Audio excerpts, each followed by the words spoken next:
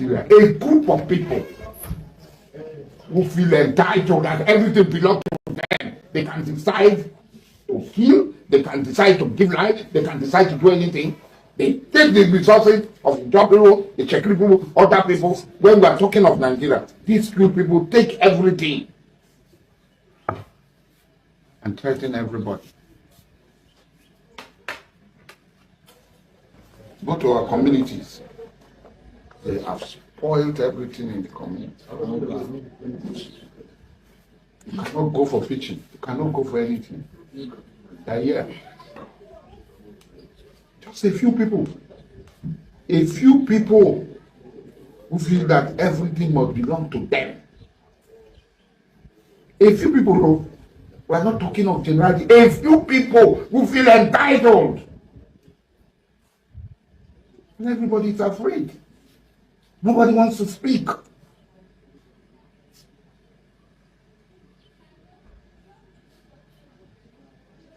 People cannot go to fishing here. They are dying. Everybody is dying. The hunger started. Today now people cannot afford garri. They can't afford rice. They can't afford beans. Bread, that one, Oyibo man food. They can't afford anything.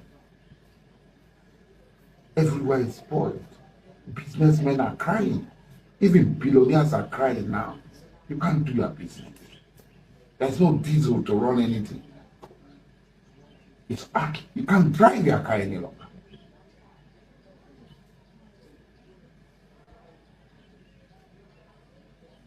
A few people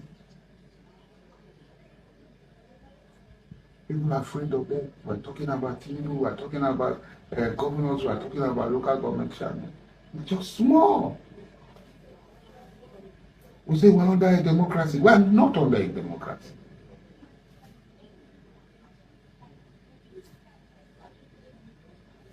We're not under a democracy. A group of people fighting the democratic institution, fighting the personalities managing the democratic institution, and stay somewhere and destroy everything and steal everything. Nobody can talk to them because they have the guns of the taxpayers.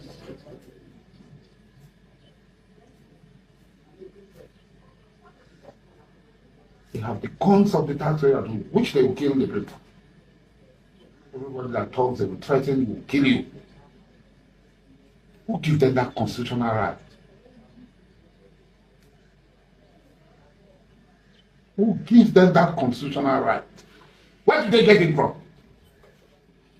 Because the people are afraid of them.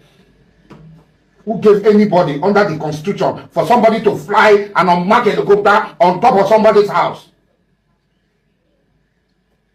For over 30 minutes, frightening people. There are children here, traumatizing people. And you come out and say, I will kill you.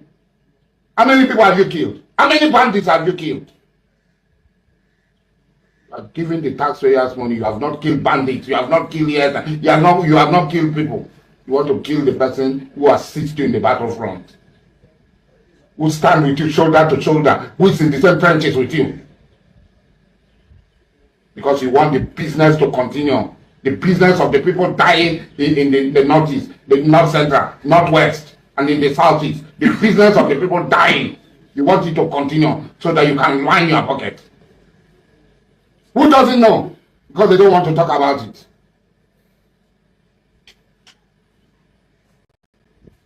How can government establish institutions that will be working against the people, and the people cannot talk?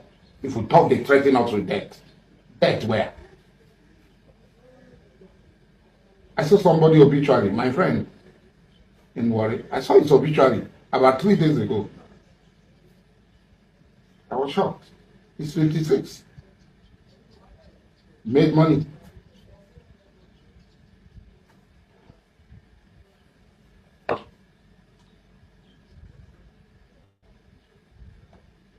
I asked him, who gave you the right to fly an unmarked helicopter over people's houses without looking at safety? Who gave you the right? Where? Where is it written? You came yesterday. You flew the same helicopter. Flew the same helicopter yesterday. The places where you have caused war and battle, you have not sorted it out. You want to open another front.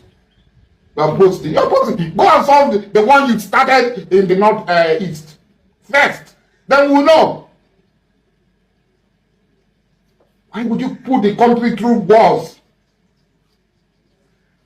The life of the citizens of this country doesn't matter. Every citizen that is killed under any other guise is a loss to this country. And the people don't know. You are clapping, you are happy. Because today, it is not you, it is with somebody else. We go after bad people.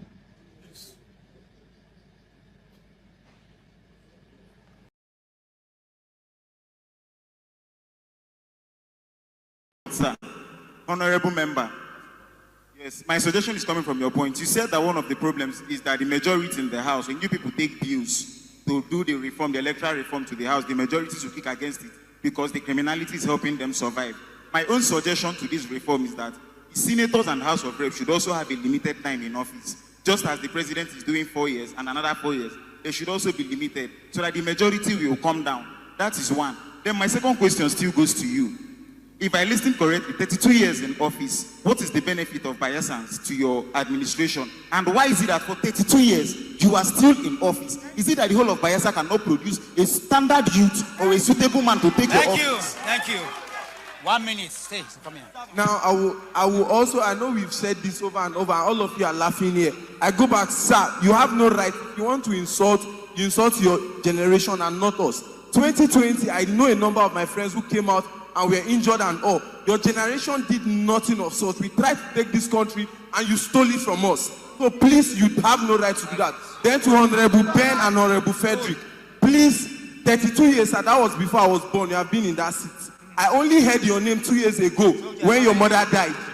I heard your name second time when Karo Market was on fire and you made promises. That was it. I never saw you. You cannot always sit in your office. You say you bring bill, you do this. Thank you was you. denied. You educate the constituent.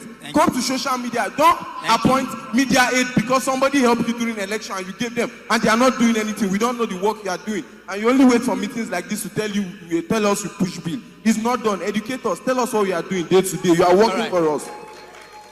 Thank you. My question is very simple.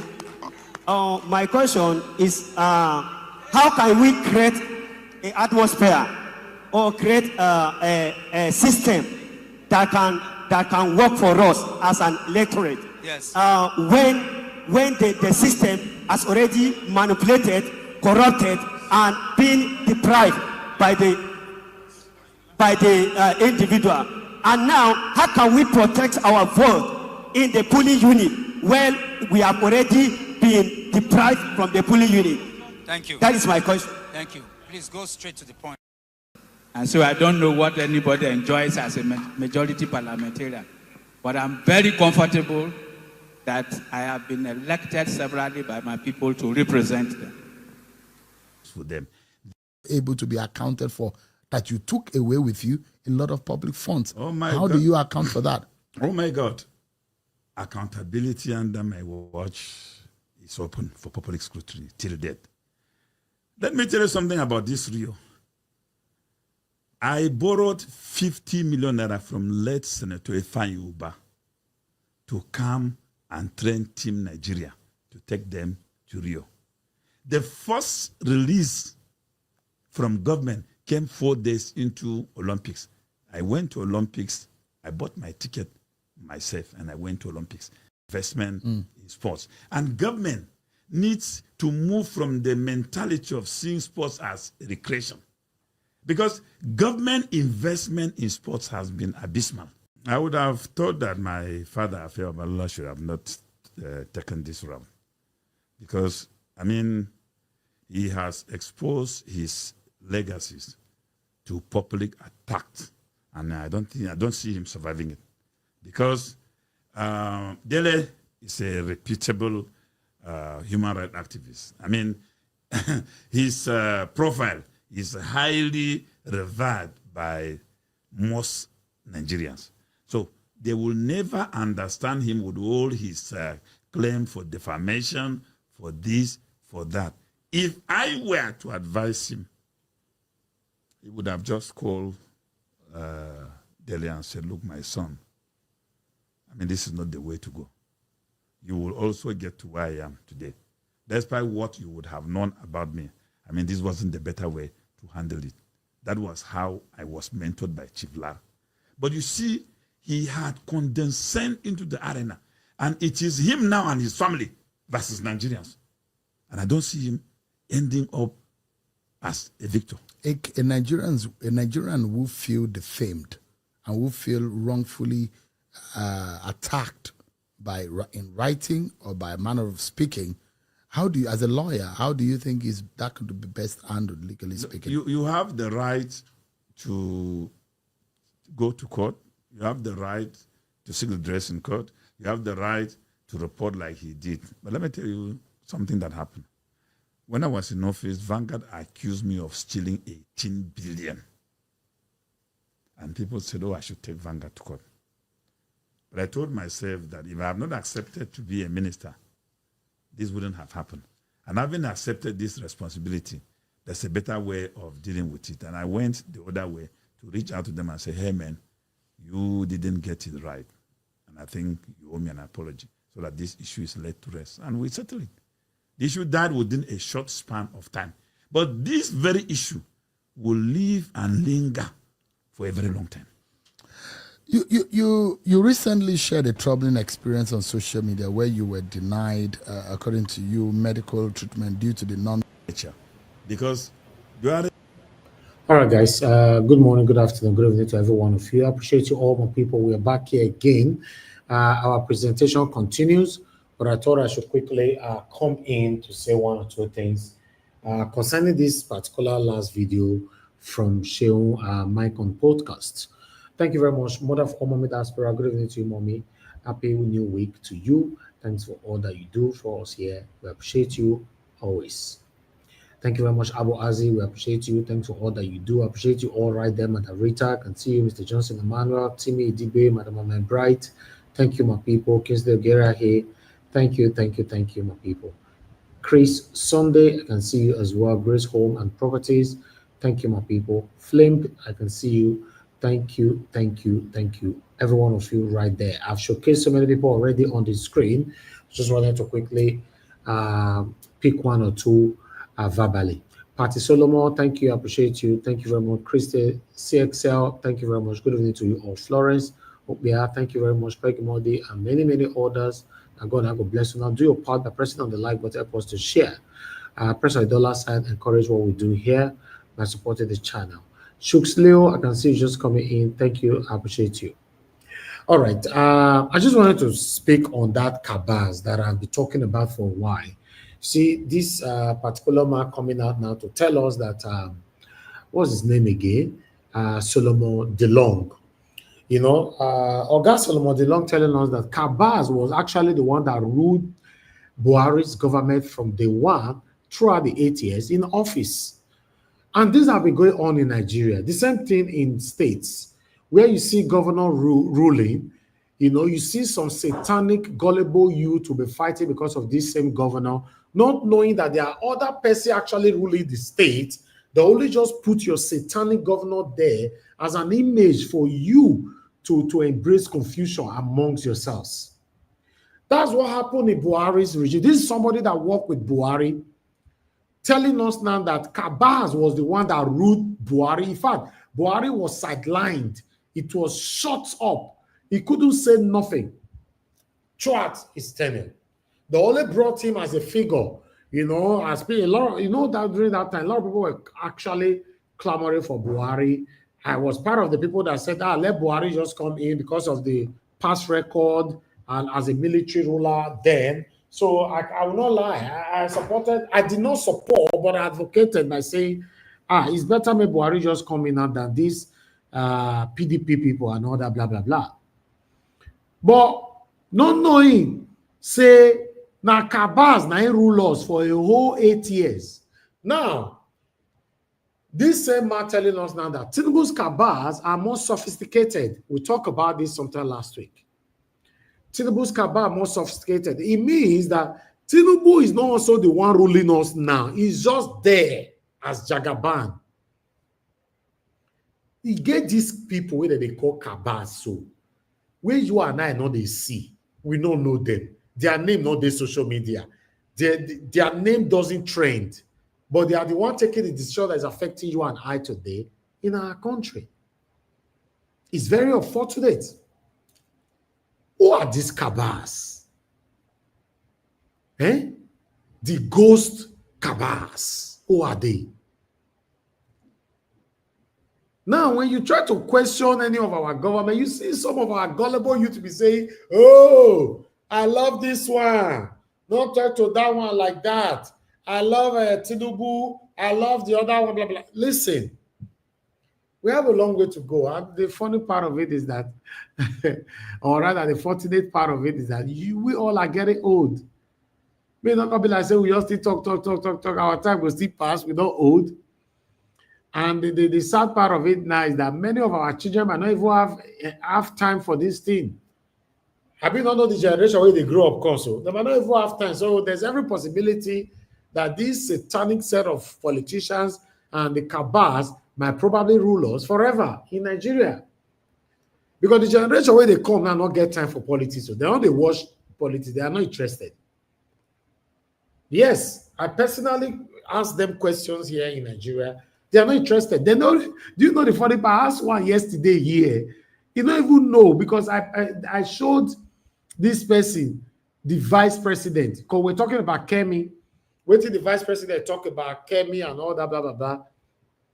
You know, you don't know who will be vice president.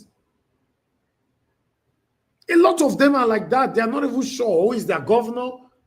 Some of them, they manage to know their governor. They are not sure who is the deputy governor. They are not interested. Instead of us now to put ourselves together to see how we can rescue our country for the betterment of us and our future generation, we'll be fighting ourselves. See people coming out to say, I love this one, not talk to this one like that. I too love the other one. Like somebody called it to my show the other day, say, I too love Obaseki. Just imagine that. We don't have to love these people. It's our responsibility to hold them accountable for the time and duration they spend in power. But when you are trying to hold these people accountable, you see people coming in to say, I love this one. I love Tinubu. I love Buhari. I don't understand. Is that true why these people are capitalizing on our stupidity? Knowing that, yes, unity can never come amongst us.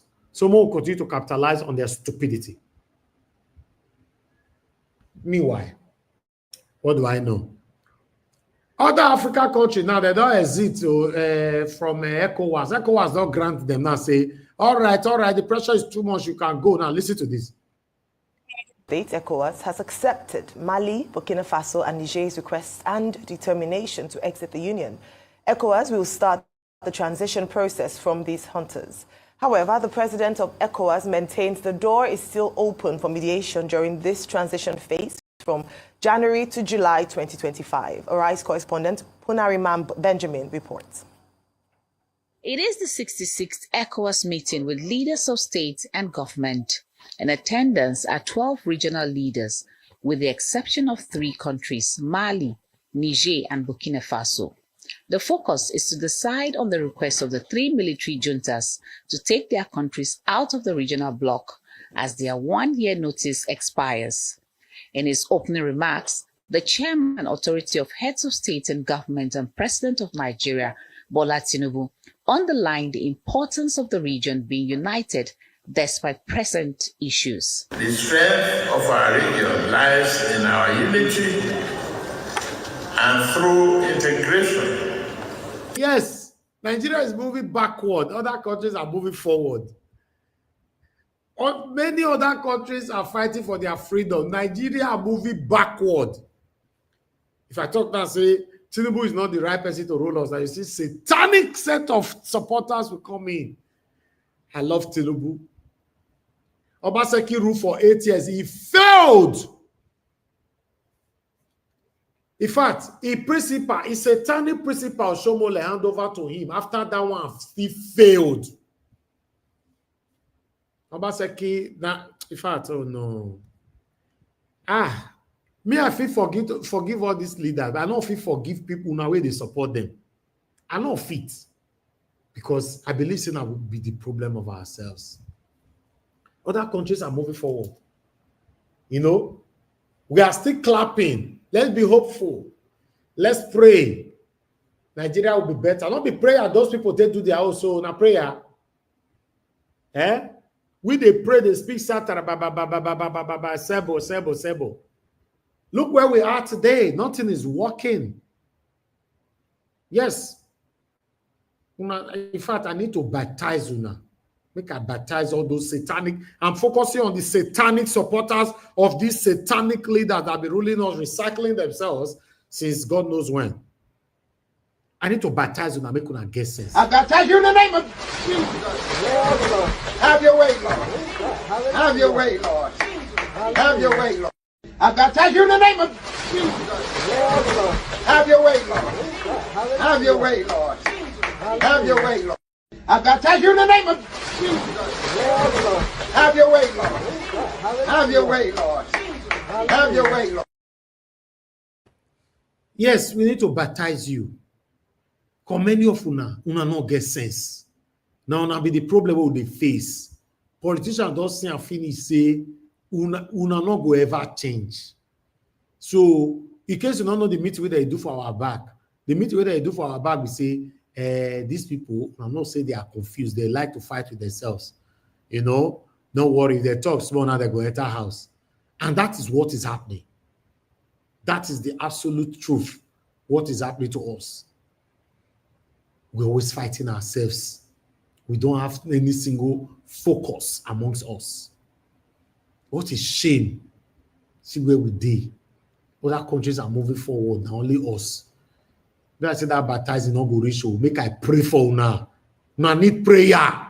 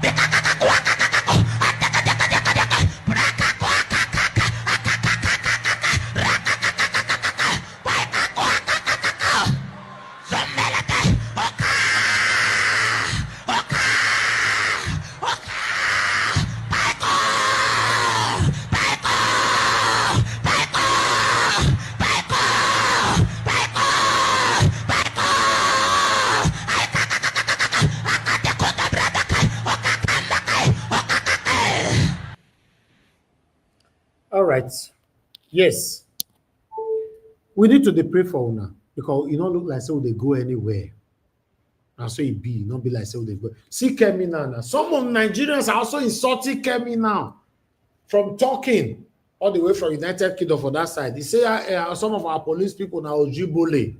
Now he doesn't talk. I tell Una yesterday we'll go back Kemi make she stop talking. Una not go back her. She doesn't talk another one again. I'll more listen to this one quickly. The leader of the United Kingdom's Conservative Party, Kemi Badenoch, topped the list of trends over the weekend in the wake of her interview with The Spectator, where she stated that she identifies more with the Yoruba ethnic group than the people from northern Nigeria. Her comments sparked a wave of criticism. Let me take that statement really quickly. Kemi Badenoch was quoted as saying, "I find it interesting that everybody defines me as being Nigerian. I identify less with the country than with the specific identity that is Yoruba. That's what I really am. I have nothing in common with the people from the north of the country, the Boko Haram, where the Islamism is. those were our ethnic enemies, and yet you end up being lumped in with those people. Kemi Badenoch. I mean, this was quite disappointing, Rufai. Yeah, really disappointing. Let me take a comment. This is from Cletus, who wrote, statements like these are harmful and create unnecessary division. Saying I have nothing in common with people from the north is unfair and wrong. Nigerians, whether Yoruba, Hausa, Igbo, or from any other group, are connected by a shared identity and the challenges we all face. Instead of dividing us, we should focus on what unites us as a nation. As the elections approach, politicians must avoid such language. Sadly, even some of our own politicians are guilty of making similar divisive statements during the campaigns. This is unacceptable. They should speak responsibly and focus on addressing issues like insecurity, poverty, and development, rather than promoting division or hatred. Leadership should unite us, not tear us apart. Dr. Abati, I know you've seen these comments. I mean, many people condemned Kemi Badenoch with this statement. I mean, it is all in the wake of, the response from Vice President Kashim Shettima, who had actually told her you can remove Kemi from your name, telling her that Nigeria is the greatest country on earth. But we also know that Yoruba Nation activist Sunday Adeyemo, popularly known as Sunday Igboho, has called on President Bola Ahmed Tinubu to caution Vice President Kashim Shettima against further verbal attacks on Kemi Badenoch. Your comment, Dr. Abati. Okay, ethnic identity is one of those centrifugal points at the heart of the Nigerian question. Also throwing up the question about nationhood. Are we really a nation? Mm-hmm. There are Nigerian leaders who have even questioned the issue that we're just a geographical expression, as Chief Obafemi Awolowo said in the 1940s. In the constitutional conferences processes of the 1950s, identity, whether we should be together, was also an issue. And it was also eventually what led to the Civil War. So it's centrifugal because it's always a problem. It doesn't bring us together when politicians exploit it. And some people say, well, we should look at centripetal forces that can bring us together. But ethnicity remains a very major problem in this country. And people, for primordial, emotional, or simply out of ignorance, capitalize on the ethnic divisions for their own purposes. Some intelligent, some mischievous, some difficult to understand. Now, having said that theoretical base, on Kemi Badenoch's case, now there have been various opinions on this. I cite two examples, just to make it easier. Dr. Umado wrote a piece in which he was talking about the fallacy of identity.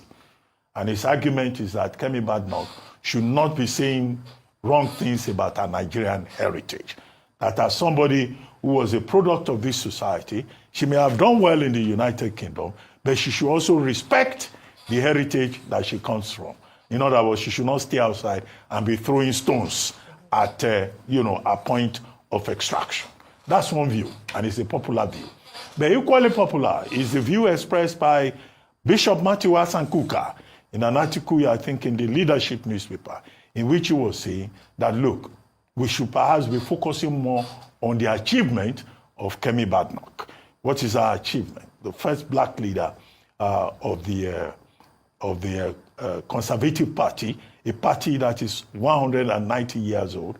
And, he said all of that in itself is not a main achievement. And it was that prompted Umado rejoinder. So you find people looking at it from two different angles. However, the Spectator article that you referred to, when I reviewed it, it seems to me that Kemi Badenoch has a reputation for straight talking.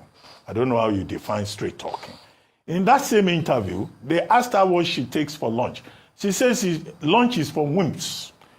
And this generated a lot of controversy, even in England there, with Keir Starmer attacking her and saying, no, lunch is not for wimps. And she said, oh, people who take lunch breaks, they are weak people, and sandwiches, that she doesn't eat soggy bread, that when she's going to the office, she goes with her. Okay, that caused controversy. It was in that same interview that she says, I have nothing to do with the North. These are people who are into Boko Haram and all of that. Well, you may say, straight talking along that line, you may not want to excuse it, but that's how she felt. And she said, there are so many other things that she has said that are considered controversial. What we must realize at the end of the day is that Kemi Badenoch has made her choice. She says in that same interview that her ambition is to serve Britain. Her ambition is to rebuild the Tory party. So she's not really interested in what goes on in Nigeria. And I'm sure that her ultimate ambition will be perhaps to emerge as the Prime Minister of Great Britain tomorrow. Well, we now know that if she emerges as Great Britain Prime Minister tomorrow, we will not be so enthusiastic to be saying our daughter is now Prime Minister of Great Britain. That is a solid point, Dr. Abati. I mean, if she emerges as Prime Minister, though, what is she going to do at that point? With this diplomatic row already festering between her and the Vice President Kashim Shettima. If you're attacking the Vice President, you might as well attack the President. Sorry, I remember one thing. Sunday Igboho yes, was said to have issued a statement. I consider that statement illiterate because the matter between Kemi Badenoch and Shettima is not a fight between North and South. Yeah. And Sunday Igboho was saying that in 2021, when his house was stormed, it was because he criticized the Buhari administration. It's not because he criticized Buhari administration. It was because they thought he was organizing the Yoruba region in an act of insurrection against the Nigerian state. That was the issue. So it's a false equivalent. The analogy is not correct to say that, Kemi Badenoch has said this, therefore Tinubu should warn Senator Kashim Shettima and tell him to be careful not to talk against Kemi Badenoch again. How ridiculous is that? The president, the vice president, the president is not the headmaster of the vice president. Well, that's why I think it's in fact the statement issued by Sunday Igboho that is more provocative. It's like pouring petrol on a matter that could just be overlooked. All right. Well, Rufai, before I come to you, in another interview, Kemi shared a negative experience with the Nigerian police, comparing them to the British police.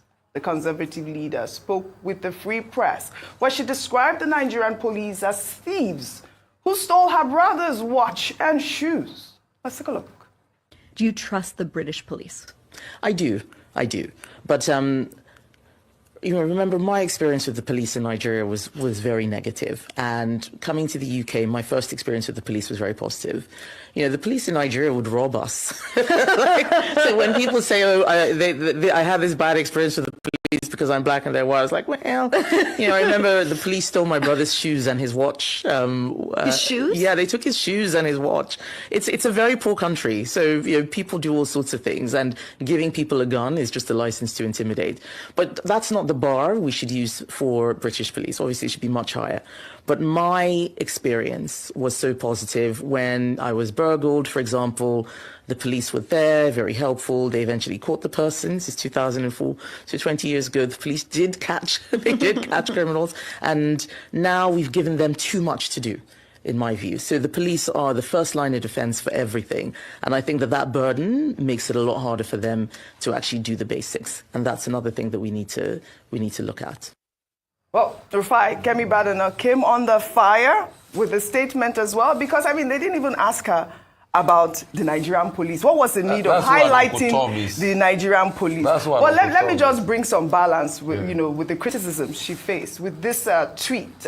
This person wrote, Kemi Badenoch's statement highlights the unfortunate reality of police misconduct and the struggles many face in Nigeria due to systemic issues. While her comment may feel harsh to some, it's important to use such remarks as a starting point for constructive dialogue about the pressing need for reform and accountability. Nigeria is rich in culture, resources, and potential, but corruption and mismanagement have left many disillusioned. It's not about labeling the country as poor, but addressing the deep-rooted challenges that led to such actions. True progress will come when these systems are overhauled and the people are empowered to demand better governance and justice. I mean, while this tweet is quite apt, we cannot say that the British police is not corrupt either. I mean, very what corrupt. Really is going In on fact, here the with British police Kemi is Badenoch? fantastically corrupt. Couple of things, Oji, and please, I beg you, please give me time. Go ahead. Good, very good. Number one, a lot of Nigerians are ignorant of what Kemi is doing. What is Kemi doing? Kemi is subjugating our own people to make Britain look good in the face of white nationalists. It's a deliberate attempt. These white nationalists believed in colonialism.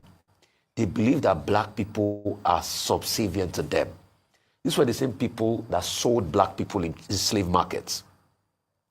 So these white nationalists have a mentality. Kemi feeds into the mentality by doing something called confirmation bias, that the black people you subjugated over the years remain down. So it's good for her to say these things bad about her country, so that the white nationalists and the supremacists she's trying to incur her, to get their votes, will continue to support her. And you know why she's doing that? Because she's also in a race with Nigel Farage of Reform Party to show who is more very right-wing and hardline. That's the game she's playing. When she wanted Nigerians vote in Dulwich, she reached out to the Nigerian people, but it's a political game she plays. So most of the percentage of Nigerian people that comment on this matter don't know what she's doing, and I'm trying to be able to bring it to the fore. And that's why she will make lies part of her statement. Things like, oh, colonialism, I think she said one thing, we shouldn't thank the British for colonialism or something, they should not pay reparation. I think she said that part of the I remember some statement about reparation. Yeah, she said the British should not pay reparation. After even the British themselves have accepted, because it's a thing among the white... I think it was for what right-wing nationalists want. They don't want to pay reparation. They think it's a good thing. And that's why a girl that lived in VI, a woman that grew up in VI, will be citing all sorts of instances. Like, we don't get knifed in the UK. There are places I can't go in the UK, Peckham. I know a lot of people there, but Aomo, Mamasha, the Peckham. See, you will get knifed, Oji. The insecurity is crazy.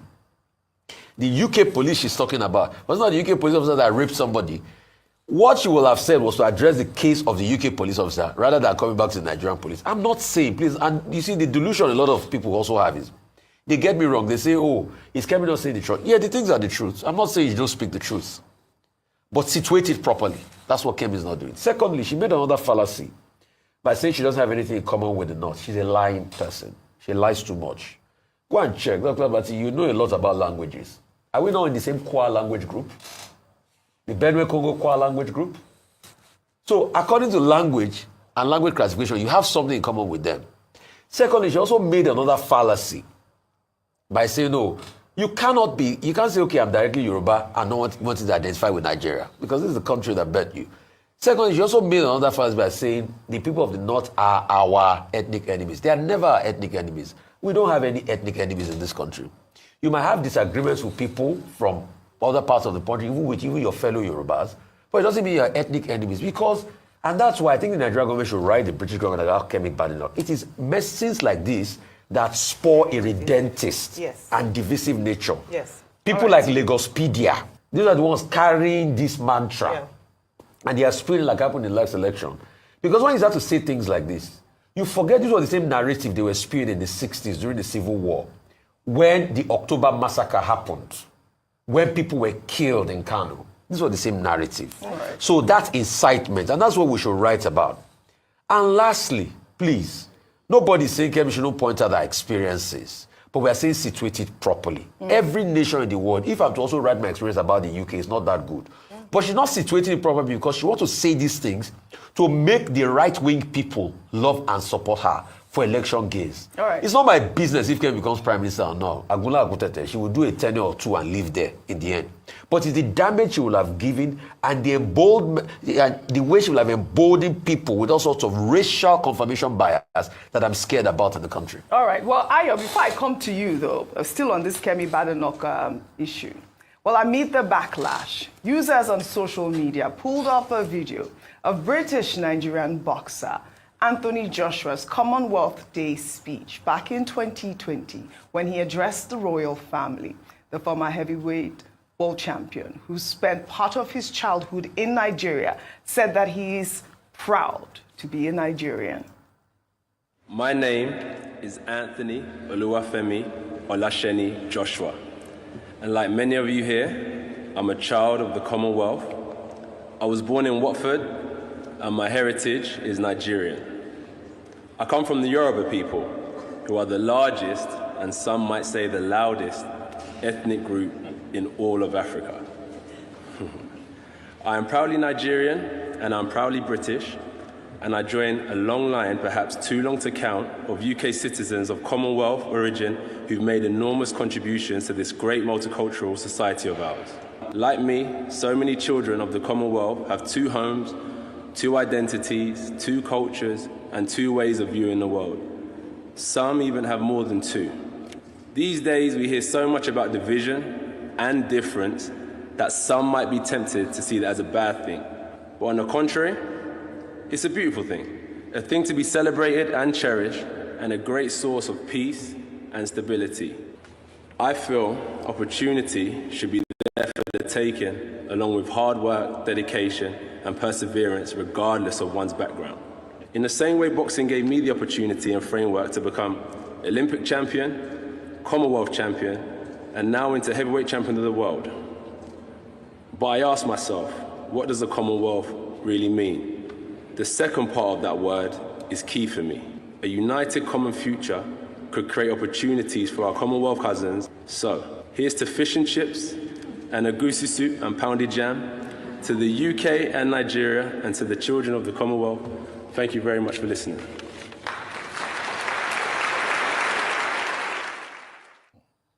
I mean, is it not the same Nigeria that Anthony Joshua grew up in? It's not the same similar heritage. I mean, was it the former president of the United States, Jimmy Carter, that said, whenever you have a chance to say something good about your country? Thank you. And I thank you for that, because I want to address people who are supporting what Kemi Badenoch says, saying she's not saying the truth. It's good. Let her, especially, usually the opposition saying that let her put a lot of pressure on the government. What you don't know is that when she shapes narratives like this, when you go for a visa application, they're not going to ask you. Oh, yes. Everything she says that is shaping the international community's view of Nigeria based on her experience and the leverage she has as leader of the opposition would affect the way that you as a Nigerian are being perceived. And that's why you should fight for your country. Absolutely. You might not like the way that the government is, but let me tell you something. It doesn't remove you the way that everybody sees you. So if they see one person as a thief, best believe that when you go for an application or you go and speak anywhere else, they're looking at you as a thief. And that's why a lot of people spend money to manage the image of their nations. It's not because nations are perfect. Like we said, if you look at the UK and people who live in the UK and experiences we've had, whether with the police or whether with the people, we won't come out and be speaking like this. But they never denigrate. And that's why I'm very ashamed when people are saying, oh, she's saying the truth, keep on putting fire on them. It's a shame to this nation that no matter how much hate you have, whether for the government or for yourselves, you are happy. That's your own heritage. You have only one nation.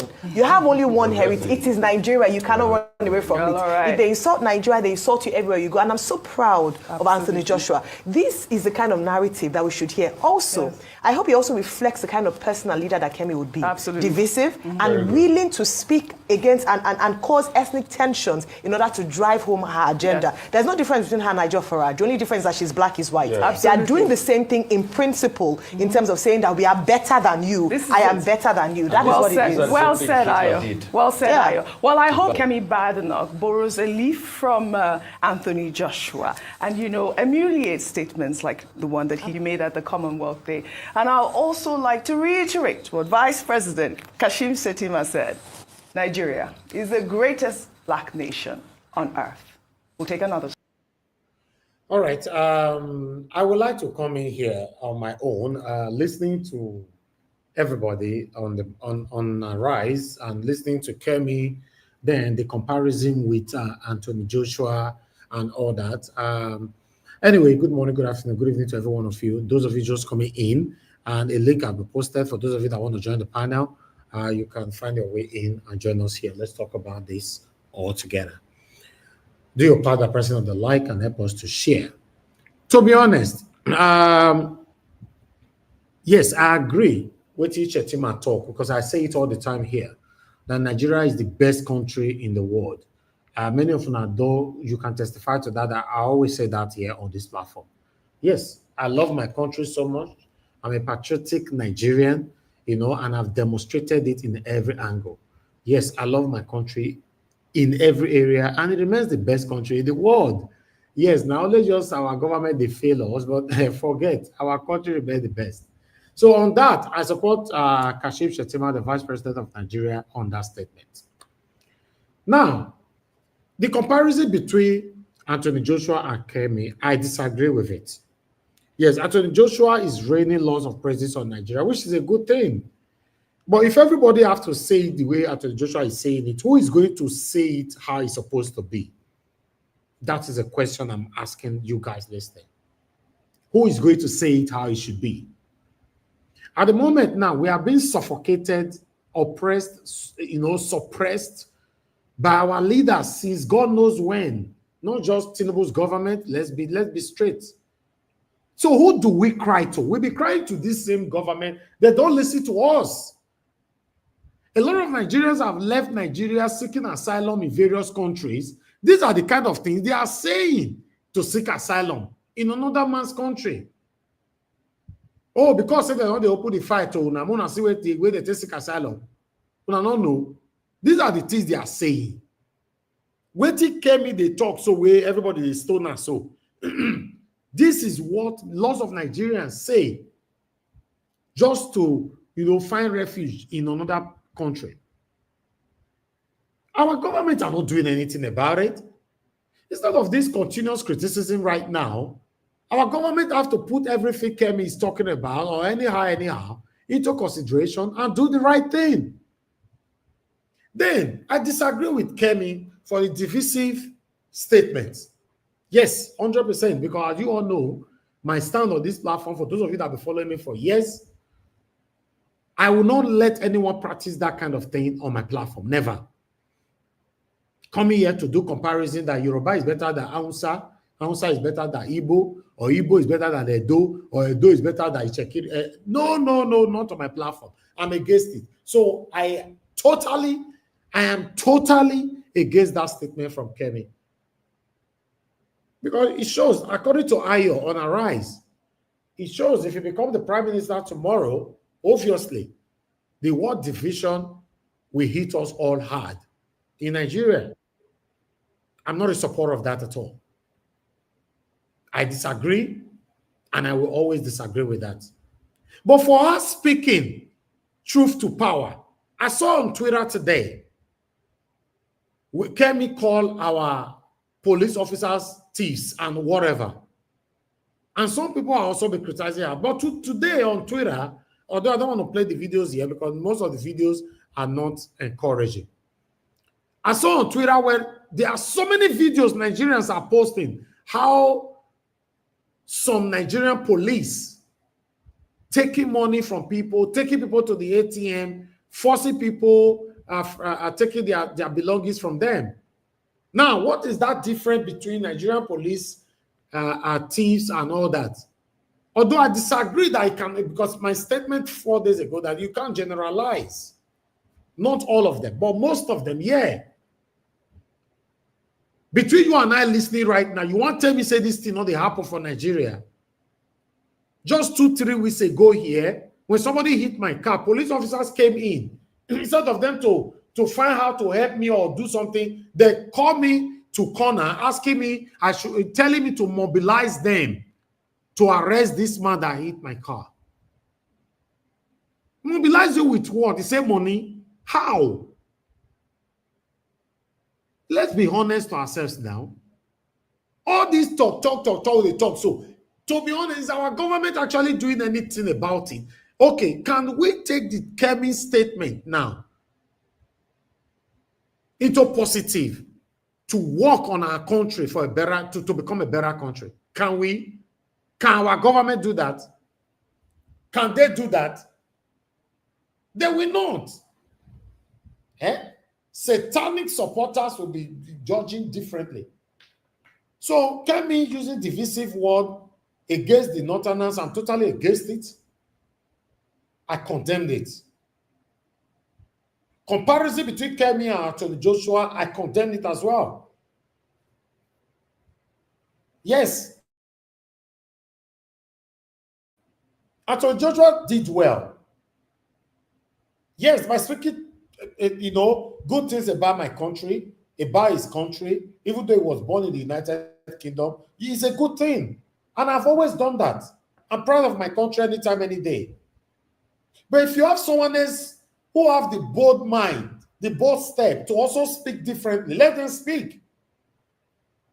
As long as the person is not lying against what is happening to us in Nigeria, because our government are not listening to us. So that's my take on that thing. I appreciate you all, my people. I'd like to finish my presentation quickly before we start talking. I already have Mr. Passat with us. But I'd like us to quickly listen to this particular video here. Please, guys, help us to press on the like and help us to share. Hold on, you guys call it in. Just hold on for in now. any situation where a governor gathers judges or brings a chief judge or any person whatsoever to display to the public that he's giving them cars as if he's doing them a favor, as if he's being very magnanimous and generous in giving them cars, it is condemnable. Like he's building courtrooms or quarters for them. It is unconstitutional, it's demeaning, and it takes away from the independence of the judiciary. If the judiciary needs cars, if the judiciary needs houses for the judicial officers, if they need courtrooms, if they need anything, it should be put in the budget of the judiciary, and the judiciary should be able to manage the budget meant for them and acquire those things. No member of the executive should do that for them. Because nobody does that for the legislature. But then why can't the judiciary? Why can't the judiciary should be subjected to such humiliation? Why can't the judiciary also reject if they feel that those those kind of benevolent acts have ulterior motives behind them? Why can't they say they don't want it? I am not talking. Let us leave out the ulterior motive. The fact of it, whether there is an ulterior motive or not, is condemnable. I don't want to start inquiring into the state of mind of the governor. It belittles the judiciary and should not, in any circumstance, be tolerated. Okay, well, fine. If the judiciary needs anything, it should be put in the budget of the judiciary. The judiciary should be allowed to handle it. No member of the executive should do that for the judiciary. We cannot make it look as if you're giving a gift to the judiciary. Until we get away from that mindset, we'll never be able to address this issue. Well, we are going to come because back. The executive cannot go to the legislature to receive gift. The executive cannot continue to pretend to be a big brother to the judiciary to determine what they get.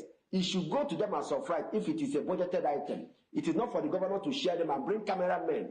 It's humiliating. It takes away from their individual. Let us call a spade and situate this conversation.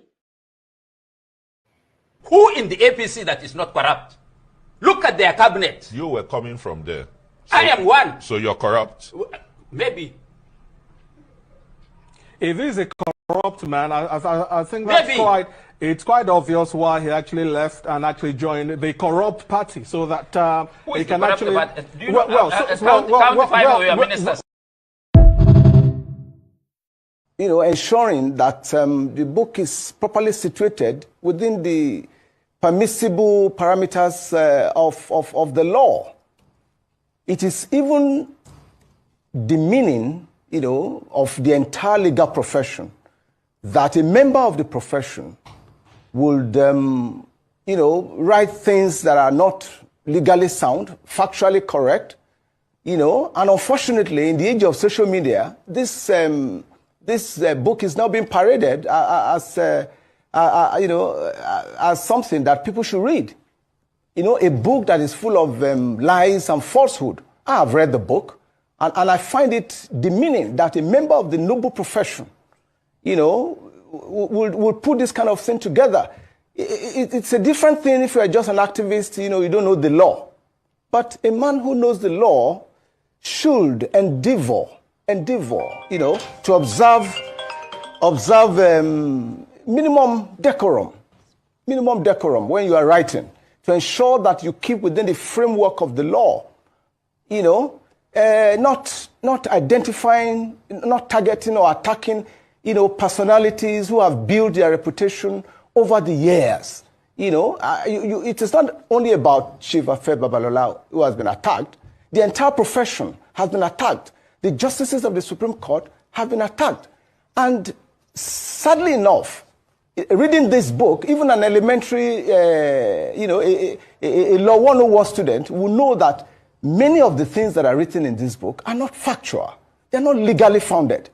You know, so, I mean, it's not about David and Goliath fighting. No. This is an attempt to rubbish the legal profession. You know, a noble profession. You don't write things when you have no, when for example, you know, I'm aware that Chief Afe Babalola was not involved in the conduct of all this, or this particular case that this young man wrote about. Of course, his law office handled cases and so on. How many of the cases handled by his law office will he be personally involved in? I'm aware that it was only when this case had been decided by the Supreme Court that the eminent chief, the foremost legal luminary, got involved in ensuring that the judgment of the Supreme Court is properly enforced. You know. So I think it's not about Chief Afe Babalola. We must be careful about how we frame our questions. It's about whether an individual can just wake up and just write anything, you know, and then sell it because of the freedom of the so-called freedom of expression, you know, and especially in this day of social media, when anything goes, nobody edits anything. Somebody writes something and just places it on the media, and everybody starts talking about it. You know, so I think we need to frame and understand the issues we are dealing with. Uncle Apati, to put it lightly, they show me Pepe. On both sides. On the side of the people and on the side of the party. First, let me say the people, because every time you hear that Nigerians are suffering, oh, we want to die. Once you bring money, Nigerians will forget that suffering. I was fooled. I thought that by essence, and Nigerians were ready. And I did everything possible. And I told them clearly, look, I don't have money. If it is money they're looking for, I don't have it. But I have the capacity to change the society, to change things around. Work with me. When you reach election, Uncle Abati, even my agents, they will call me and say, okay, sorry, we won't pay house rent, so we don't take the money. It is so bad. Then on the part of the party, transactional. The party is just a transactional instrument. People just put themselves together and then come and see what they can get from the system. And when I mean the system, either the ruling party or those who have deep pockets to spend. I told them clearly, I'm not here. I'm an engineer who have raised money by myself, because I felt that having gone through university, being president of engineering students in the University of Benin, coming out to be IYC Secretary General, later IYC President, and then going to be Commissioner for Youth, and then Commissioner for Environment, then also essay on youth to the NDDC. I had seen it. I had seen the thin line between failure and performance. And I believed that I could do this job. And the only thing to do is that instead of sitting down to be complaining, as a lot of people do, take action. I'm a man who likes taking action. And I started the journey. The pitfalls and hurdles started in the party. They come and tell you integrity, capacity, what do they other call the other one?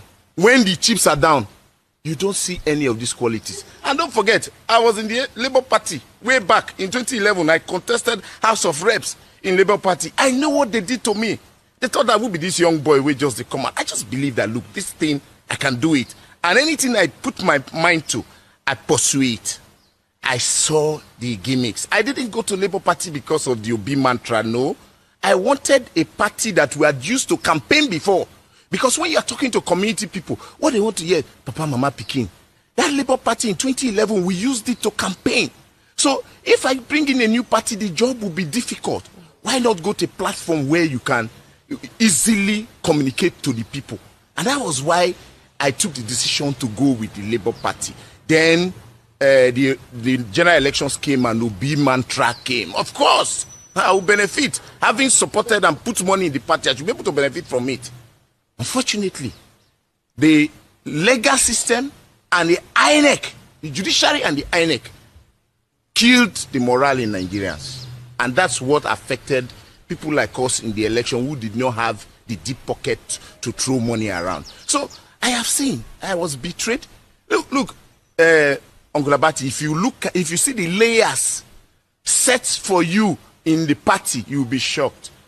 Even your agents, that document, that code that INEC gives to your party, they will sell it to your opponent. So before you know it, the opposing party have uploaded agents on your behalf. By the time you are trying to upload, it's not working. Like what happened in Edo State, where APC couldn't get their agents uploaded.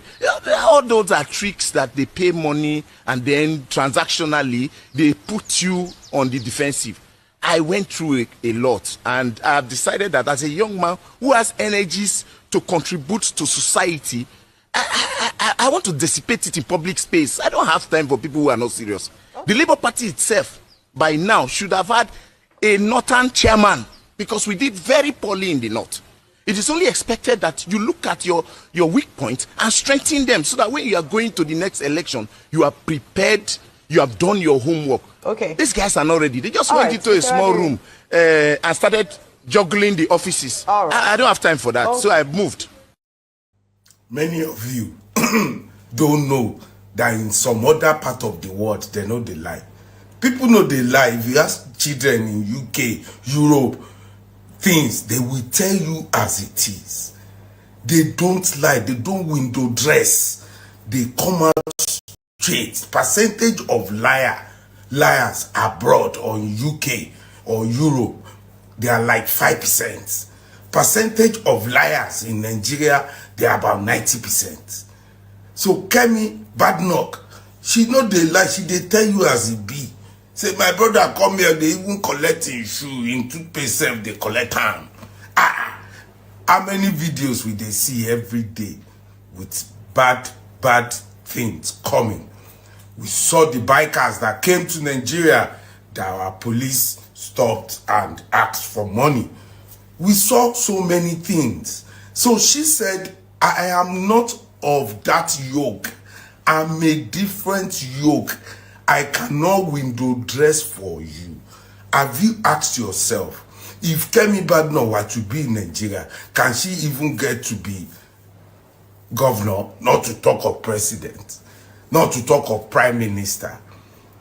So she said, I'm not a Christian because I saw how your pastors, they drive private jet, they wear heavy. They said Pikin made them go collect money for street.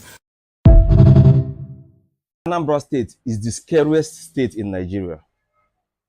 Anambra people are the most terrorized people in Nigeria. After my mother's burial, I decided to stick around for a while so that I will be able to move around the state and see things myself. And all I can say is that Anambra is in the state of anyhowness, the state of absolute madness. The state is in a total mess, and the government seems helplessly confused, or it just lacked the willingness to tackle the insecurity situation in Anambra State. Everybody in the state is scared. In a normal society, people would leave vacation early because they did not go with car. But in Anambra State, people would leave occasion early, very early, because they attended that occasion with car. You cannot drive around Anambra State with a relaxed mind.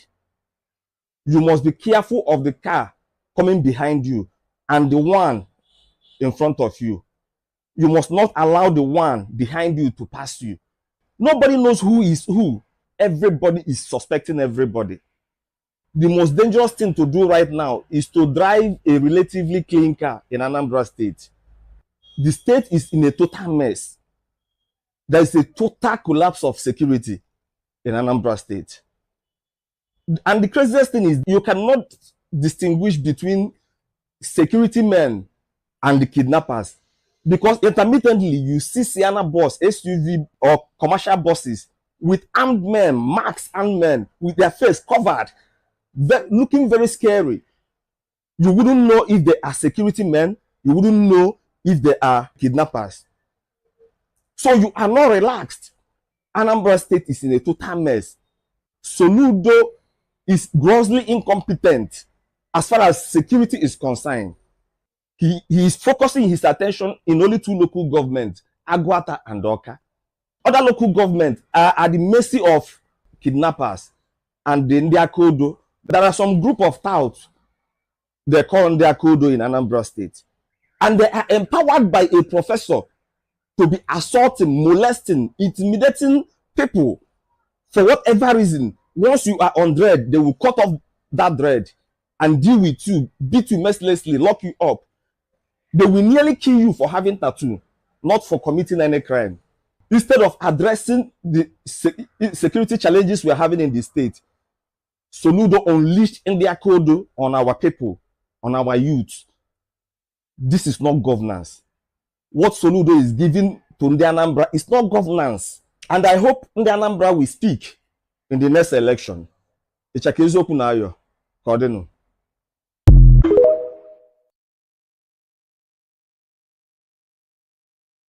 All right. Yes, that our brother there is complaining about the insecurity that is currently going on right there in Anambra State. I thought I should bring it here to give awareness to that. To Soludo, Soludo, Oga Soludo, Soludo. Anyway, let me take the article so we can start talking. My people appreciate you all. Yes, our presentation take long today. I say they be sometimes. Sahara reporter breaking: Nigerian Supreme Court dismisses suit to remove President Tinubu over alleged CIA ties, drug involvement, finds petitioner. Yes, now so we see the Supreme Court now don't dismiss the lawsuit seeking President Tinubu to be removed over the drug allegation. You know, and I also reported a couple of weeks ago as well concerning the CIA and all that, blah blah blah. But I'm not going to take this article because it's quite long. But in case you want to read it, go to Sahara Reporter or any other mainstream article that will take you through it right there. But meanwhile, I would like to quickly take another article here. Black Panther, I can see you already. I'll bring you in shortly. Let me take this article first. Okay, People's Gazette reported this one. Police abducted my teenage son for dyeing his hair. Kemi Badnock writes about Nigeria, says England-based Nigeria. Yes, Badnock, nice they go on right there. I just say make a quickly now want to tally the video that we played earlier on. My people, that's all I have for you guys today. I've done my part. Press on the like button, help us to share. I noticed nobody don't buy me coffee today. What did they happen, my people? Somebody press on the dollar sign, buy me coffee. 2 hours that they talk since encourage what we are doing here. For those of you that were calling in earlier on, this is the best time for you to call in, you know, so that we can take it from here. I appreciate every one of you, my people, and God will bless you now. We have the first caller already on the phone, my brother Israel Asemota. Israel Asemota, thanks for calling in, my brother. Talk to us. Good evening to you. Thank you very much, Mr. Nigerian, and good evening, everyone. I saw your headlines today about Kemi Badnock. Yeah. I have two dimensions for this. You know, based on the fact that I am in Nigeria. And Kemi Badnock said, and he's clearly said on the interview, I am not in Nigeria, I am British. This is something that you need to get first. Then secondly, the idea that you do not want to see how this colonizer has captured us, and you think it's right that they will be able. That is where I hold her accountable. She's representing an institution at which she has to always pay her own allegiance to. Take note, Kemi is the shadow prime minister of the United Kingdom, waiting on the wing, because the Reform Party is on their neck. The last election, they lost woefully to the Labour Party, and thereby the Reform Party, headed by Nigel Farage, taking the whole seat from the Conservative. So they needed somebody who is radical to put there that could spin people's mindset to change that to Conservative. So that is the narrative you are actually watching right there. And also, she's using it to solidify her ground, because the likes of Jacob Rees-Mogg, David Davis, they will not allow her if she does not speak for the mind of the British people. So these are the ways that Kemi is actually putting out there. But the idea that Kemi will see that what this colonizer, her own masters, her paymasters now, they did to Africa, and she could not recognize it. That's the problem I have with her. You think that this what is called colonial, the colonial masters were doing us favor. How? They put us where we are today. This is the same people, the West, still taxing, making us slaves to them. And that is why we can't grow. And this is why I hold them responsible. And another thing that I also need to, where I say, well, Kemi said she's a British, so she's paying allegiance to whatever she's doing. And my concern is, why is our vice president talking to Kemi? Because he don't have a job to do. Because if you have a job to do, when you came into office with the renewable agenda, what are we seeing now? Renewed hopelessness. You are replying to Kemi, who is already trying to become a prime minister. The reason why you are saying she should have to respect because her name is Kemi, because you just saw the name. What if she was a thief? Would you go and call the name? No, because you don't have. Why is it that our own court not the court for not the purpose? That president, let your court cut you. Because if you don't know that your institutions have failed, it's because, one, we have unemployment rate is about 39.something%. We have inflation rate going up. We have our debt, we didn't left with 88 trillion deficit. Now your government has tripled it to 100 and something in less than 18 months. Are you joking? Instead of you to face governance, you are busy looking at Kemi, who is trying to climb our own ladder. Thank you. I don't get it. No, I get it. Sorry. The last conclusion is that what Kemi is telling you in excess is that you, vice president, you should go and face your government because your institutions have failed and you cannot give dividends of democracy to Nigerians. The reason why she's also talking is because most of our brothers and sisters have died in Libya looking for greener pastures. So if you were doing good to retain, you should speak to the most of your ECOWAS members to have a routine and start making their institutions right, other than throwing tantrums. But for Kemi, madam, when you win your conservative party, know that when you want to negotiate trade deals, Nigeria will go know how you will take you first step now that take time and take the imagine. Thank you. Thank you, my brother. Thank you. All right. My phone wants here now. A lot of people are calling at the same time. We have a lot of God in my strength with us. Thank you very much, man. Thank you, man. Good evening to you. Good evening, my brother. Talk to us. Thank you, man. Thank you, man. Talk to us. I'm greeting everybody on the comment section, on the panel, everyone. Mommy Diaspora, and I greet you, man. Good evening, man. Like that was, I don't laugh when I hear some can't talk. Say last week when I talk, I treat a lot of people, they didn't like it, but I don't care. I will say, when it comes to the politics in the preaching here, I can tell you about it. I know well. I will say one thing if I go on. You see, Kemi is being used as a fronter. Kemi is being used as a fronter. They are trying to proclaim something, white supremacy. For you to see Kemi to come down and say, the slavery even did us a favor. That one alone. I'm not against Kemi, and I want to correct it here. She's a woman, and I'm proud of her when she walked herself through. But I'm telling you, in the UK, you can write my word down. A foreigner cannot take a place in this country for long. Did you see Sunak, the Indian man? They put him there just because they want him to front it, because they scatter it. What happened? They didn't want him there.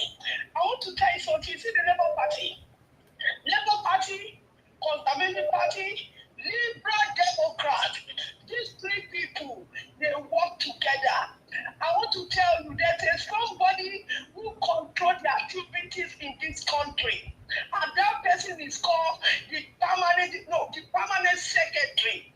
The person is the one who brings out laws, things to happen in this country. They know what they are doing. Kemi cannot be, I want to say that Kemi, they were not allowed to be a prime minister in this country.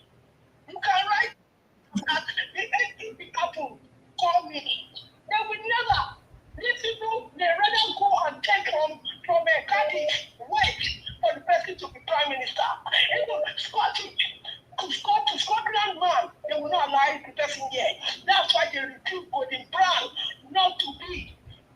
inside this country. What Kemi is doing is not right. You don't bring your people down. I told you before I started, I'm not against her, but that's not the way to behave. Yes, we know our country is bad. We know our country is not good. But don't square your country to make all of us look like stupid. We are living in this country. Are you telling me that this country will not have bad police? We have police who is spying our children. We have police. When our children go to, they put them in jail in the night. They do all those. I don't want to. All right, thank you. How many am I going to count? Are we talking about people who go and hide in people's house? They come in and walk in. Okay, dokie. That you don't know how you get there, and you say that Nigerian police is corrupt. We pay the Nigerian police. We pay them. Instead of these people, when they get to our country, they are still ruling up in their hand. They are still ruling up in their hand. So if you're telling me that Nigerian police is corrupt, what are you going to say about here? Until today, until they find out about the superior, the superior how that guy was fined, the ID, thank you. Money. So for them to tell us that our police is corrupt, I refuse, because yes, they are corrupt, but they make them to be the one using strong hand to be with us. So they can have no right to bring our country down. If you want to see anything, say to the government, because it's your own ambassador to the UK. When she was in Nigeria, she said the election went very well. Why didn't you condemn 2023 election? She supported it. So I want to tell you, please, all black people below you, when they put you there to front and white supremacy, now be working with them. Do all your thing, but don't touch us. Thank you, Nigerian. Okay, thank you very much, man. Thank you, I appreciate you. Thank you. My love of God is my strength. Don't see everywhere. Let me take another call quickly. Oga Wale, thanks for calling in, sir. Thank you. Yes, sir. Oga Wale, talk to us. Good evening to you. Hello. Thank you, sir. Yes, sir. You see, if Kemi want to become a British, let her become a British. Talk about British. Talk about the problem they are facing. Leave Nigeria. All of you, every day, always come to this Nigeria world. Every day, talk about why are you talking about that? What is better for Nigeria? You want Nigeria to be better. We should not allow this Kemi or whatever Kemi Batman to stop all what you guys have been doing. Mr. Blackmaster was saying that's how you talk about conversation and whatever. Is it conservative people talk? Fine. If that way they talk, they talk straight. Talk about the UK. Leave Nigeria. You are not Nigeria. That's the goal. It's not my fault. Nobody is responsible. Besides, you look at the video with the one. This man is problem Nigeria is having. That man never said anything bad about Nigeria. I don't know what I'm talking. Nobody is forcing you. Okay. Nigeria, they go. Simple. And we should protest it. They get that woman. I don't care whether you become Prime Minister or West, where you become or you don't become. That's not my business. Okay. That is what you are doing every day. And look at the kind of what you're doing now, just to make that country great, Nigeria great. And someone somewhere that like their own trade. Now it's not saying rubbish. Okay. It's not fair what she's doing. Okay. Thank you. Thank you, my brother. Thank you. All right. Callers, I think I need to move to the panel now. Kai, I want to use phone to my ear now. Thank you, Ogasoni, for calling in. Good evening to you, sir. Please talk to us. Thank you, Mr. Elvis. Yes, sir. Thank you. Talk to us. You know, this issue that's going on in the Kemi matter. Elvis, we are in this country. Have you ever seen where things are not going well in this country? And they say because they want to launder the good image of this country, you see things are going well. They will never. They will say it as it is. When things are not going well, they say it's not going well. When somebody is misbehaving, they will say it's misbehaving. When the policeman misbehaves, they will this man down. It does not matter who you are. When you do the wrong thing, it will bring you down. Now, everything that Kemi has said, tell me which one is wrong about Nigeria. You see, who are not the good image of Nigeria. We are all proud of our country, but our leaders that are ruling our country, are they giving us good reason to be proud of our country? Are they giving us good reason to be saying good things about our country? I want to say good things about my country. I want to be proud about my country. You know. But it cannot happen. It cannot happen when things are going bad. Okay, look, just look at what is happening in Nigeria.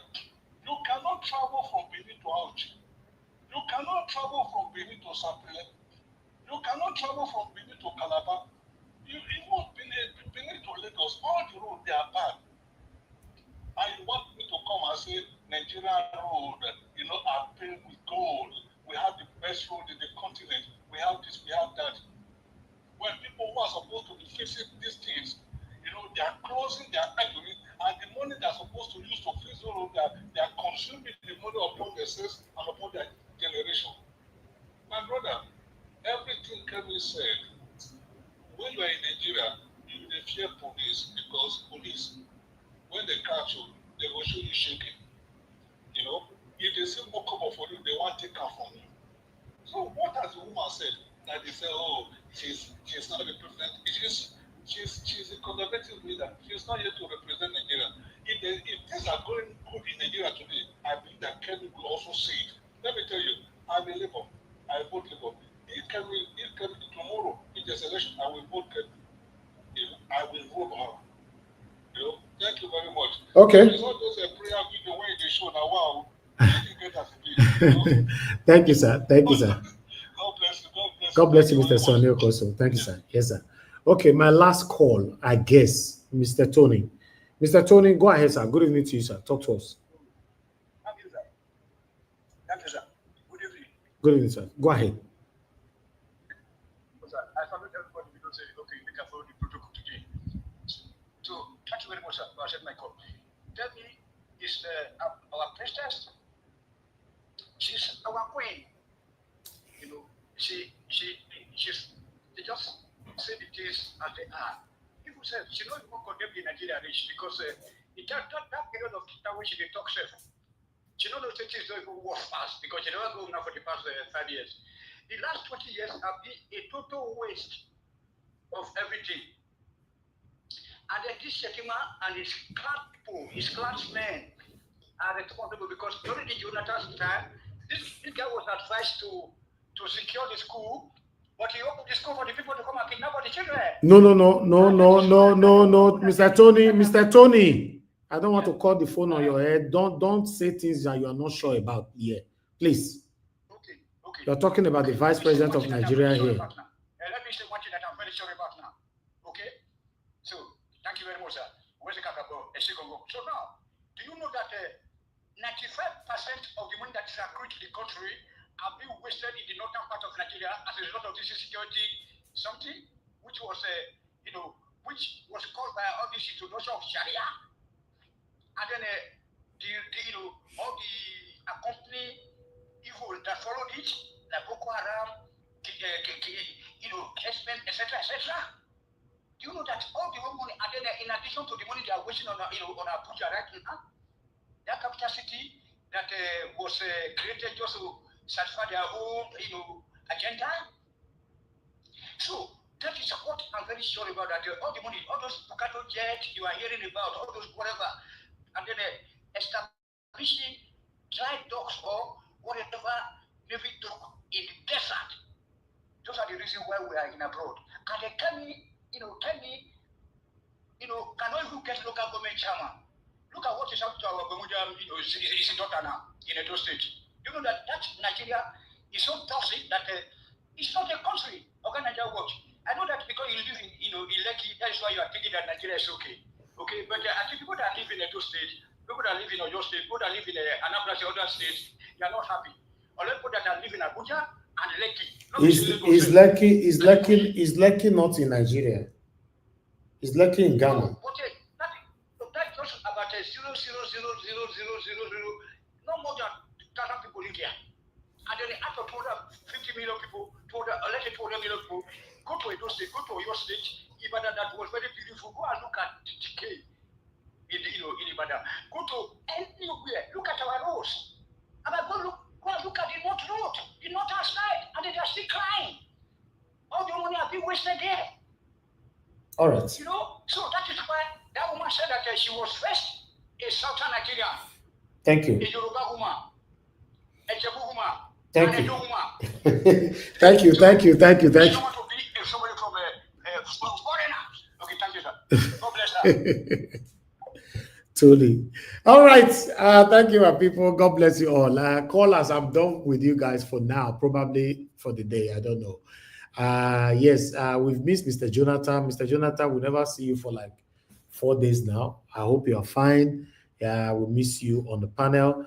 We miss Madam Origin as well. We've not heard from her for like 4 days, I still guess. If not, we miss her.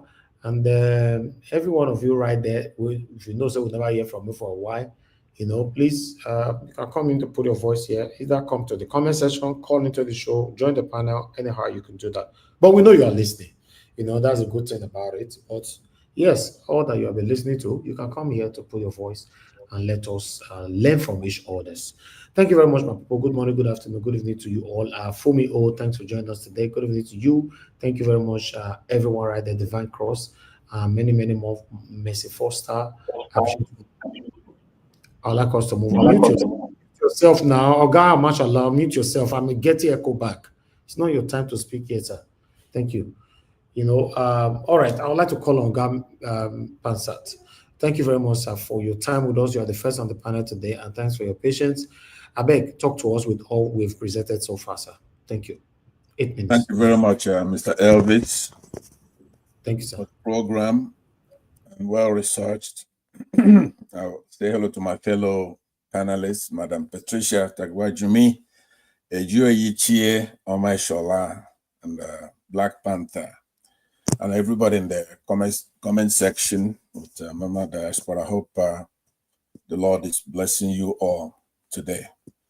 There are a couple of things I wanted to talk about. I have to be at the airport in about half an hour or so.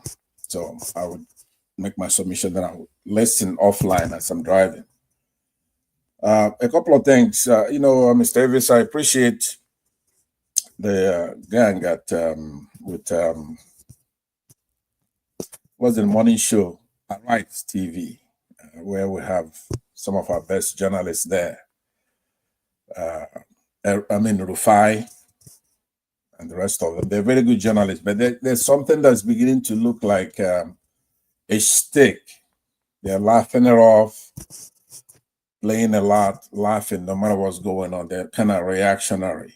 They try to maintain the same status quo, the conservative, reactionary elements we have in the country right now, in our leadership and the courts. No matter what happens, when they present it, and they do a good job, and most of them are on the right side, obviously.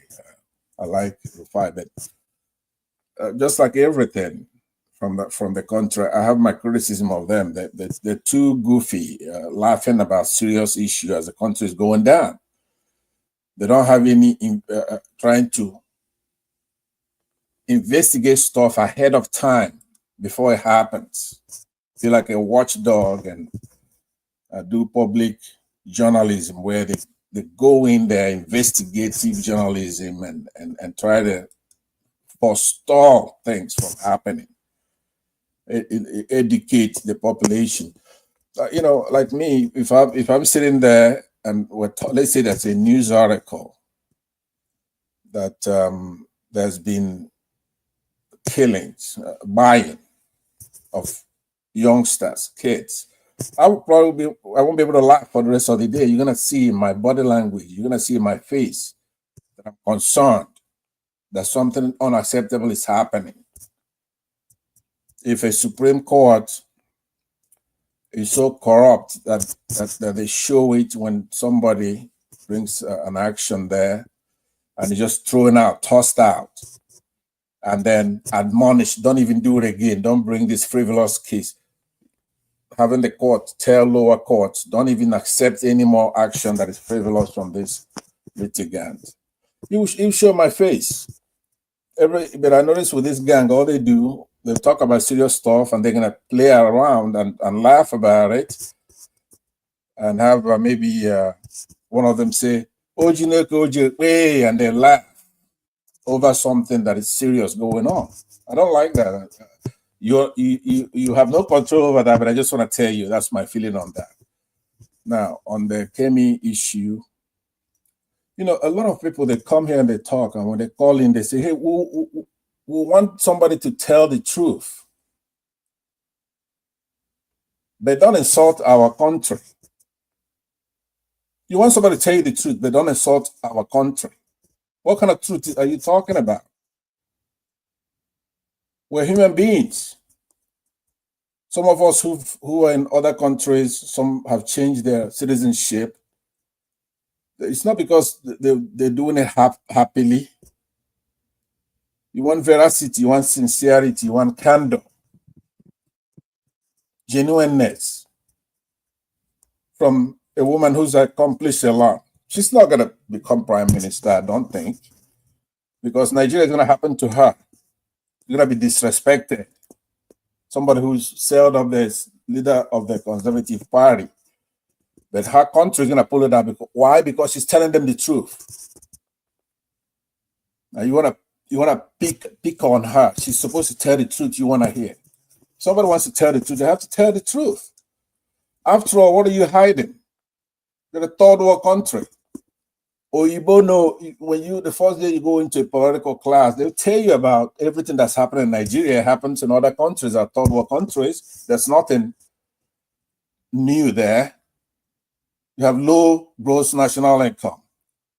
You have, you have low human development in the index. You lack political rights and civil liberties.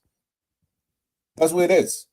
Your judiciary is corrupt. That's the way it is with all third world countries. Limited capacity. Most people lack access to justice. You have a bunch of customary laws. These are known. Weak judicial reviews. Colonial legacy. You have political instability. These are things that are known about third world countries. You're not fooling anybody. You're not fooling anybody. So Nigeria is going to happen to her with what she's going through, having this Shetima insulting her, which is going to make her go into the mud with him. Oh, your boy's not going to put up with that. She's not going to come out of this unscathed. But what I want to say, when you have people come up and they're criticizing our government, it's not because they are not patriotic. Patriotism is not the love of your government. It's love of your country and your fellow countrymen. So don't expect anybody to be perfect who's going to come into that system to try to clean up Nigeria. Don't expect a Jeffersonian Democrat or even a Jacksonian Democrat. You have a corrupt judiciary. It means that we're going to be living like animals until we correct it. That's just the way it is. Somebody could come in here and say, I love my country, I love Nigeria. Well, good for you. But there are some of us who think that we should do better. We have to do better. And I saw a Solomon Lalong, the former Minister of Sports under Buhari, 2015.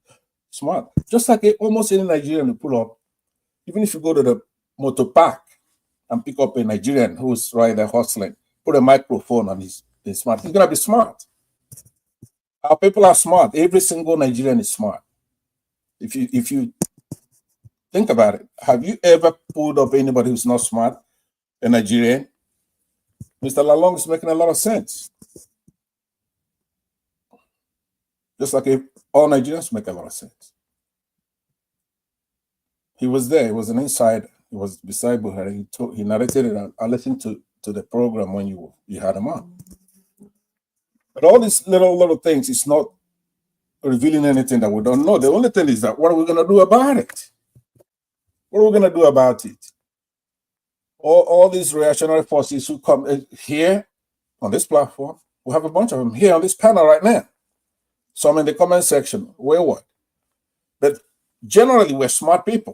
We know exactly what our problems are and how we're going to solve it.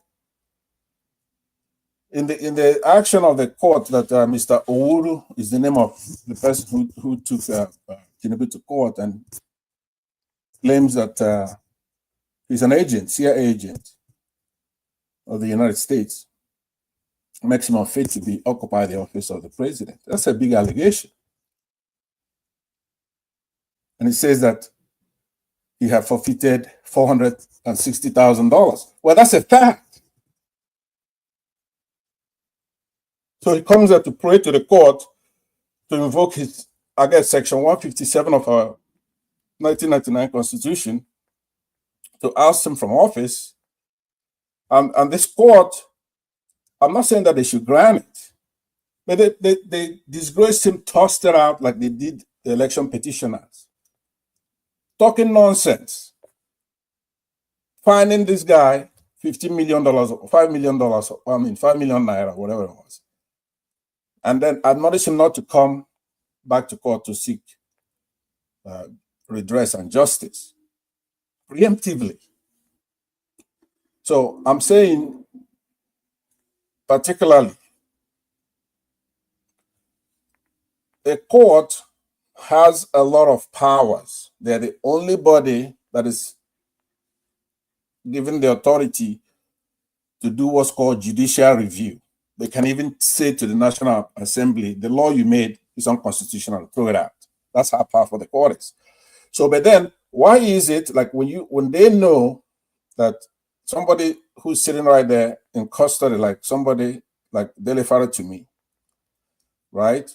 They know there's an anachronism in some of our laws. There's some conflict when it comes to defamation. A court has the power to issue what they call in law a writ of certiorari. The court could look down and issue on their own motion, say, okay, bring this up here. We think there's national issue involved. We think there's a conflict in lower courts. Therefore, bring everything up here so we can resolve it. That is how judiciary is supposed to work. For the country, for presidents, to make justice run smoothly in the country. But these people will not do anything like that. What they would do is to issue preemptively, telling lower courts, don't even entertain any more petition from somebody, aside from obviously tossing out something as serious as a drug, somebody alleged to have peddled drugs, but definitely paid $460,000 fine. So I know that others want to speak here, but I'm trying to say that it's becoming a stick. Even coming on a platform, I have to go to the airport shortly. But it's a stick even to be talking because we already know we have a problem. There's nobody here on this panel right now who doesn't know we have a problem. Who doesn't know that Supreme Court has got a conflict with traditions, civilization, Islamic, and then the Western civilization.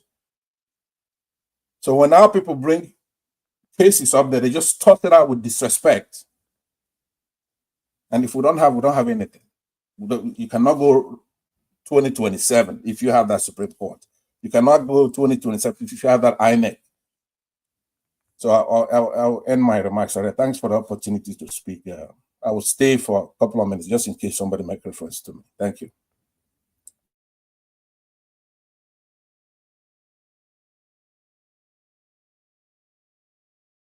Okay. Oga Pansa, thank you very much, sir, for coming in to putting your submission to what we've presented so far. God bless you, sir. I really do appreciate you. Before I'll go on to Mother Patricia Tagbojumi, I'd like to appreciate you. Love God is my strength. Thank you so much for the super chat. I'm very, very grateful, man. Your pocket never run dry. Thanks for your continuous encouragement here on this platform. I'm always grateful. Thank you. Madam Patricia Tagbojimi, please talk to us, man. Good evening to you. Good evening, Mr. Elvis. Good Thank you very evening, much, man. Nigeria. And good evening to my fellow co-panelists. Before I go ahead, please click on the like button and share. Offer Mr. Support Mr. Elvis. And thank you to those that have already done so. May your pocket never run dry.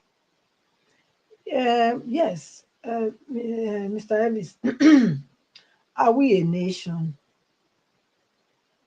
No, is Nigeria a nation? We are not a nation. So, whatever Kemi is saying, she's saying it out of what is factual. It is true. Are we a nation? I mean, this book came, they lump us together, you know, with different culture, different food, different religion, you know, different tradition. Are we a nation? A nation is people, it's one people. Are we one? Are we one? Look, somebody said the meaning of insanity is anyone trying to do the same thing again and again and again, using the same strategy and the same method. That's the definition of insanity, madness. That's the full, correct, and precise definition. One Nigeria, one Nigeria, one Nigeria that they've been proclaiming. Are we one? Are we one? It's a question that everybody must ask themselves. Are we truly one? We are not, and we can never be. We don't eat the same food, or we don't prepare it the same way. Are you getting it? We don't dress alike. We don't have the same belief system. Our culture is different. So, look, the amalgamation is over. I don't see it. Look, even the country, they know, the political class, they know that Nigeria for now does not exist. Because the contract was for 100 years. 100 years has come and gone. And they horribly put this 1999 constitution together. So what are we talking about? Are we truly one? So what she's saying that anybody will say she's playing ethnic card. What's that? She identified with her own tribe, Yoruba. Like I will identify with my own too. Am I a Yoruba? No. Am I Igbo? No. Am I Hausa? No. So what's wrong with what she said? Look, our rice savings is becoming a problem. Honestly, they are becoming a problem because they don't look. That's not for me. That's not true journalism. They are just dancing here and there, dancing here and there. Anywhere breeze blow, the night they go. Anywhere breeze blow, the night they go. As far as I'm concerned, I used to think there were people that were speaking truth to power. But listening to them now and again, I start to see that, oh, they are also a part of the problem. Listen, we must tell ourselves the truth. We must look ourselves eyeball, look yourself in the mirror and be critical about yourself, your existence. You must. You cannot be pretending that you are one. How are we one? If we are one, why did you not leave the oil in the Niger Delta there? Why did you put pipe everywhere to your place to go and be sucking? If we are one, why are the the real people that own Nigeria? Why would not? I mean, I don't like to use the word even Nigeria. The Benin Belt. Why are they not the one in control of that fraudulent nation put together as Nigeria? Why? Why are the people, the true people that own the country? Why are they not the one running the affairs of the country? And you know what? Because we know that is our God-given land. Every oppressor, they will come and go. We are not complaining. But what I'm saying is, the thing Kemi is saying is not far-fetched. It's truth. And unless we learn to embrace truth, and then look critically on where we are getting it wrong, we are not ready. In fact, people reacting like this just prove that Nigeria is not ready for any change. They want to keep the status quo. They want to keep it. Because otherwise, tell me, in a country where you say you are one country, you have two different laws, two different treatments. Huh? So tell me, are we really one? Are we a nation? Everybody needs to identify with themselves, with their own people. And it's high time we need to let them know the people they call minority are not minority. We need a censor. We need a censor in Nigeria because it's a fraud. Now, fraud that they do. We need a censors. We need proper censors now in that country. What stopped us from not having a censor for how many years? So that we really know the people in South, how many we are. Because you keep telling us we are minority, but we are all from Benin. All the South, their origin is from Benin. And we are the true owner of that Benin bet. Where what they call the woman and his boyfriend turned out to Nigeria. So if Kemi is identifying with her people, I don't blame her. To be honest, do we really have anything? Come on with the Northerners. Let's look. Look, I don't dance their dance. I don't dress like them. I don't practice the same thing that they practice. My culture and their culture is absolutely different. So we are not one nation. Even though they clump us together. People that clump you together. Scottish, they are on their own. Ireland, they are their own. Because why? Even though they were white, but they have different culture. Even though they are so close, but they could not stay together. Then they come and put you people together. Then the people that are gaining it, they like it that way. They say we must be by force, by fire, by force. We must be there together. For me, I don't they preach one Nigeria. Because since I was a child, I know say now map they talk one Nigeria. One Nigeria, different belle. Now me, I know. Everybody fight for his own. So it's high time we tell ourselves the truth. Kemi is identified with a Yoruba tribe. And nobody should say she's playing ethnic card. Because that's what it is. That's what it is.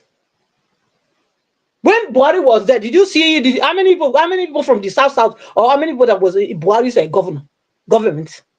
Was it not all Fulani? So what are we talking about? That shows that the country is due for division.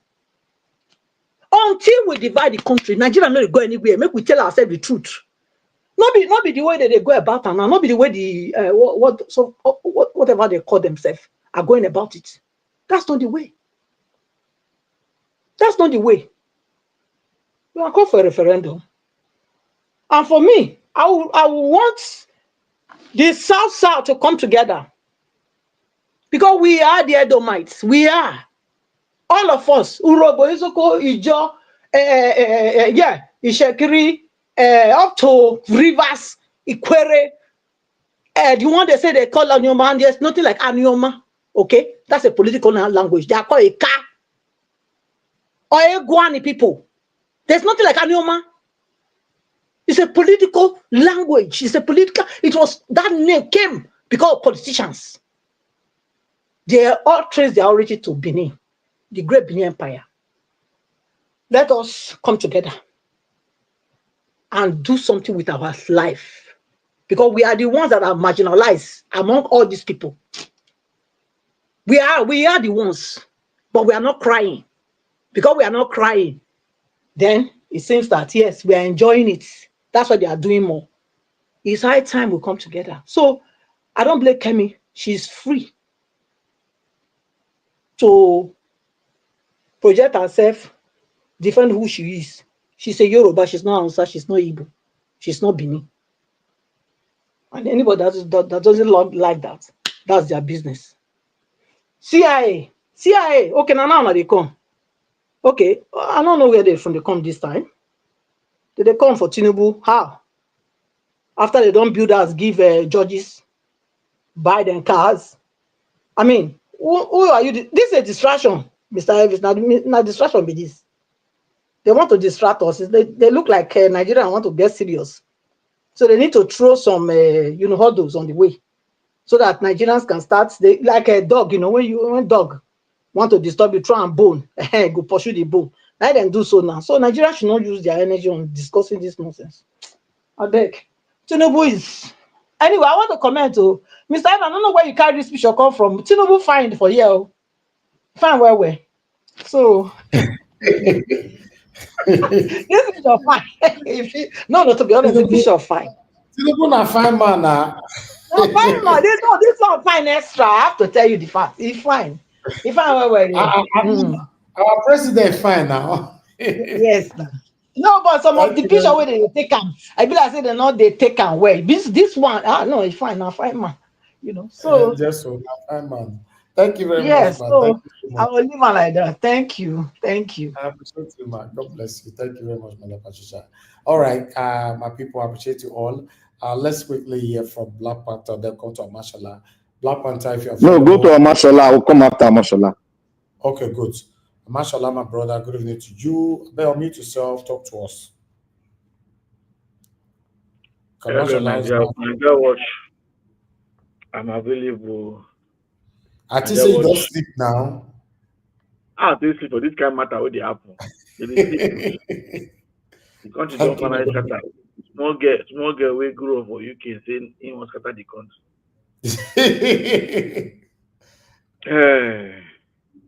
Let me start with Kemi. I leave Kemi first. Supreme Court dismiss suits.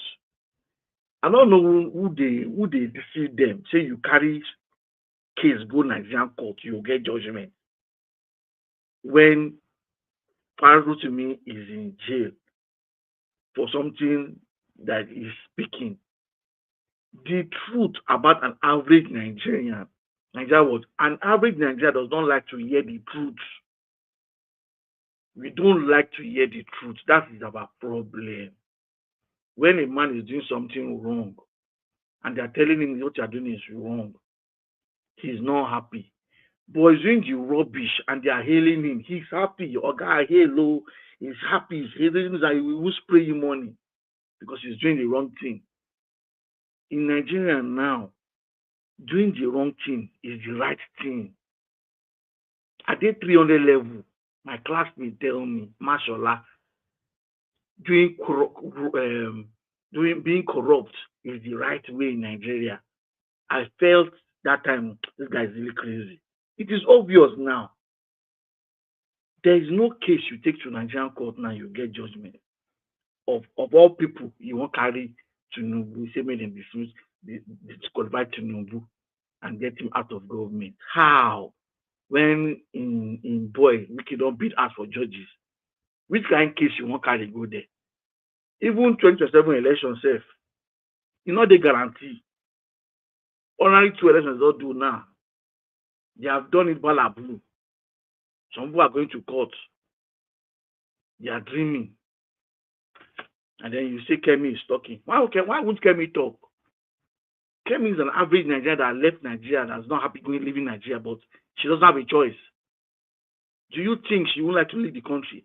Do you think in her mind she wouldn't have loved to be the president of Nigeria? But yet, people that didn't go to school are the one ruling us.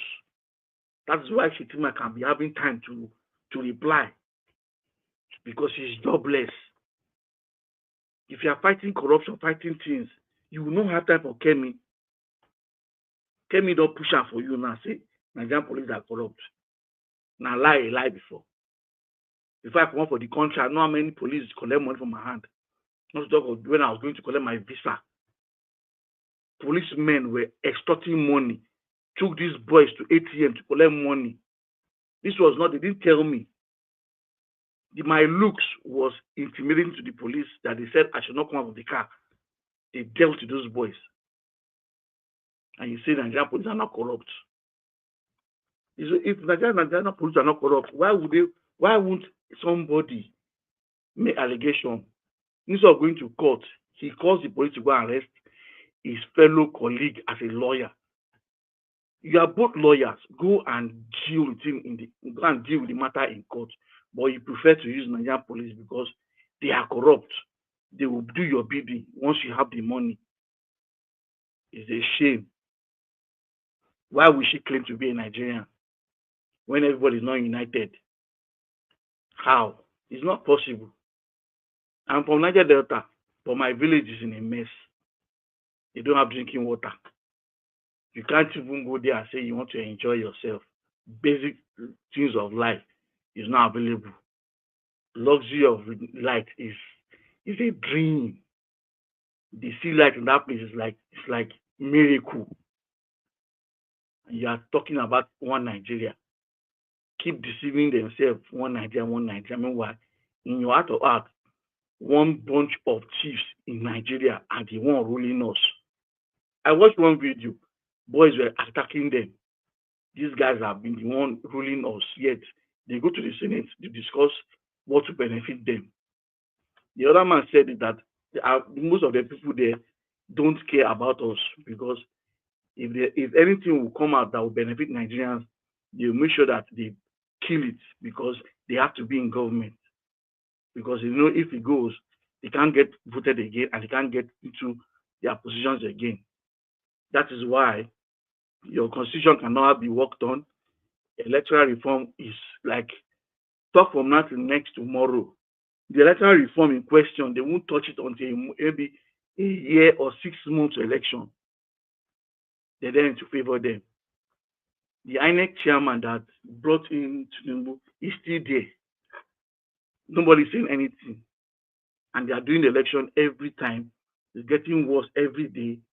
And Nigerians are docile, like the man said.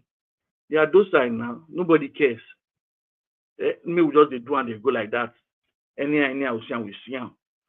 And then a Nigerian that is in the UK pushed herself to that level in the society, in politics, and is trying to tell you what is wrong. And you can't look at yourself. A man tells you you are smelling, your body is smelling. Won't you check yourself? You are going there to write, you are doing tweeting. You are tweeting. She has pushed it to you. So disprove her now. Call your police officers. Are you people criminals? Come and prove them wrong. Make things change. Everybody knows it. If your country is good, would Nigerians be leaving the country? If the country was good, would Kemi be in the UK as a politician? But because the old men that have enjoyed Nigeria when Nigeria was borrowing country's money, they have finished borrowing money now. They are now the one borrowing money. They have refused to let the next generation to come and take. They say we are the leaders of tomorrow. Tomorrow has come. I am here. My generation have left. Majority of them have left Nigeria. Yet the same old people are still there. 2027 is still coming.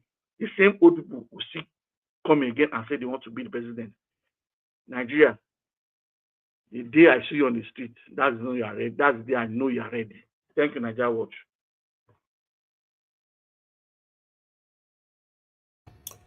Yes. Okay, dokie. Thank you, my brother. I appreciate you. Thanks for your submission. All right. Black Panther, I don't know if you're available now.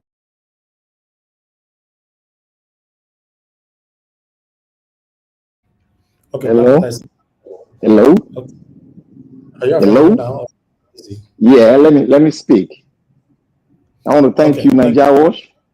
I want to thank everybody. May God bless you all. It's another great day. I want to thank Mommy Diaspora. May God bless you, Mama. None of that protocol observed. I want to start with the Lalong. Lalong spoke the truth. But the truth is going to hurt a lot of people. He said something about the cabal, which we, thank God, you all have heard it all around the world. We have been speaking about it. They said we should bring the fact. And now we have brought the fact. Lalong, who has been an insider, a member of the ruling council, he has spoken it, and now the fact has been laid on the table. Now, the fact that have been laid on the table, how do we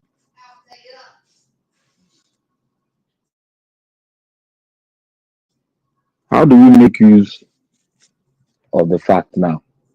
How do we use the fact to our own advantage now? That is not left for us to do. That is one thing we don't do.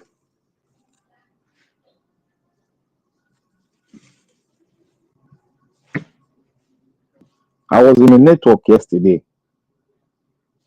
Somebody spoke something. He said, we react too much on everything the government brings. When there is an uprising somewhere, we react. When there is somebody's being arrested, we jump out, let's go on a rally. But one thing we don't do is that we don't plan. Why is it that we don't plan? We're always reactionary in our approach. We don't plan, but we always react.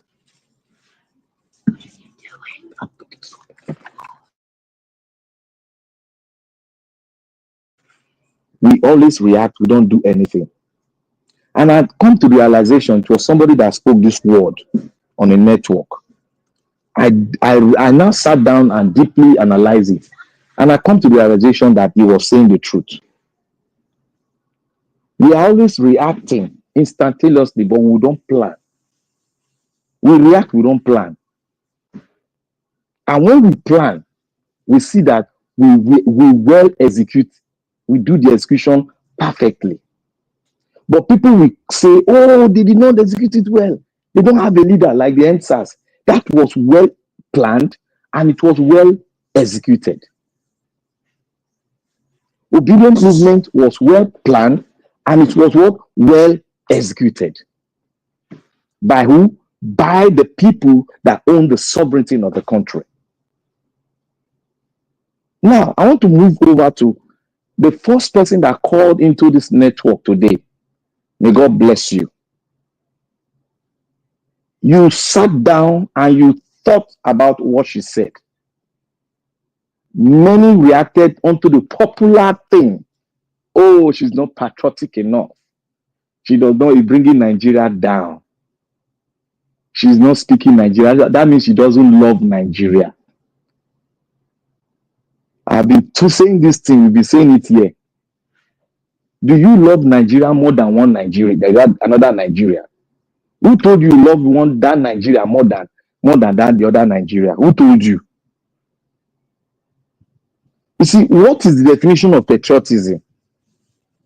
Does patriotism define that if somebody is doing something wrong in Nigeria, oh, because he's doing it in Nigeria, if we want to speak to the press, we should cover that up and speak good about Nigeria. Is that patriotism? Are you being patriotic? Now, let me go again. Nnamdi Kanu that is in jail, when he came with his word, which was very direct, people say, oh, why must he call Nigeria a shit old country? Why must he say Nigeria is a zoo? Everything that man brought forward, we have all seen that it was what? Truth. We have not seen the relation that it was true. Most of us that didn't support him before, majority, even some of us that called him, they now saw that it was true. We only react where we feel the pain. But we don't react when we don't feel the pain, some of us. A nation like Nigeria, I have said it once and for all, I said, this country is never and was never a country. It was an amalgamation that wasn't done by you and I. It was done by a foreigner. And they said after 100 or 1,000 years, we should do what? Reorganize. Guess what happened? They knew, the other one knew before we. They were strategizing, but we don't strategize in the South. We were just carrying our head up, we're looking at the oil. They strategized, and what happened? Abdul Salami with some cohorts hurriedly pushed in a constitution. And what happened? The South hurriedly accepted it and did nothing about it. Did nothing. That's an aberration. That will tell you that we are not a nation because somebody sneaked in a constitution and none of us said that person is unpatriotic. Rather, we said he's patriotic. Because he did illegality that looks like legal to your eyes, and you said he's patriotic. We have been fighting. Who is going to help us? The most patriotic person that has spoken to the world that have come in this day is Kemi. Is Kemi. All what Kemi has spoken. Can any one of you that have said Kemi is used by this, is nationalist in the Britain, blah, blah, blah, blah, blah. Can any of you come to the platform and come and say, this and this what Kemi said is wrong? Did Kemi divide? I was listening to somebody yesterday say Kemi divided the country. Somebody even went to the extent. Tomorrow I'm going to quote the quoting. He said, your origin, your tribe can be changed as you can change your country. This is somebody that comes here all the time. That some of you say, I want to listen to him. He said your tribe, you can change it the way you change your handkerchief and wear another tribe and say, I am from this tribe. I'm no longer a Bini man. Now I'm a Do man. He comes here, he said it. In the network, he said it. He said Kemi is dividing the country. That Kemi is being used by the white men. All of you, anything that comes from the other side, you say he's being used. What about your government, your president? What about your vice president? We saw the picture where he brought the Boko Haram president they were looking for in the north. He was in his house. We all saw it now. Was he not being used against the state? How did we accepted him? Isn't it? Is that person a patriotic citizen? That's the question I'll ask you. Is that person a patriotic citizen? We should stop reacting instantaneously. Rather, we should digest. You see those people, those journalists in Arise, they have become a mockery of journalism in the entire universe. They sit in their comfort zone and allow Nigerians to eat from the dome. They were supposed to be the voice of the Nigerians. They were supposed to be the people enlightening Nigerians on giving Nigerians the details after investigating. Rather, they sat down in their comfortable zone, receiving salary and speaking from the media, not analyzing it the way it's supposed to be, but trying to quote a law that themselves, they breached the law.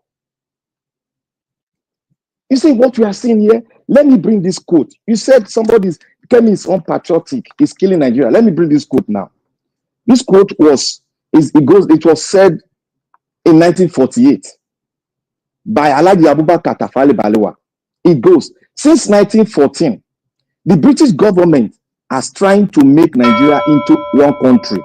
But give me 10 seconds, please. But the Nigerian people themselves are historically different in their background, in their religion, in their way of life, in their custom, and do not show themselves any signs of willingness to unite. Nigeria unity is only the British invention. Is that person not saying the truth? Is he not patriotic? Is your prime minister, is what he has said, is it different from what Kemi has spoken? Why is it that our eyes are not going to pick what this man has said that is from the north?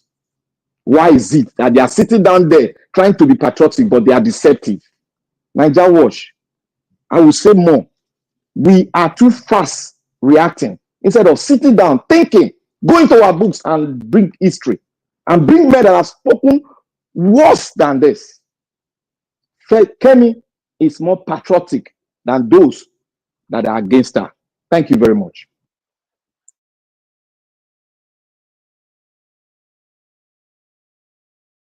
All right. Thank you. Black Panther. I appreciate you, my brother. Thank you for your submission. Thank you very much, everyone right there. And God will bless you now. Thank you for your time with us. Yes, that's supposed to be the last person on the panel, but we just had our brother coming in now. Oga Chris, thanks for coming in. As usual, God bless you, my brother. Yes, Yana, you'll talk to us now. Then you can help us to take the final submission. Because me, I'll be one your kickstart final submission straight away now from Oga Pansat. Thank you, sir. Oga CM don't go still come again. Hey, this evening again. They're not going to see final submission for this evening at all. Oga CM don't come. Thank God. Me as he come, thank God. It's my reference today, my second submission. Believe in 2 minutes. I would like to just make a couple of remarks whenever you give me the chance, and then I'll exit and listen from the outside. No, that's fine. Oga Chris will handle that, sir. That you are the next who will call you. That's fine. Okay, anyway, Oga Chris, you have the floor, sir. Thank you very much. Yeah, Mr. Nigerian, thank you very much. Oga Chris, Oga Chris, I beg for pardon. Before you go to make your I want to make a submission to Nigerian. Nigerian, this topic you brought in today is very realistic, and people need to learn. Patriotism, they've thrown into the trash can. We need to tear this topic apart very well for people to understand it. Thank you. We are already here. More tierra.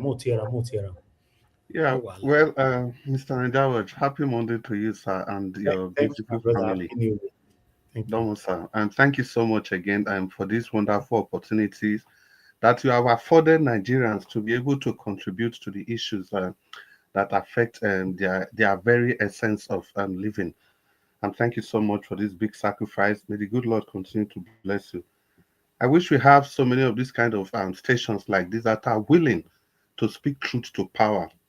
Stations that are devoid of any form of ethnic or religious coloration, because it's a strange country we live in. Well, before we dive into the matters, let me take some time to follow the standard protocols, and that will be to say a proper good evening to everybody. And I would like to start from the comment section, and because that's my constituency. Yeah, everybody in the comment section, I see all of you now. Good evening. Comment section is your constituency. Yes, now Mr. Nigerian. You know, say that there we day before. It's now Abuja we can't do so. Now, so comment section. Panel na Abuja, comment section are states. Now from there. So comment section, that's my constituency. Let me greet all of you, especially. I wish you a very beautiful first work day of the week. Yeah, it's good to be with all of you again this evening, and I thank you all for keeping the commentary on that space as civil as you can. And thank you for your contribution, for thickening the discussion, the debate coming from different perspectives. And on the diaspora, I want to say thank you so much for all you do. We appreciate you, we love you, we value you. And we know you are a very strong pillar to this broadcast every day. Your sacrifice is immense. It cannot be quantified. Thank you so much. And people on the panel with me, I want to say good evening to all of you and everybody listening to us from all over the world, people that have called in, all of you. I want to say good evening to all of you and let the discussion continue. Well, I think the simple truth is that we all know what's wrong with our country, but the problem is that we want to be politically correct. We don't want to offend some people when we talk. Yeah, because the bane of our development, if anybody cares to listen, for me, from what I've seen, is religion first, then your ethnic and tribal affiliation second. If any person, if you ever think that a nation that is almost 50-50 Muslim and Christians will coexist and move forward in one accord, you are living in Lola land. You are living in a fool's paradise. It's never going to happen. And to add insult to injury, you have so many ethnic nationalities. And then what all these ethnic nationalities, what they do at every point in time is that they are all fighting for superiority. And they've so skewed the environment in such a way that the fools are the ones leading the intelligent ones. And you think you are going to go anywhere. Do you expect the fools do you expect them to ever give opportunity for the intelligent people to come to power? It's never going to happen. It is never going to happen. If we must even live together, if we must survive as a nation, we must completely downplay or eschew completely religion, state of origin, and things like that from any facet, every facet of our society. You cannot tell me that you have structures like national mosque, church, national this, national that. It's never going to work. As long as there's always religious consideration. Look at the last election that we did. Was it not about Muslim ticket? And tell me what audacity. You spent 400 billion, about 400 billion if I'm not mistaken, in creating a system, and one person, one individual wake up and turn off that system and nothing could be done to him. Obviously because of the part of the nation where he comes from and his religion. We know the way Nigeria is set up. It was never set up to succeed. That was why the people that set up this nation, they were, I don't know if it is smart, they understand and they said after 100 years, Oga, una get opportunity to take this course, so as una take continue in our life. But what have we done? It's only to sit back and keep blaming these people every day. Whereas the solutions to our problems, they are all lying right on our faces. If it comes to our we have politicians that we support, even if they are doing what we condemned yesterday, as long as they are the one doing it, we find excuses for them. We look for how to make a case for them. To be honest, I don't really know how this whole thing is going to play out, but as long as I am concerned, if we continue like this, just like we are doing now, we are never, ever going to get to anywhere at all. Never, ever going to get to anywhere. Just take the case of Kemi Badenoch. In all sincerity, I was just looking at the Arise people and I was laughing. It's a classic case of political correctness. I don't even know the importance of the Anthony Joshua video that they played in this discussion. I don't know. It also, the only problem I have there is that Rufai also played along with them. This is not the usual Rufai. How is Anthony Joshua's video related to Kemi Badenoch submission? These speeches were given under two completely different circumstances. And you are comparing both. Is there a basis for that? There is no basis for that at all. And how often can they tell me, is there any 44-year-old Nigerian lady that can be in Kemi's Badenoch position? 44-year-old Nigerian lady without godfather, without anything that could have risen to Kemi's position. I don't think there is any. Those are the kind of issues that Kemi Badenoch raised. And at the end of the day, everybody is just completely, they are all living the things that he said. Kemi Badenoch raised very, very serious allegations against a sitting vice president. I'm surprised the mainstream media, they are not lashing on that. Why are they not able to lash on that? Because of the kind of things that Kemi Badenoch complained about, because of the problem of the nation, because there's no justice.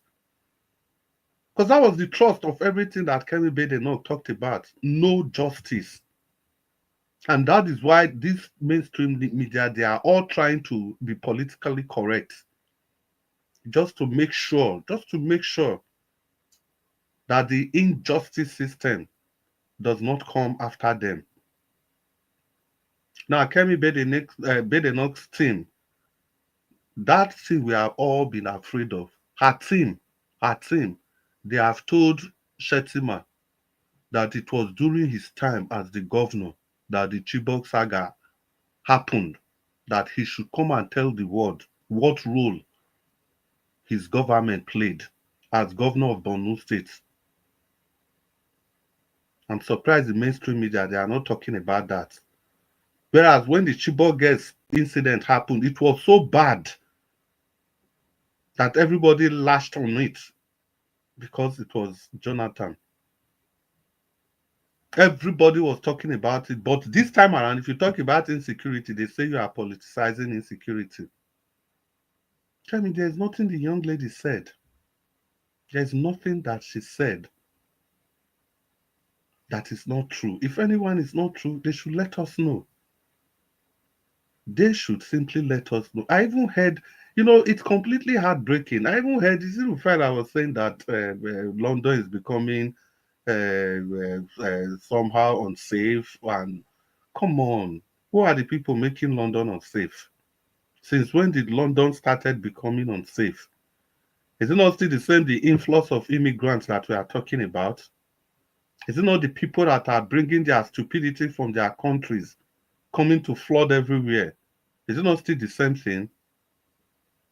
And for God's sake, are they oblivious of the fact that Anthony Joshua was supposed to have been on the 2012 Olympic teams for Nigeria, but because of tribalism and whatever, he was rejected. Was that not why he went back to the UK? He wanted to represent Nigeria. So for the fact that Anthony Joshua has decided to speak on one aspect of his experience with the Nigerian state, does that automatically mean that everything that Kemi has said is wrong? Is that not a basis for saying that whatever Kemi said, she was not supposed to say so? How can we sit down? We saw the biggest fraud in history. The biggest fraud in history in the 2023 elections. And we are still looking for excuses. We are still making excuses for our nation. Okay, Oga Chris, Mr. Pansa want to quickly talk for 2 minutes because he's about to leave. Okay, yeah. I even forget, Seth. Before you go, after that, Mr. Chris, I will want to add something. I beg. Yes, please. Nigeria, I beg, bring him in, I beg. Mr. Pansa, they with you for there now. I know they say I'm for screen. I'm not saying. We don't come out to. Okay, yes, you just come out. Yes. Yeah. Oh, you not call at that time we tell me that. Okay, that's fine. It's sad. I know. Mr. Pansat, if you are listening to us, please, you can jump in at any point in time. He was traveling. Oh, So I was going to he was on the way to the airport.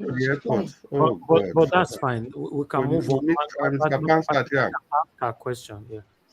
Okay. It's not a question. I just wanted to contribute to what Mr. Chris was saying about Joshua being, sidelined because he was not one of those, you can imagine he's a Yoruba and he was sidelined as well, not to represent Nigeria. I have the same thing. My son also was the same thing. My son played football and, They approached him, you know, that he should come and represent Nigeria.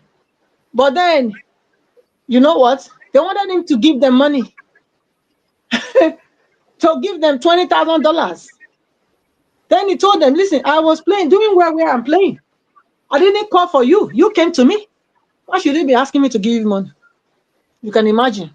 So if you come out tomorrow now, like I'm saying, now they will say I'm spoiling Nigeria, Abi. But this was my experience. This was my son's experience. What are we talking about? I don't think we know they deceive ourselves. I'll leave on. Continue, Mr. Chris. Thank you. Yeah, well, it's the same story with everybody. That's what I'm saying. Okay, look at your own personal experience. So, for example, if you decide not to say your own experience and another person is saying his or her experience, it doesn't automatically negate your own experience. If Anthony Joshua has decided not to, because what are they even saying? Has Anthony Joshua not said the same thing before? He has also complained exactly this kind of complaint before. Now I remembered. So it's I don't know. Thank you, Mr. Chris. He has complained like this before, and nobody heard him. He has complained like this before, so they should also bring that complaint and play it side by side with what Kemi has said.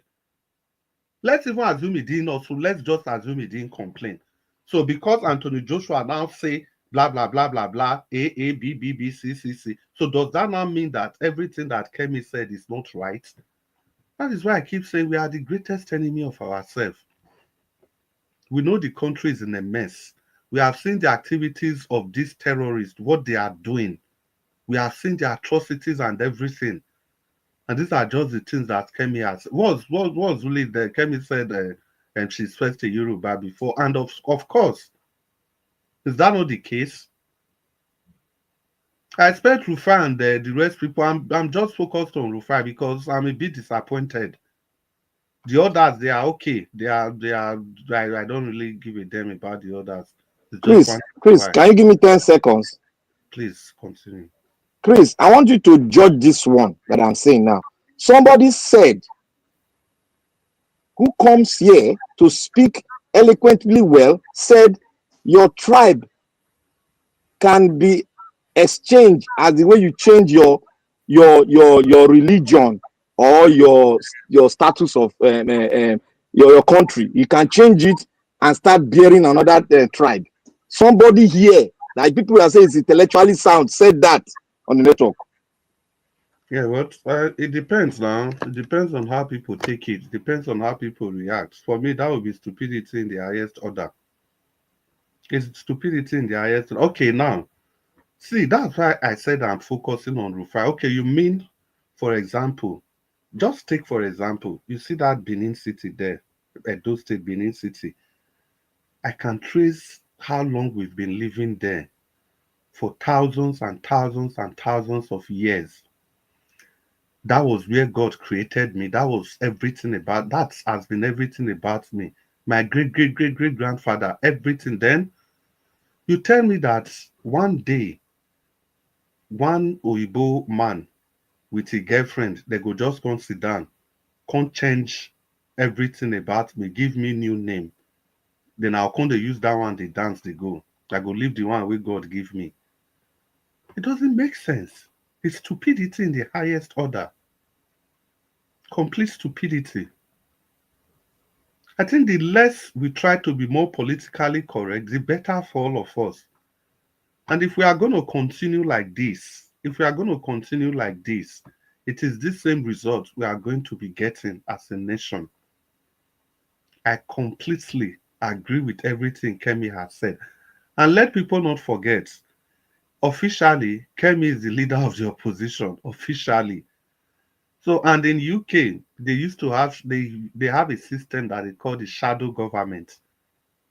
Kemi is privy to a vast amount of security information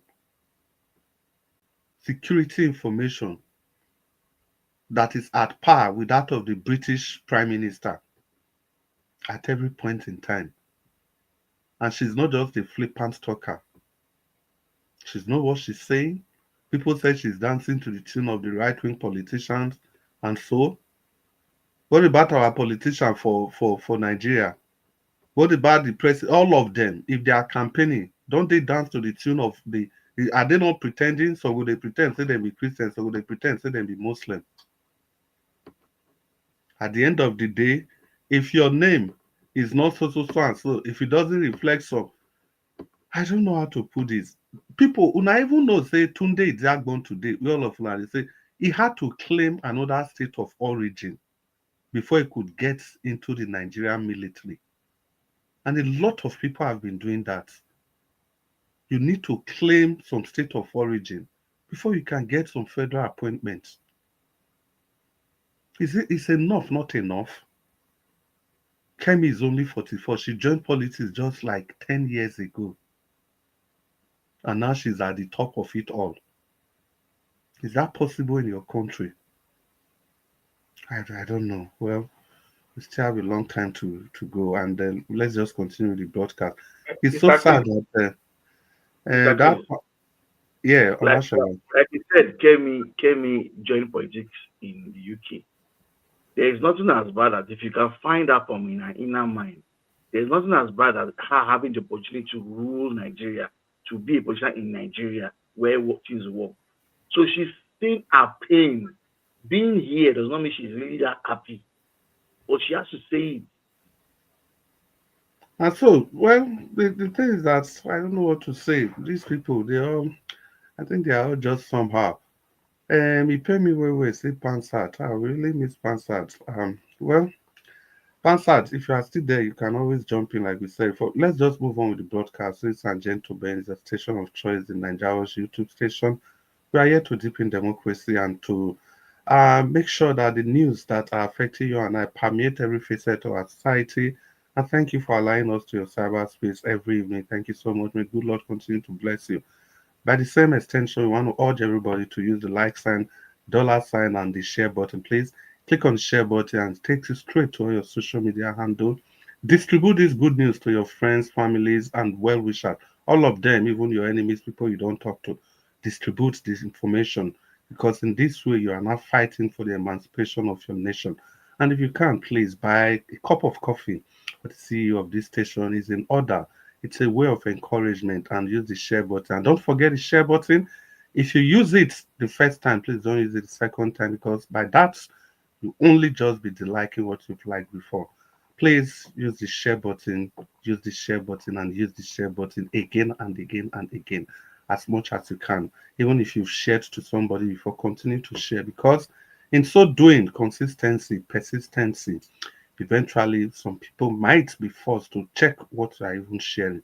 So, ladies and gentlemen, boys and girls, let's continue on the broadcast and let's welcome Dr. CM to talk to us. Mr. CM, it's good to have you on the show. Not perfect, but better. Let's ride, Mr. CM, Dr. CM. Hey, thank you. Good evening, Chris. Thank you very much. Good evening, Niger Watch. Good evening, fellow panelists. Good evening, viewers and listeners, wherever you may be these days. This winter, Sorry. Hello. I greet you, Augustine. Well done, sir. Okay. Oh yeah. Thank you. Thank you, Niger Watch. Thank you for what you do, at least for the opportunity where we don't pay to come and speak on like a rise and all those them. Anyway, thank you, Black Panther. At least it's like you preempted what I wanted to say, but I think what Tafawa Balewa, because we are talking of Kemi versus Shetima, what Tafawa Balewa said in 1948, he said, unquote, since 1914, the British government has been trying to make Nigeria into one country. But the Nigerian people do not show any sign of willingness to unite. Nigerian unity is only a British intention for the country. 1948. That is to say, 34 years after amalgamation, 12 years before independence. And that was during independence struggle of Nahorozi, Awolowo, Tafawa Balewa, and all of them. Now, a man who said this was found fit to be the first prime minister. When he died, they have to put his face on a 5 naira note till today. They named the university in Bauchi, Tafawa Balewa University, after him. They named the popular bus stop or sort of a race course. I beg, Oga, CM, let Mr. Pansa quickly talk. You want to come out now? Go ahead, Mr. Okay. Pansa. I just wanted to show you guys the expansive infrastructure called the Los Angeles Airport. It's huge. Okay, now Ikeja be this, Ikeja.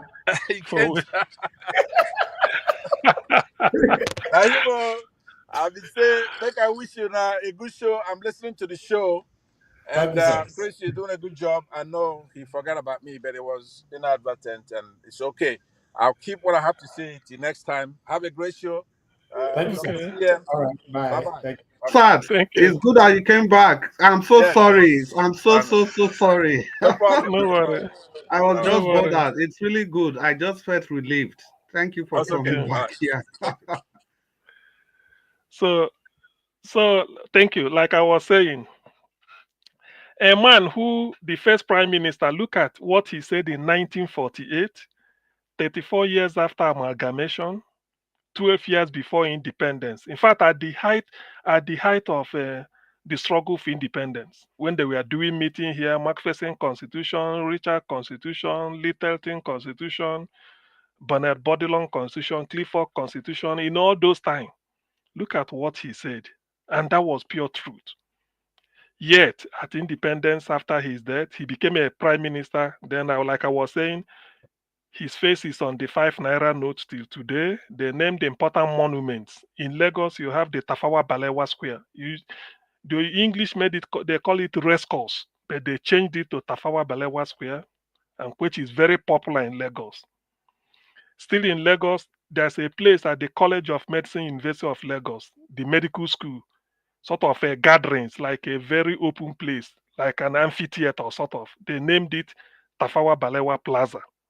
Then up there in Bauchi, where he came from, they named the university after him, Tafawa Balewa University in Bauchi. Then up there in Bauchi still, they named an airport, Tafawa Balewa International Airport in Bauchi. Now, I don't need to bore you whether there's a street named after him in Abuja, that is for sure, and it should be one of the longest. In Kaduna, the same. In Kano, the same. All over the north, there is. So what he's trying to tell you is that look at the legacy, look at what the man said, and they took it to be nothing, and then nothing will happen, and then in fact he was even honored as a good prime minister. But he said the truth about the country. Probably then he has been working to unite Nigeria. Since the British worked, it didn't help. Then he became prime minister, it didn't help, and now I'm here. But let me get back to what really did Kemi Badenoch. Sorry, I don't know. I think the Badenoch also. Kemi Badenoch, what did she say? Here in the UK, once upon a time, there lived a prime minister called Winston Churchill. Winston Randolph Churchill. They regard him as their greatest wartime prime minister.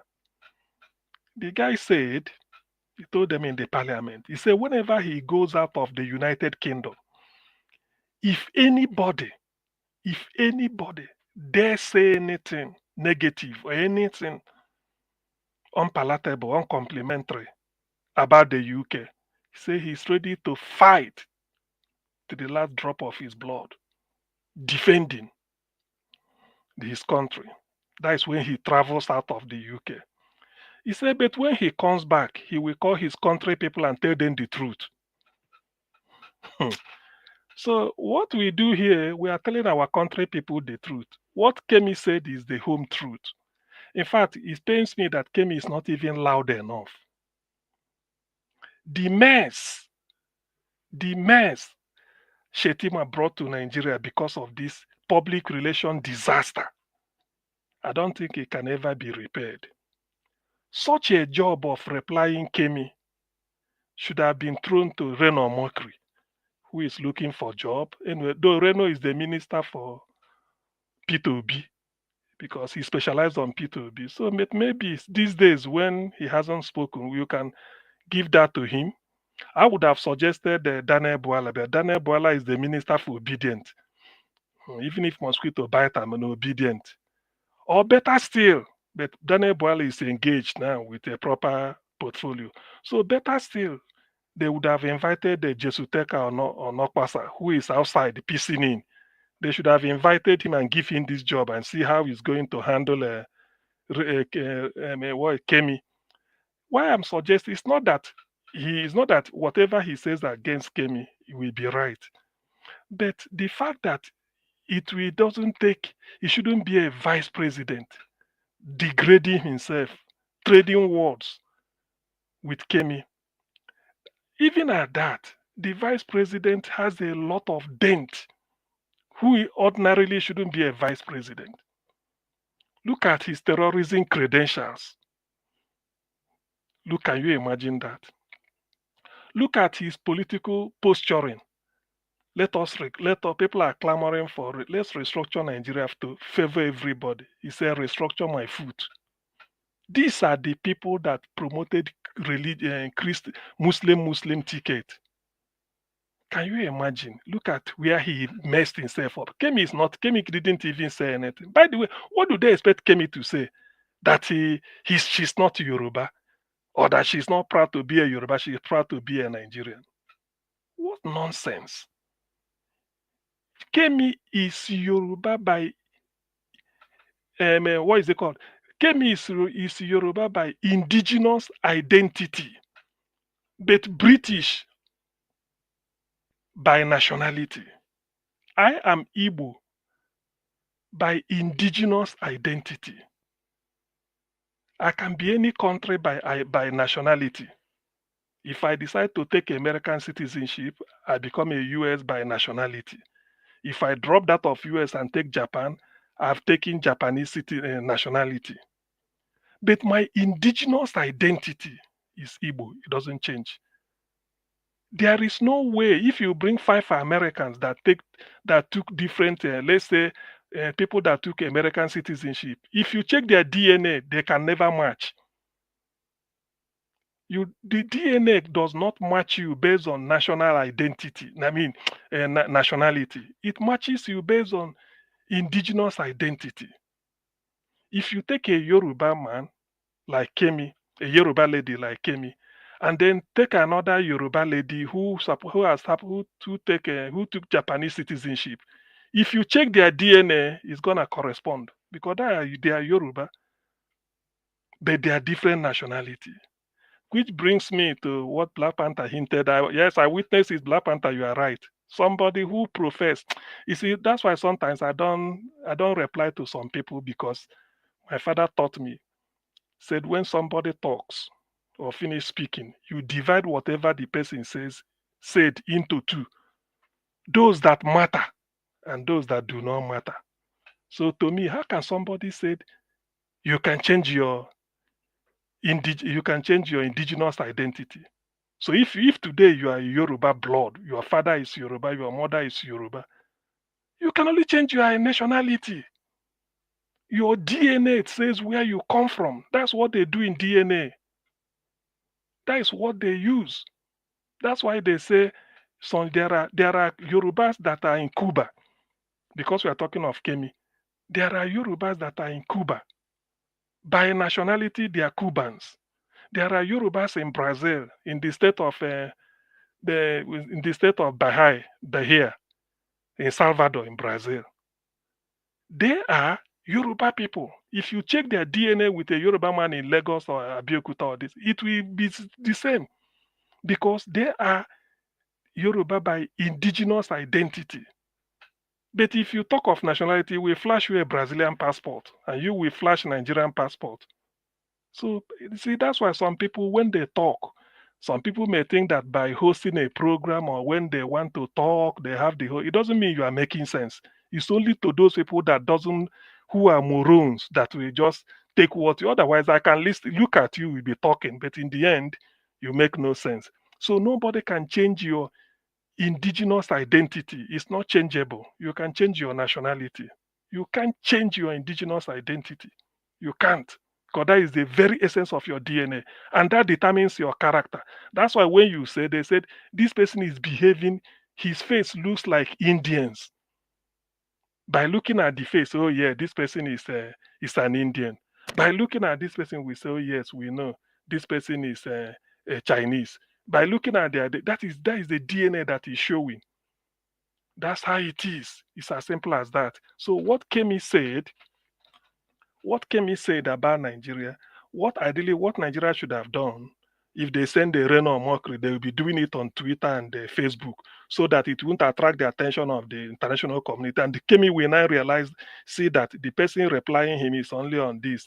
So they sort of to save Nigeria's image. Why Nigeria, the ambassador, Nigerian High Commissioner to UK, we find a way to book appointment because Kemi, in the hierarchy, she's receiving a fat salary as the leader of the opposition to His Royal Highness King Charles government.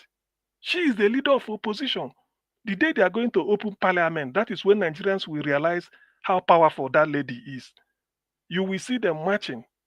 She has every Wednesday a session to ask questions. The whole world will be listening. But Shetima, they feel that no be Nigerian girl. Why he talk like they talking down on them? But if you go into the nitty-gritty of what happened to Kemi, it's an eyesore. Who doesn't know that police steals from people? Nigerian police carries what is it called? POS machine. Am I lying? People should phone in and tell me it's a lie. Christmas is coming. Go down to the southeast, everywhere. Niger Watch, you are in Nigeria. Ask around. Police carry POS. Okay, wait till the car. No game. He say, bring your card. Put on here. Police carry POS. Yes. May you begin the roundup. Okay, yeah. Police carry POS. Is that not stealing? Kemi said they stole his brother's shoe and then maybe wristwatch, and people are shy. Police is still in Nigeria, apart from buying people. Stealing is next to them. This official authority stealing, according to Fela, that's what they do. So it's an eyesore. I don't want to discuss Nigerian police because it's a total disgrace to the outside world. Go ahead, just listen to what we're now in Christmas. In a week or thereabout, we'll be celebrating Christmas. Come and see what will happen. Police, buy here, catch person. Who doesn't know police rent gun to arm robbers?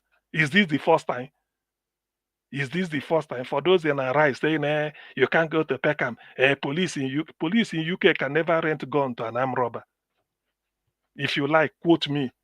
So are we proud of our police? Who hasn't had it rough with the police? Till today, they are collecting tax in the southeast. Then if tomorrow I will now start to say, people will say you are degrading Nigeria. Who is Shetima Akpakpa herself to talk of Nigeria? You know, they want to talk. You love Nigeria more than Lord Lugard that created them. Nigeria has expired. That's why Jonathan organized 2014 conference so that we now say that is a white man's initiative. Let the black people take the initiative and then design a country for themselves. They shut it down, brought Boko Haram, removed Jonathan. When Jonathan was handing over to Buhari, he said, I'm giving you this document, the most important, apart from the constitution. This is the decision of Nigerians in 2014. The thing, just tear the thing, throw away. That is where we are today. And everybody is forcing you. You don't force an unwilling people. Dr. CN, did you know that Dr. CN, did you know that they purposely did that thing because of the amalgamation has ended? That is why Abdulsalami rush in doing that. Are you not? No, Buhari. That is the thing. Because Jonathan did it. We know Ozekome was voted the best conferee, the best delegate, the most outstanding. He said it and I read it. They said everything, more than 1,000 items. They trashed it. Let them put it and then let's live together as brothers and sisters. They throw it away because they want the British favor this thing to continue to subjugate us. In fact, if they allow Kemi to talk, to open her mouth, hey, Nigeria with Nigeria, Kemi is even more eloquent than Nnamdi Kanu. Nnamdi Kanu didn't even say anything. This lady knew much and she's full of energy. She will expose everything. Thank God he has received the blessing of Sunday Igboho, so she can now go on. Nigeria had better retrace their footsteps for those who still believe that Nigeria is anything they call it. Tafawa Balewa 1948 said the people are unwilling. Until today, how many years later, almost getting to 400 years later, we are still like that. So, gentlemen, please, and ladies, let me not waste so Yeah. much time. Otherwise, there are quite a lot to provoke me on this issue. Thank you. Yes, Dr. Sam, it's a fine place to live, And there are some very issues that you touched on. Now you talked about Tafawa Balewa. I think it was the same Tafawa Balewa. Even then, when Nnamdi Azikiwe, he was trying to tell the Fulanis that, look, Tafawa Balewa, we are all the same. We are all one Nigeria. And the man told him, no, sir. You are Igbo. Awolowo is Yoruba. Me, I am Hausa Fulani. We are different culturally. We serve different God, not the same God. We cannot be the same. We have to understand that we are different. Sule Meitama, this Meitama quarter in Abuja, his father, Sule Meitama opened his mouth and told everybody that, look, we are all different. That in our religion, we all dip our hands in the same bowl and eat from the same bowl. And in that bowl, we don't allow infidels to dip their hand in that same bowl. These people, they've said, I don't know what. My God. What? And who are the infidels? Your fellow countrymen and Yeah, women. of course, your fellow countrymen. Not then, till now, you are still infidel, whether you like it or not. Yeah, you are still infidel. See, these people, this is what the so-called founding fathers said. This is what they said about other people. See, the level of infidel, if you are not even practicing any religion, your infidel is okay.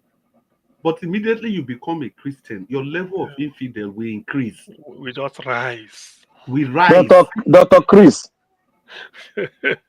let me tell you, let me just say 10 seconds. Let me tell you the conclusion of the matter about the nation. Let me tell you. Let me read. It is better for us and many admirer abroad that we should disintegrate in peace and not in pieces.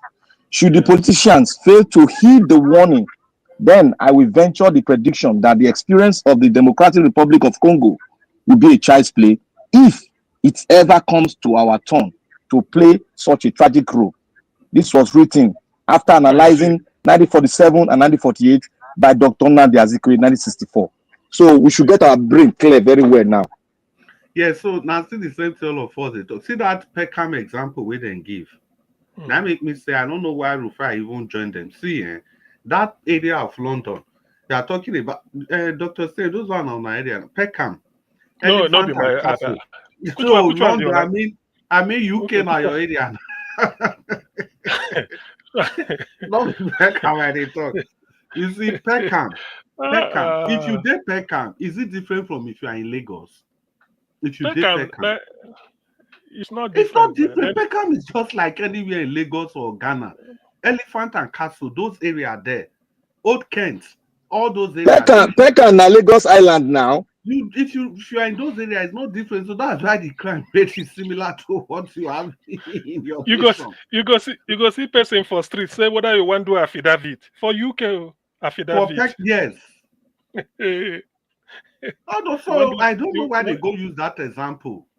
No, they for use Chelsea now. Yeah. They use Chelsea, all those top places. Wimbledon, where they play tennis, those sides. Or Cambridge. Yeah. Maybe continue. Mr. Njawat, I beg, Madam Rita is at the backstage. If you can kindly open the door for her. While we are waiting for Madam Rita, we are going to go on the second segment of this broadcast, and it's going to be for 4 minutes. And after that, Njawat will determine if we can continue or not. But anytime Madam Rita comes, she's going to take her 8 minutes. I'll just call the names. Maybe the way they are on the screen, and the first person to speak with us will be Madam Patricia, the returning Madam Patricia Tagbajumi. Madam Patricia, it's good to have you. You don't taste more. Oh yeah, open your microphone. Maybe you talk to us 4 minutes. Madam Patricia, are you still there? Madam Patricia, it appears Madam Patricia may not be immediately available. Oh, let's see my. Somebody else Okay, continue. she's Yeah, available. just I'm not available. Just let somebody else speak. Thank you. Okay, Madam Patricia, I'll come to you later. And we come to Black Panther. Black Panther, it's good to have you on the show. Oh yeah, a new constitution will dissolve it. Oh yeah, talk to us. My brother, thank you very much. Thank you, sir. May God bless you. And you too, sir. I want to read this statement. I am not on the side of Shetima, but I understand the process of nationhood. What that woman, Kemi, did, she chose her word carefully and she divided Nigeria. And many of us will say she's caring about the Yoruba people, but she attacked the Yoruba nation. Some will be saying, I am a Yoruba first. Who told you you are Yoruba first? You can change your tribe. You can change your tribe the way you change your country. After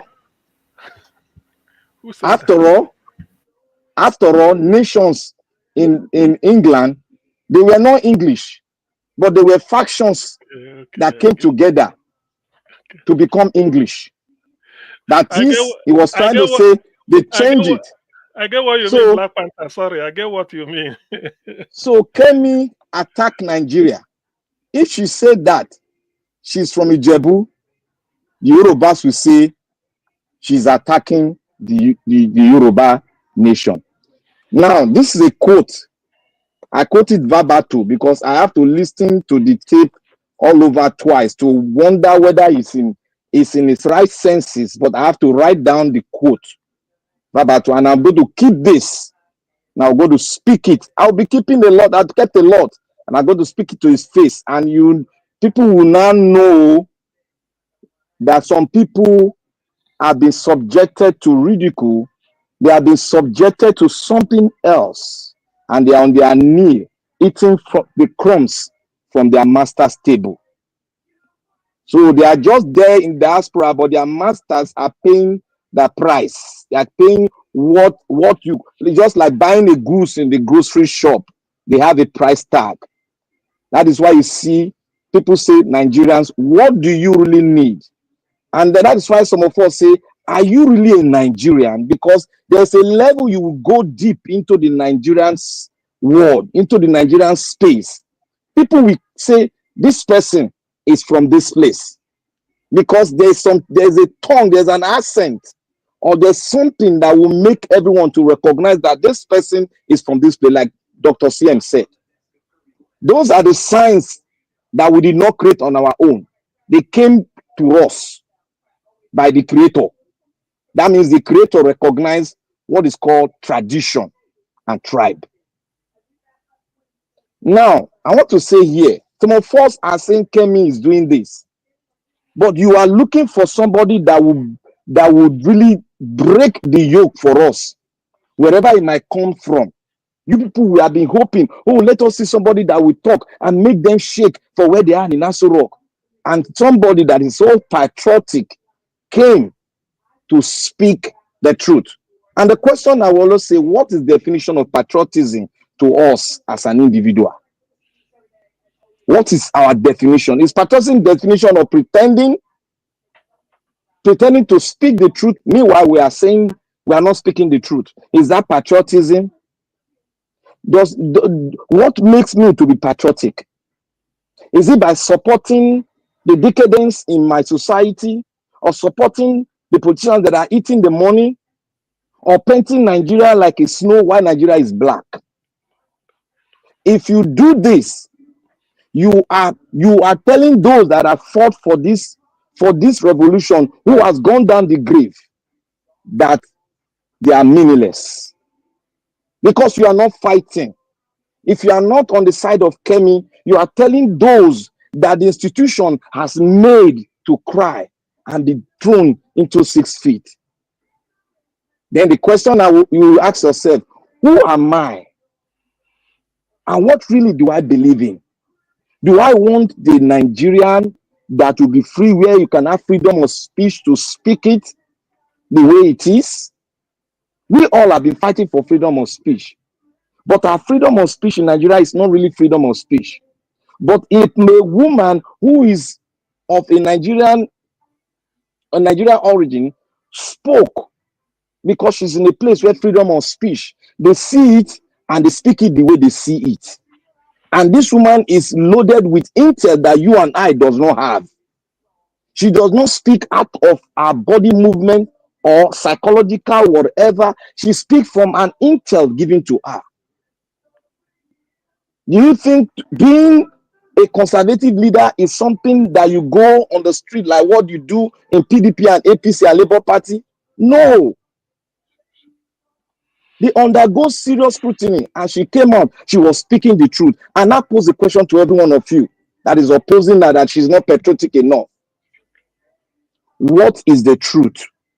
I ask you, what is the truth about your nation that even your forefather creation, people that created the country, have spoken? We've read abstracts from their word. Nnamdi Azikiwe abstract. We've read Ahmadu Bello abstract. We've read Awolowo abstract. Will I say Awolowo is not patriotic enough? Let me round up with things. Will I say Awolowo and Zik are not patriotic enough? Now the question we ask ourselves: how patriotic are we to dig in and get that emancipation? Is it going to come in the platter of gold? In the platter of gold for us? No, we have to fight for it. And thank you. Anybody that said Kemi is not patriotic enough, you are the one that is not patriotic enough. And I will say here finally that Kemi is more patriotic than you and all of you that are fighting it. And Arise News they are a disgrace to journalism in Africa. Thank you. Yeah, well, thank you, Black Panther, for your submission. Well, I think the disgrace part of Arise News, well, anyhow, Friday tried since. I think he just, on this one, I believe he didn't get it right. I'm sure most of his fans will reach out to him, and that's for that. And Nanjawaj, I beg again, if you are still there, Madam Rita is still at the backstage, please, Mr. Nanjawaj. Yes, Madam Rita, just hang on. If he comes, he's going to let you in. Don't worry, we'll be here until he comes back. So Black Panther now too. And see, there's something that is wrong with our nation. Do you know that what Kemi has said now, assuming it's another person in the same position as Kemi, let's say somebody from another part of the nation, when that person talk this thing, the reaction of some people will also be different. Some people supporting Kemi today, they will be against that person.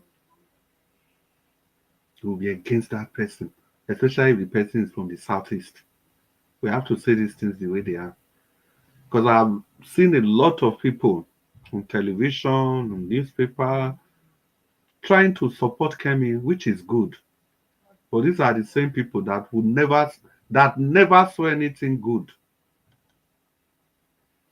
from the same people that have also demanded for this kind of and that has made the same kind of statement before. So that's just the sad part. It's the sad part of our nation because we are different. We must start to understand that. So even if we must decide to live together, we must factor in our individual differences. And not until we begin to downplay all these, there's no way we can move forward. It's either we just, two things, either we downplay everything, we just go ahead, no need to consider your ethnicity or your religion or your whatever, wherever you came from. Like what happened in the last Edo election when it was like it must be zoned to Edo Central. It's either we just decide to do away with that or we consider it fully as in you respect everybody's opinion. You cannot just wake up and tell me you are rotating power. It has Fulani no rule, nobody will feel rule. Immediately they are out of power. There's fire everywhere. No. You must copy the example of very diverse nations, like Switzerland, for example. You develop rich Switzerland. Are you more educated than them? They still saw the difference in themselves. That's why you can't have one person as the president. All of them, they come together and govern the nation. every time, the same time. They'll just only have one person, which will change to the next region after the first after the tenure of whoever is there. I beg.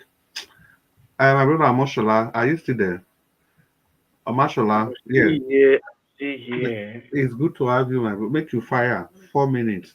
F. What Emmanuel, I we can said, see you at the backstage. Don't worry. You and Madam Rita is at the backstage, and Mr. Najawo to come and let you guys in. But just be ready. Be turning on your camera intermittently. Okay. Thank you so much. Mashallah, make you fire on. yeah, Mr. Chris, let me start from where you stopped. We seen.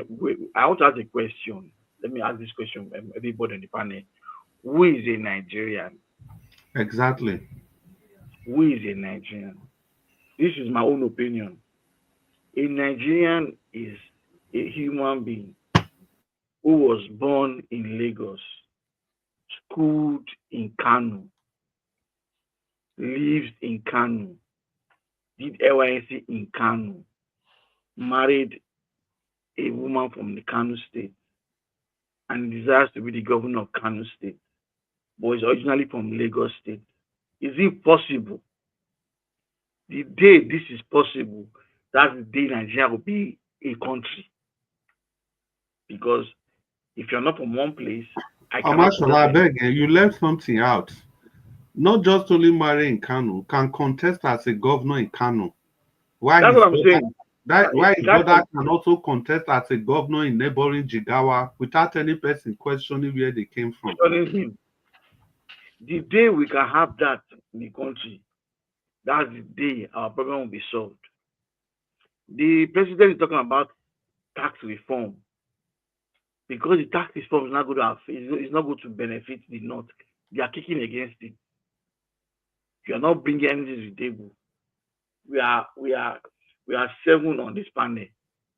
If I'm bringing something, I'm the one that is bringing the highest share, and maybe Madam Rita is one that is not bringing anything at all, and she wants to share 50-50. Is it possible? That's what's wrong in Nigeria. The oil that they use, the oil money they use in building the Abuja, that Wike is trying to turn to something else now. It's from another data they did got that money from. The money Nigeria is spending and wasting is from that resources. But the resources from the north, nobody knows how it goes. Nobody knows who is spending it. We don't know how much they have made so far. And yet we still are one country. And then when they talk, when a Nigerian from outside speaks, everybody's criticizing her. Like I said before, Nigerians don't like the truth. What is the truth? The truth is in our eye. 2023 election was rigged. Who won it? We all know. But yet we will not say it. Because we are all, I don't seem to understand. The country is funny. Very funny set of human beings. You know that this thing you are doing is wrong. But yet you can't talk. And then it's wrong. It becomes the right thing. A policeman is collecting bribe. And you keep giving him because it's nice thing. This is Christmas. The hoodlums will be on the road with their tires and everything, disturbing people traveling, and they will collect money. And they will do it as if it is their right. The policeman is collecting money as if it is his right. And this lady has said Nigerian police are corrupt. And we're not saying it's talking bad. The president, the vice president, they put it to your face. You said you want to fix when you were campaigning, you said you tackle the economy. Tackle the economy now. The economy is in shambles. What are you now doing? Okay, security, you say you do. Security is there now. Which one are you doing? Because you say you're the vice president, the president is not giving you a chance. Do and let us see. And leave Twitter. Because you are doing Twitter because you are jobless. Because you are facing corruption, facing other things. You will not have time for Kemi. And Kemi that is saying the truth now, everybody is going against her when we all know that the country is in a mess. Professor Keyamo has done something in the national airports. by making sure that all those people that collect money and extort money, such things doesn't happen in the international airport again. Because the man knows that is wrong. Tomorrow now, somebody will go to the Nigerian now, that kind of thing. The most funny thing is I was waiting for the day I would travel back and then I will meet this tout asking for money. I will cause the scene in the airport that day. Because the way they behave, Nigerian security officers, once they're in uniform, it's like it is your right to demand for money. And the day will change this attitude. Because we always give them an excuse that maybe they don't pay them well. Even though you pay the Nigerian police officer well, they will still collect money. To me, I know I can't be the president of Nigeria. I don't even dream it. But if anything makes me, God knows, from the beginning of the highest position in Nigeria police, will be sacked. And they will now do restructuring of Nigeria police. If they can restructure Nigeria police, Delta State have your own, Lagos State have your own. Things will change. But because they want to choose not change, they want it a central one where they can still be controlling the entire country the way they like. So they can pick up anybody they want to pick up at any point in time. That they picked driver to the now tomorrow we don't know. The country whereby you speak the truth, you see the truth, the people on top will pass on you. We don't have a country. 2027 is going to be a miracle. Any politics they are doing now is only a miracle because these people in power, they were not in power. They rigged the election. Now they are in power. Tell me how you want to do it. Which miracle? Thank you, Nigeria Watch. Yeah, thank you, Omoshola. Which miracle? Aha. And so we say, no miracle go happen. We don't talk on before. Say, if you think that, I don't know how to put this. Sometimes I don't know. Well, let me just say it in plain text. See, Tinubu was not in power. And he was not even on the good books of the APC. He was able to wrestle power from them, became the president. So you now think in your widest and craziest imagination that the man is going to just throw his hands akimbo and wait for you to take over power from him in 2027? It's not going to be possible unless there are solid electoral reforms, very solid ones. It's just going to be another dance of shame. Another one. Mr. Chris, even the electoral reform you are talking about, they did it. Beavers was there. Didn't they turn it off? There is no magic. That is why his son can come out and say he wants to be the governor of Lagos State. That's exactly the point. In Edo, it's finished. At least in Edo, they have at least there's evidence to even try and go to court. In Ondo, there's no evidence. In Ondo, there is no. Yeah, Oga never come out for Ondo no talk. You know talk. Now other people when they talk. The Ondo own. Maybe they do mistake for Edo State. They corrected the error in Edo. No, the problem, the problem for Edo, not even Edo. Okay, what about Imo? Imo don't happen long before Edo. Imo, no evidence also. Those ones, the right result come from house. Yes. Hope Uzodinma, the right result come from house. And this one, I even man, how old is Hope Uzodinma? At least this is somebody that should, for whatever it is, he go still understand. Say young generation, they come. His spouse is a very young lady, he should be thinking young as well. I better go. Maybe we continue. Make one person not talk and finish like Black man talk. It's good to have Madam Rita and everybody on the Monday broadcast of this, I'm sure. Madam Rita, it's good to have you on the show. You want to open your microphone and talk to us? How are you doing? I hope you are good. Good evening, madam. Yeah, good evening, Mr. Chris and Mr. Elvis, my lovely mommy diaspora, Madam Patricia, Black Panther, Mr. Omashola, Dr. CM, and Mr. F. Emmanuel, and everybody in the comment section too. I am greeting you all. Before I start, I wanted to ask a question to Black Panther. You said Kemi Badenoch is patriotic. Please, can you clarify? What do you mean? Is she patriotic to the United Kingdom, or she's a patriotic Nigerian? Before I start, I just wanted to get that clarification from Black Panther. I can answer it if Black Panther Okay. Well, Okay, to go me, ahead, sir. the patriotism, when Black Panther said it, he's being patriotic to Nigeria to tell Nigeria the truth. Okay. Absolutely. Sometimes the truth hurts, but we know. Thank you. I don't think that would be a good adjective to describe Kemi's Badenoch's responsive. Can somebody mute themselves because I'm echoing, please? I don't think that's a good adjective to describe, Kemi Badenoch's opinion about her personal experience in Nigeria, to say she's being patriotic to Nigeria because she's saying the truth. That's total. I don't think, we all know the definition of patriotism. Somebody who is devoted, loves, and can stand for, in terms of, a patriotic citizen, somebody who is devoted, love, and has some sense of attachment to, a nation, and that is patriotism. So when we use certain words, people are listening to us and people are learning from us. What Kemi Badenoch experienced, based on her own personal experience, or whatever ambition that she's following, that's not patriotism to Nigeria. I'm sorry, that's patriotism, and she has said it time and time again. Her patriotism is for the United Kingdom.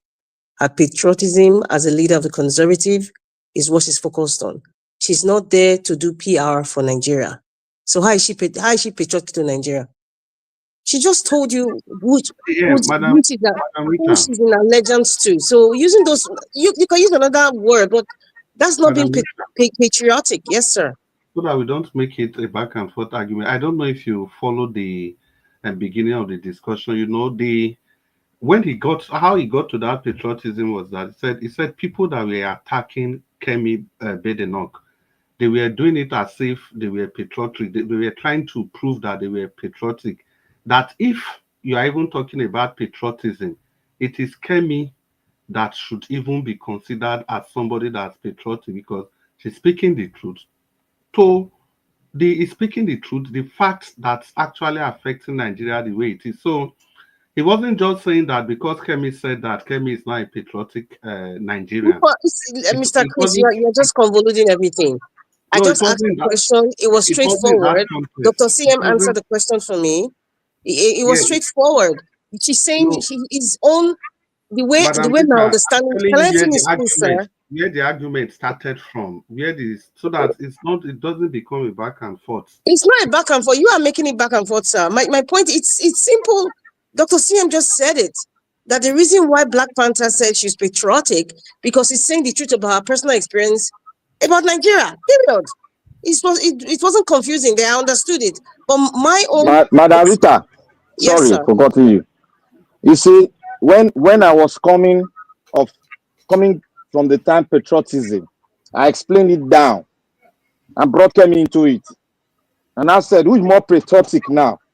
If we have to put two of you together, who's more patriotic? That's exactly the point I was making now. Thank you. Black Panther. Let me tell you, Kemi she's not patriotic. She's only complaining about her experience. Exactly. Her body language, patriotism. Everything, that is not patriotism. In fact, the question they asked about the police. I am not saying people are still not getting it. Is it logic that I'm saying? Hold on. You hold on. Hold on, sir. I'm not saying she's a wait. No. I will allow you to go on. You hold on first. I will not allow you either. Understand me first. The question they asked her about the experience with the police, she didn't answer it correctly. She's supposed to focus on the UK police, but rather she choose Nigerian police. That is not an example of someone who is being patriotic. My brother, that is how you got. Wait, that is how you got our argument between I and Madam Rita wrongly the other time. And Chris have to come in and explain again. I am not saying she's a Nigerian. I am just describing patriotism to your country. Is it to speak lie and paint it that is good? Is that patriotism? I think that's you are not I'm not inserting saying the she's word a appropriately. Nigerian by nationality. I'm not putting. I'm just saying what she's doing now. Nobody said she's a Nigerian. You know, So the fact why that she are was you a painting it Nigerian. as if the definition of patriotism is static? I am saying. Wait. F. Emmanuel, go get to your turn. My I bro. beg you, so that Let me just keep quiet. I beg, may we not cut Madam Rita off again. I waiting Black Panther talk, not be just coming to make a case that Kemi is patriotic. No, there was a submission that was going on that people that are attacking are pretending to be patriotic, but whereas it is the person that's actually speaking the facts of the situation of the country that should be considered patriotic by any stretch of imagination. So the argument ab initio is not about making a case for Kemi that she's patriotic because of what she said. I think context at times, not at times, context matters a lot in listening to arguments and submissions. I beg, may we not disturb Madam Rita again. It can be very and disorienting when we go into people's thoughts and just distort everything. Madam Rita, please continue. Because of that, and you get extra. Yeah. Thank you, Mr. Chris. Regardless of what context it is, it's my opinion. Using the word patriotism, to align, how she's speaking her own truth, is I disagree with that. I disagree totally. I wouldn't even use the word patriotism any close to whatever she's saying. I would not. Moving along with, you know what? They say nationalism, or rather, white nationalism is not patriotism. It's rooted in white supremacy, and that is a fact. And what do we have here? We have what they call blackface. Blackface standing on the podium of white superiority. I see Kemi Badenoch. I can say honestly that she did well for herself to get to the position where she's at today. But however, in the course of trying to be ambitious, or course of trying to be something that you've always wanted, be very careful not to allow your ambition consume you. That's what I see happening with Kemi Badenoch. Her ambition is consuming her, and she's falling and falling and falling. Why do I say so? Let me give a typical example of the police question that they asked her. The question wasn't asking her about her personal experience about Nigeria or her personal experience, about a typically Nigerian police. It was an open question, and she always needs to bring out her childhood experience into it. From the age of 16 years old, I think she's been living in the UK. How old is she? I guess she's in her 40s or late 30s, however. So within that span of time, perhaps what I was expecting her to, express her experience, in the British police, she had to bring down Nigeria first, and then of course uppity the British police. That's fine, but I guess maybe that's her style, and that is what drove her to the position where she is. Pull down the black person, Nigeria being the scapegoat, and then of course Nigeria doesn't have a good record on the face of the world right now. So it's very, very easy to be very convincing to the white supremacists. And like I said, in your course of trying to be ambitious, be very careful, because you could actually be scalding your own hand. And that is what I see. I think when Madam Love of God she said, she understands the British political system and all that, and Kemi Badenoch will not become the PM of Britain. Well, I would say that even if she becomes the PM of Britain, she's not going to last. Yes, and the reason why she's not going to last is because her ambition kind of overrides what she should look out for in the future for her political life, even her personal life too. It's easy now because she's young, she's vibrant, people want to, she's saying what the conservatives want to hear. She's saying what the white supremacists want to hear, and she's riding on that. And it seems that she's winning. She's getting the thumbs up from them. And she, you know what, let me just keep riding on that, regardless of anybody's position, regardless of whatever anybody feels. But at the end of the day, it always comes down to burn you. It's gonna happen. It might not be now, but we're gonna come back again, and she's probably gonna write a book, or she'll have a BBC or maybe Oprah Winfrey will give her, or maybe even one of these newscasters in Nigeria, they will have a one-on-one, and then she'll start, Mr. Charles, and she'll start talking about, in 10 years time, 20 years time, like, what were you doing? So we've seen all these things happen to, especially to Black people in just kind of political leadership in a white supremacist environment. We have seen it happen time and time again. What she's doing now, to me, it's not new to me. It's like, okay, what's next? It's not new. I've seen it happen even in Canada. I've seen it in the US. It's not new. So let's just be watching. But the fact that Nigerians are coming out to, like, in fact, the vice president to me is fooling himself, because this is like a girl possibly old enough to be your daughter, and then you're having a banter with her or something. It's you actually look stupid, and it's embarrassing. So Shetima should focus on things that are more important. If Kemi wants to backlash in Nigeria because he's working for her politically in the UK, leave her. It gets to a point. Maybe the British people are like, you know what, we're getting tired and boring about this Nigerian experience. Please, we have other great Nigerians too who have done well, British Nigerians who have done well in the UK, and they don't talk like this. So what's your problem? You're not the only first Nigerian who has lived in Nigeria as a kid and come back as a British citizen with Nigerian cultural background and coming back. It gets to a time it gets boring. And then, for her to have that statement that she's a Yoruba person, she's proud of who she is. And it's obvious because when I was looking at her father's profile, her father is a staunch supporter of the Yoruba nation and Afenife, all those. Her father is, so you can see her background. The apple doesn't fall far from the tree. So if it's what she has learned and what she has seen, and how she was raised, you can't blame her now. She's going to capitalize on that, to up to herself. So that's it's all about her right now. She's an ambitious, intelligent lady who has done well for herself to get to that position.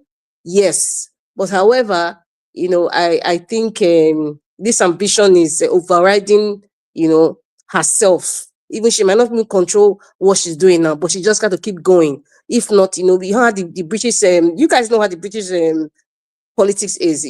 There's a serious competition here. And regardless of however Nigeria feels about her or talks about her, she's not going to care right now.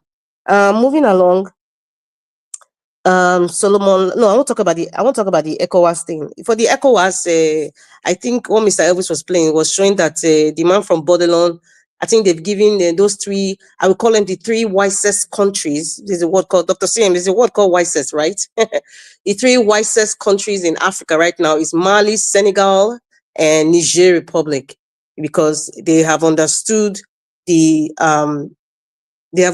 what this, I'll still use the word white supremacists, these users, these colonialists, are doing in Africa. And so those are the three wisest men. They can use military junta, they can use all kinds of adjectives because they are wearing the uniform to describe them. But hey, they are doing way better than us. They understand what it's nationalism.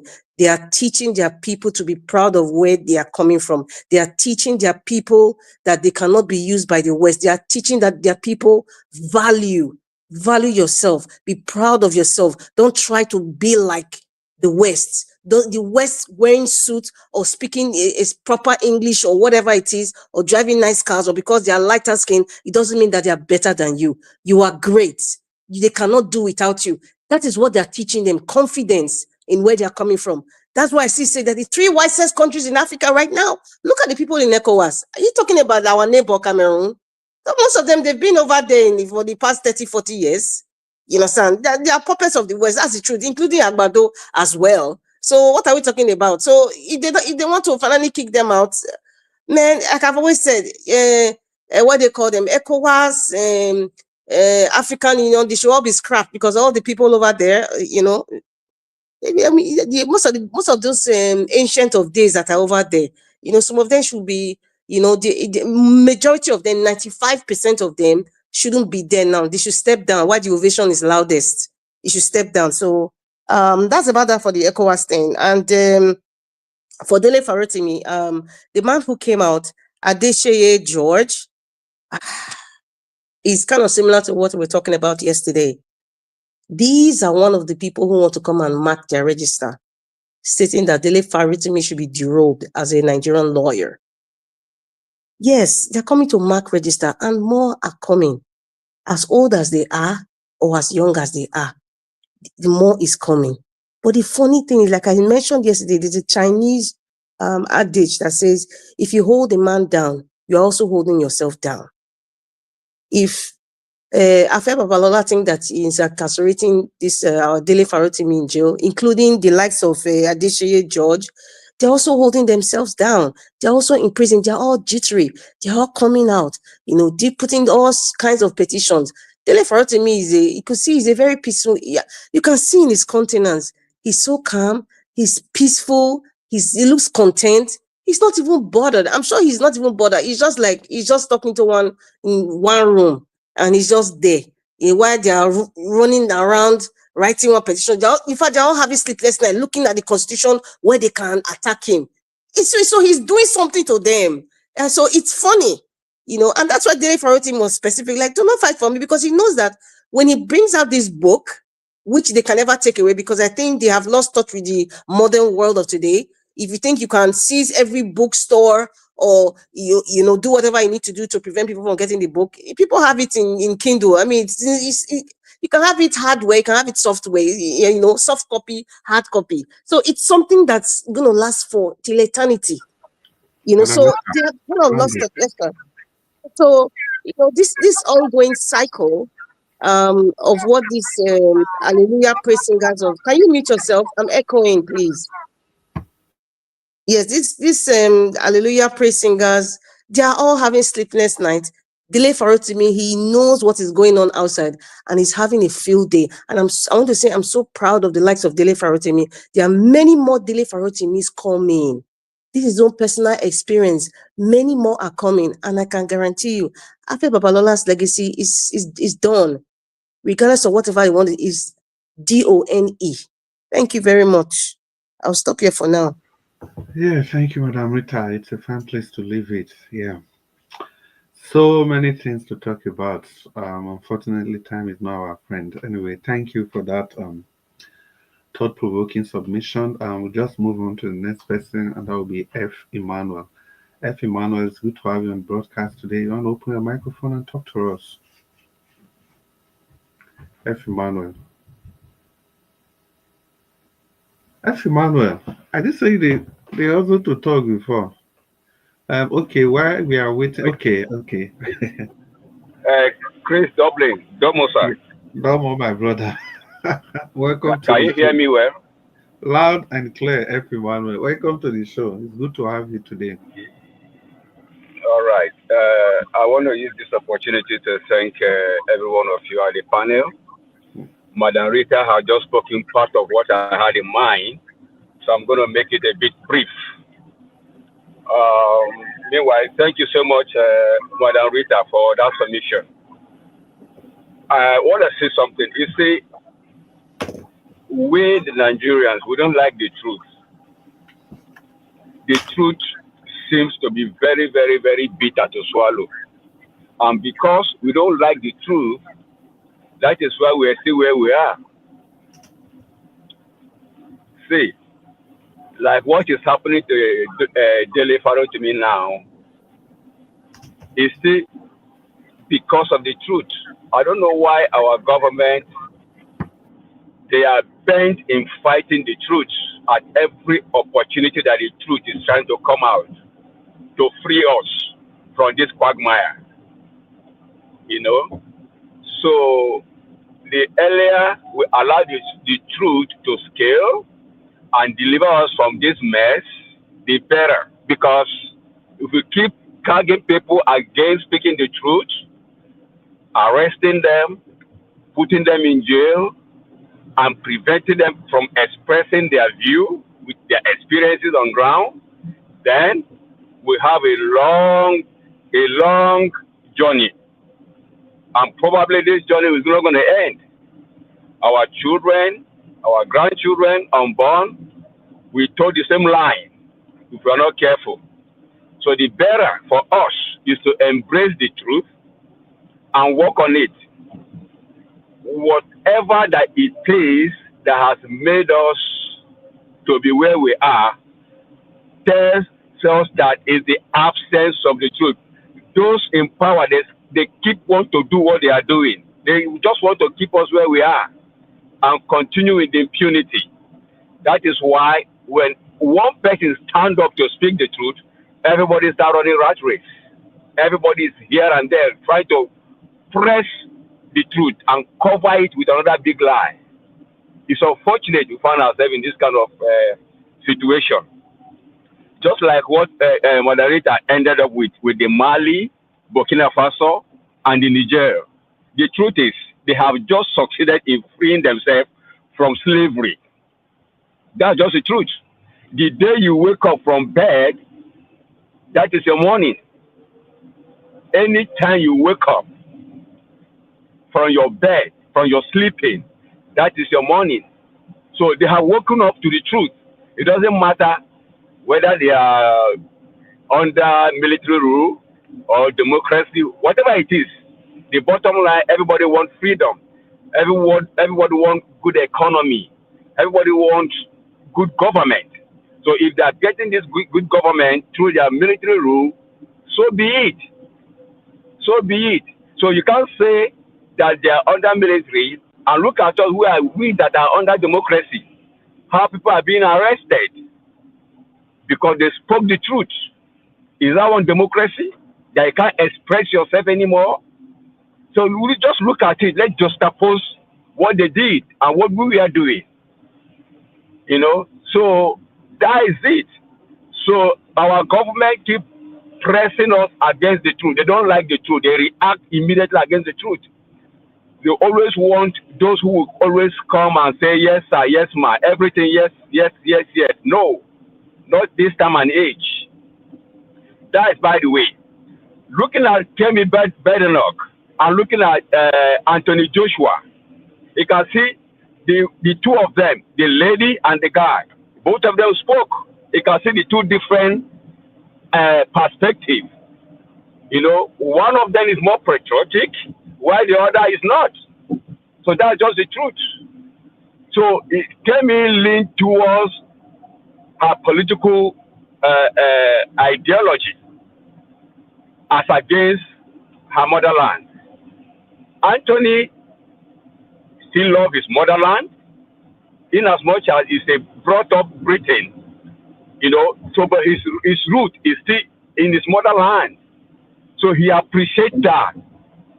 That is why he spoke the way he spoke. So the bottom line is, even if you find yourself to become a Briton, doesn't mean that you speak evil about your background. You know, any little opportunity you speak against your background, I don't think that is you know, that makes sense. You know. Anyway, I don't want to overflog her issue. She's just a politician. Looking at this guy that spoke from Bayelsa, the Labour Party guy, that talked about the layers in the Labour Party leadership. For me, that was a big eye opener. That tells you the corruption that in that Labour Party is getting out of hand. You know, so if Peter even leave Labour Party today, I won't blame him, because they have succeeded in building cabal within themselves. Like the guy said, that ordinarily the leadership should have been to the north, but yet it's still a Southern that is holding it. You can see the corruption there. So we should look at all this holistically before we begin to blame who defected or who didn't defect. You know, so by and large, At every point in time, we know people are speaking the truth. The vice president should work on whatever truth he has found out from the people. A good leader listens positively to constructive criticism, not for him to guard people against it. So for me, he would have just picked the learning point and go back home and work with it for a better country. I rest my case for now. I will talk again. Thank you. Yeah, thank you for your submission, F. Emmanuel. He says the rest is case now. Well, thank you. That was also another nuanced view to the discussion today, which is completely okay. Thank you, F. Emmanuel. We hope to have your submission, your thoughts in the second segment. Well, we're already in the second segment. Your thought on if you have opportunity to talk to us again. So move straight to Dr. Sim. Dr. Sim, open your microphone. I can see you already. You want to talk to us for 4 minutes? Your final thoughts for today? Okay, yeah. Well, my final thought, because of the importance or the regional, this Kuti, Kemi's Kemi. issue. Yes, you see, in Nigeria, probably if Kemi had given an interview and was saying, "Oh, well, Nigeria had quite a very good time, it's quite a big country, so all the thing." Nobody, people, we know she's lying, but because she said the truth, maybe some people may feel that she's slighting the country. No, it is not. The position she has attained today is only possible because British people consider merit. It's as simple as that. They know she's black. Of course, there's racism. It wasn't just handed over to her on a platter. She competed with other white people. But they felt that, yes, she has something to offer. Every Wednesday, she stands opposite the Prime Minister and asking him questions. And the Prime Minister must answer. In Nigeria, it's not possible. Kemi can't even be a councillor unless she pays through her nose. Not to talk of governor or senator. It's not possible. That's what we are saying. Even if she didn't go beyond here, in the end, those of us here, we know the way they play their politics. Okay, she couldn't make it. It's all right. She has even surpassed them. In fact, she has shattered the ceiling. The first black lady, an African, a Nigerian, to lead a formidable party like the Conservatives, the party of Winston Churchill, the party of Margaret Thatcher, the party of John Major, the party of David Cameron, and so many of them. So what? I congratulate her. Maybe in future somebody will take it a step further if she can become a prime minister. But there is hope. I remember listening to an interview given by students of Morehouse School of Medicine in Atlanta, Georgia. They were asking them, say, Obama? He said, yes. He said, it gives me hope that one day I can become the president of this country. So I look upon it that way. Talking of what can she do to who is even Shetima to speak on behalf of? It's even look, the thing is, because Kemi said it, there is nothing she said. In fact, British public, they know more than that. Are they not the founder? David Cameron said Nigeria is fantastically corrupt. As a prime minister, he said it. What did Nigerians say? Did Nigerians attack her the way they're attacking Kemi now? David Cameron say openly, say it's a fantastically corrupt country. It was that same time he said the amount of money they steal in Nigeria. He said if they remove it, Britain will crumble to that extent. So they all know this. That's why they treat us the way they treat us. It's only fair that something like this, we go back and re-strategize. By the way, in Nigeria, if we so love our country, why should one people in our country be saying that Nigeria belongs to them? I've never heard the Englishman say UK belongs to the English or to the Welsh or to the Irish. They don't say it. After all, Kemi is not an Irish. She's a Yoruba. She said, and the British people know, he told them, I'm proud of my Yoruba root. not English, but yet they allowed him. So in Nigeria, but Fulani will tell you the oil in Niger Delta belongs to them, that they own Nigeria. We are born to rule. So what are we talking about? So when I see this, something like this, I just feel that what Nigeria needs is introspection. When somebody makes a bad compliment towards you, yes, you will feel a bit. Go back home and reflect. Sit down, ask yourself, why is the world talking to us like this? Even one of us, a young Yoruba lady whose father owned a clinic in Lagos, a Warsaw clinic along Itire Road by Ogunlano Drive in Sulere, grew up, attended University of Lagos primary school before she left. Why is she talking to us like this? By the way, why should police be stealing people? I mean, even as we are talking now, tomorrow somebody will tell you what the police did. You can't compare. When we start to rationalize and give reason, that is when the thing goes. Ordinarily, Shetima should resign. He shouldn't be.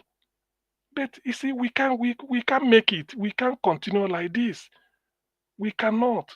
So if it takes Kemi to tell us the bitter truth, which which the world already know, Donald Trump said Nigeria is a shithole country.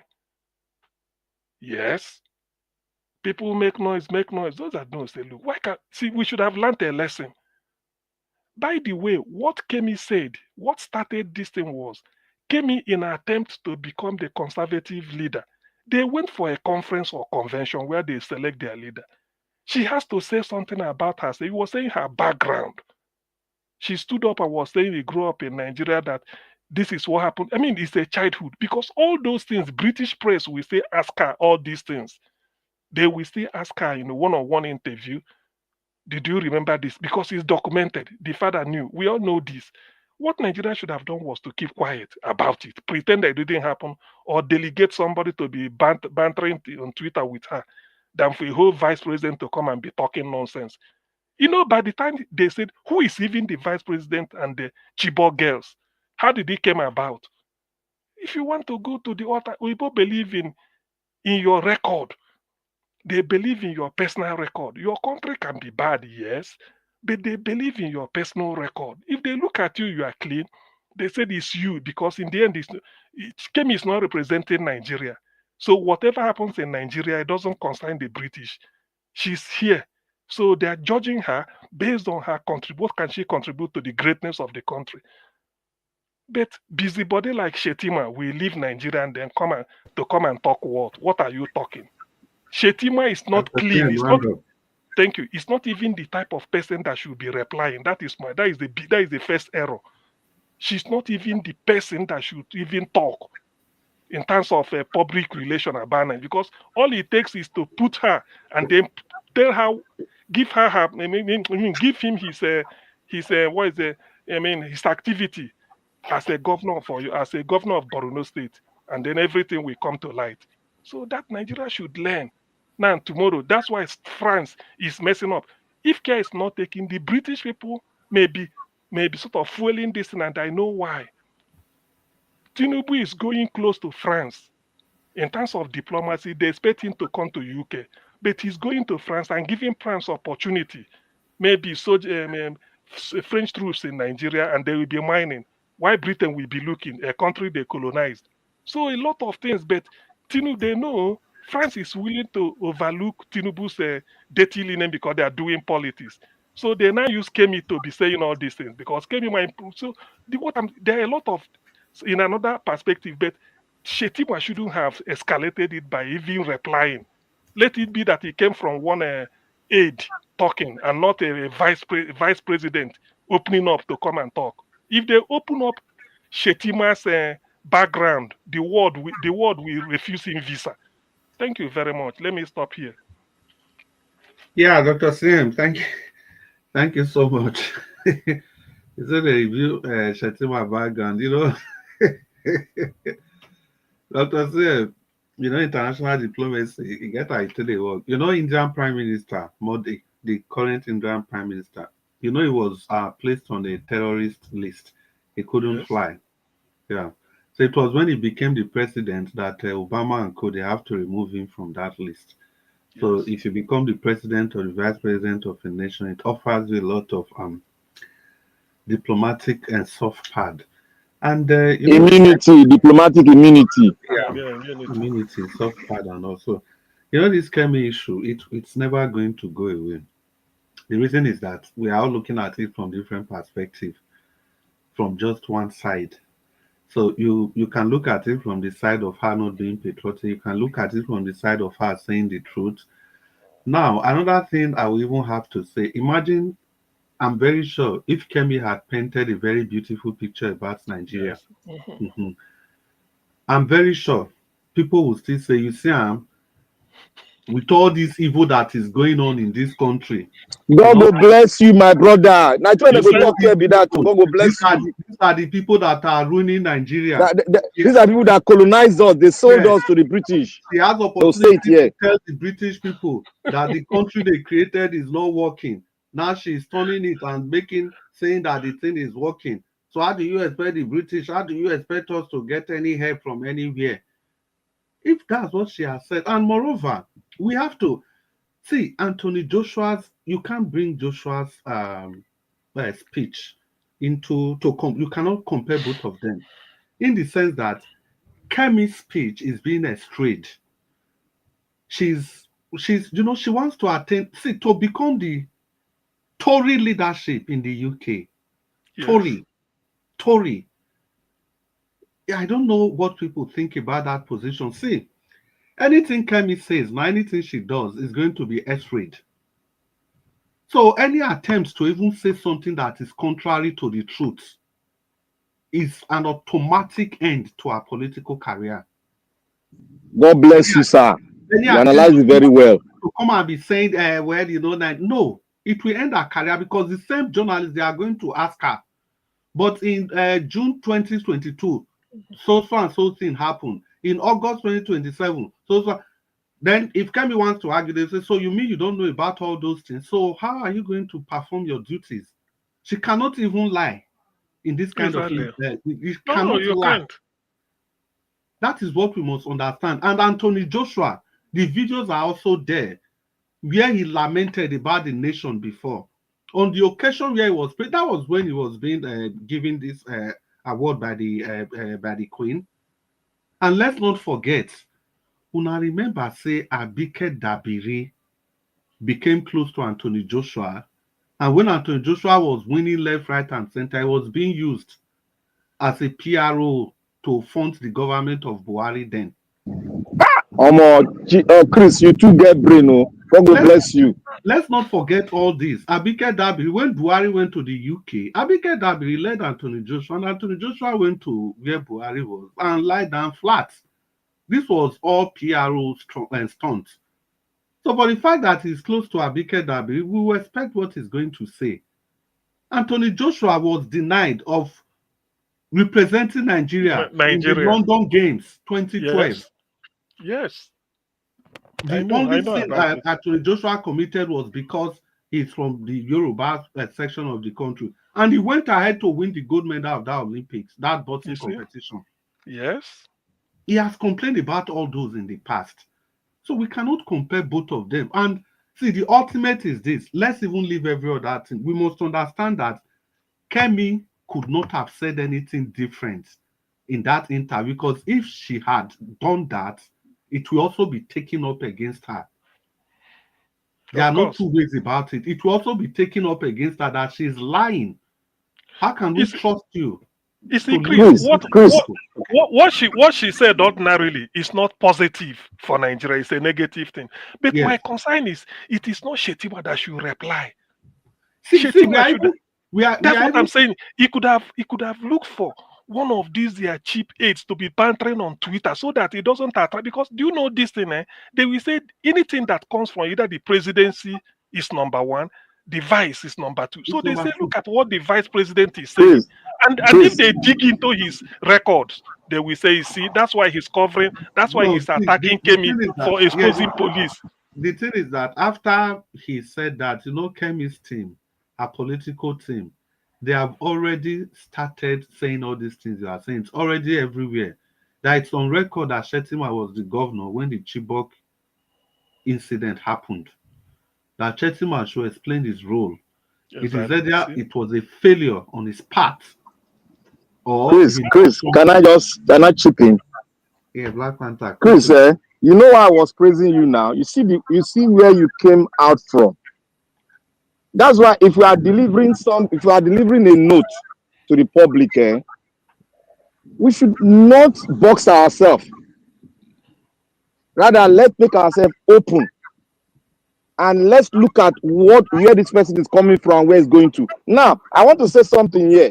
You see, Madam Rita came to deliver a note, and all that she delivered was right, but she was speaking under racial concept. She was not really taking the advantage of what she has taken to our struggle so that it can be corrected in our country.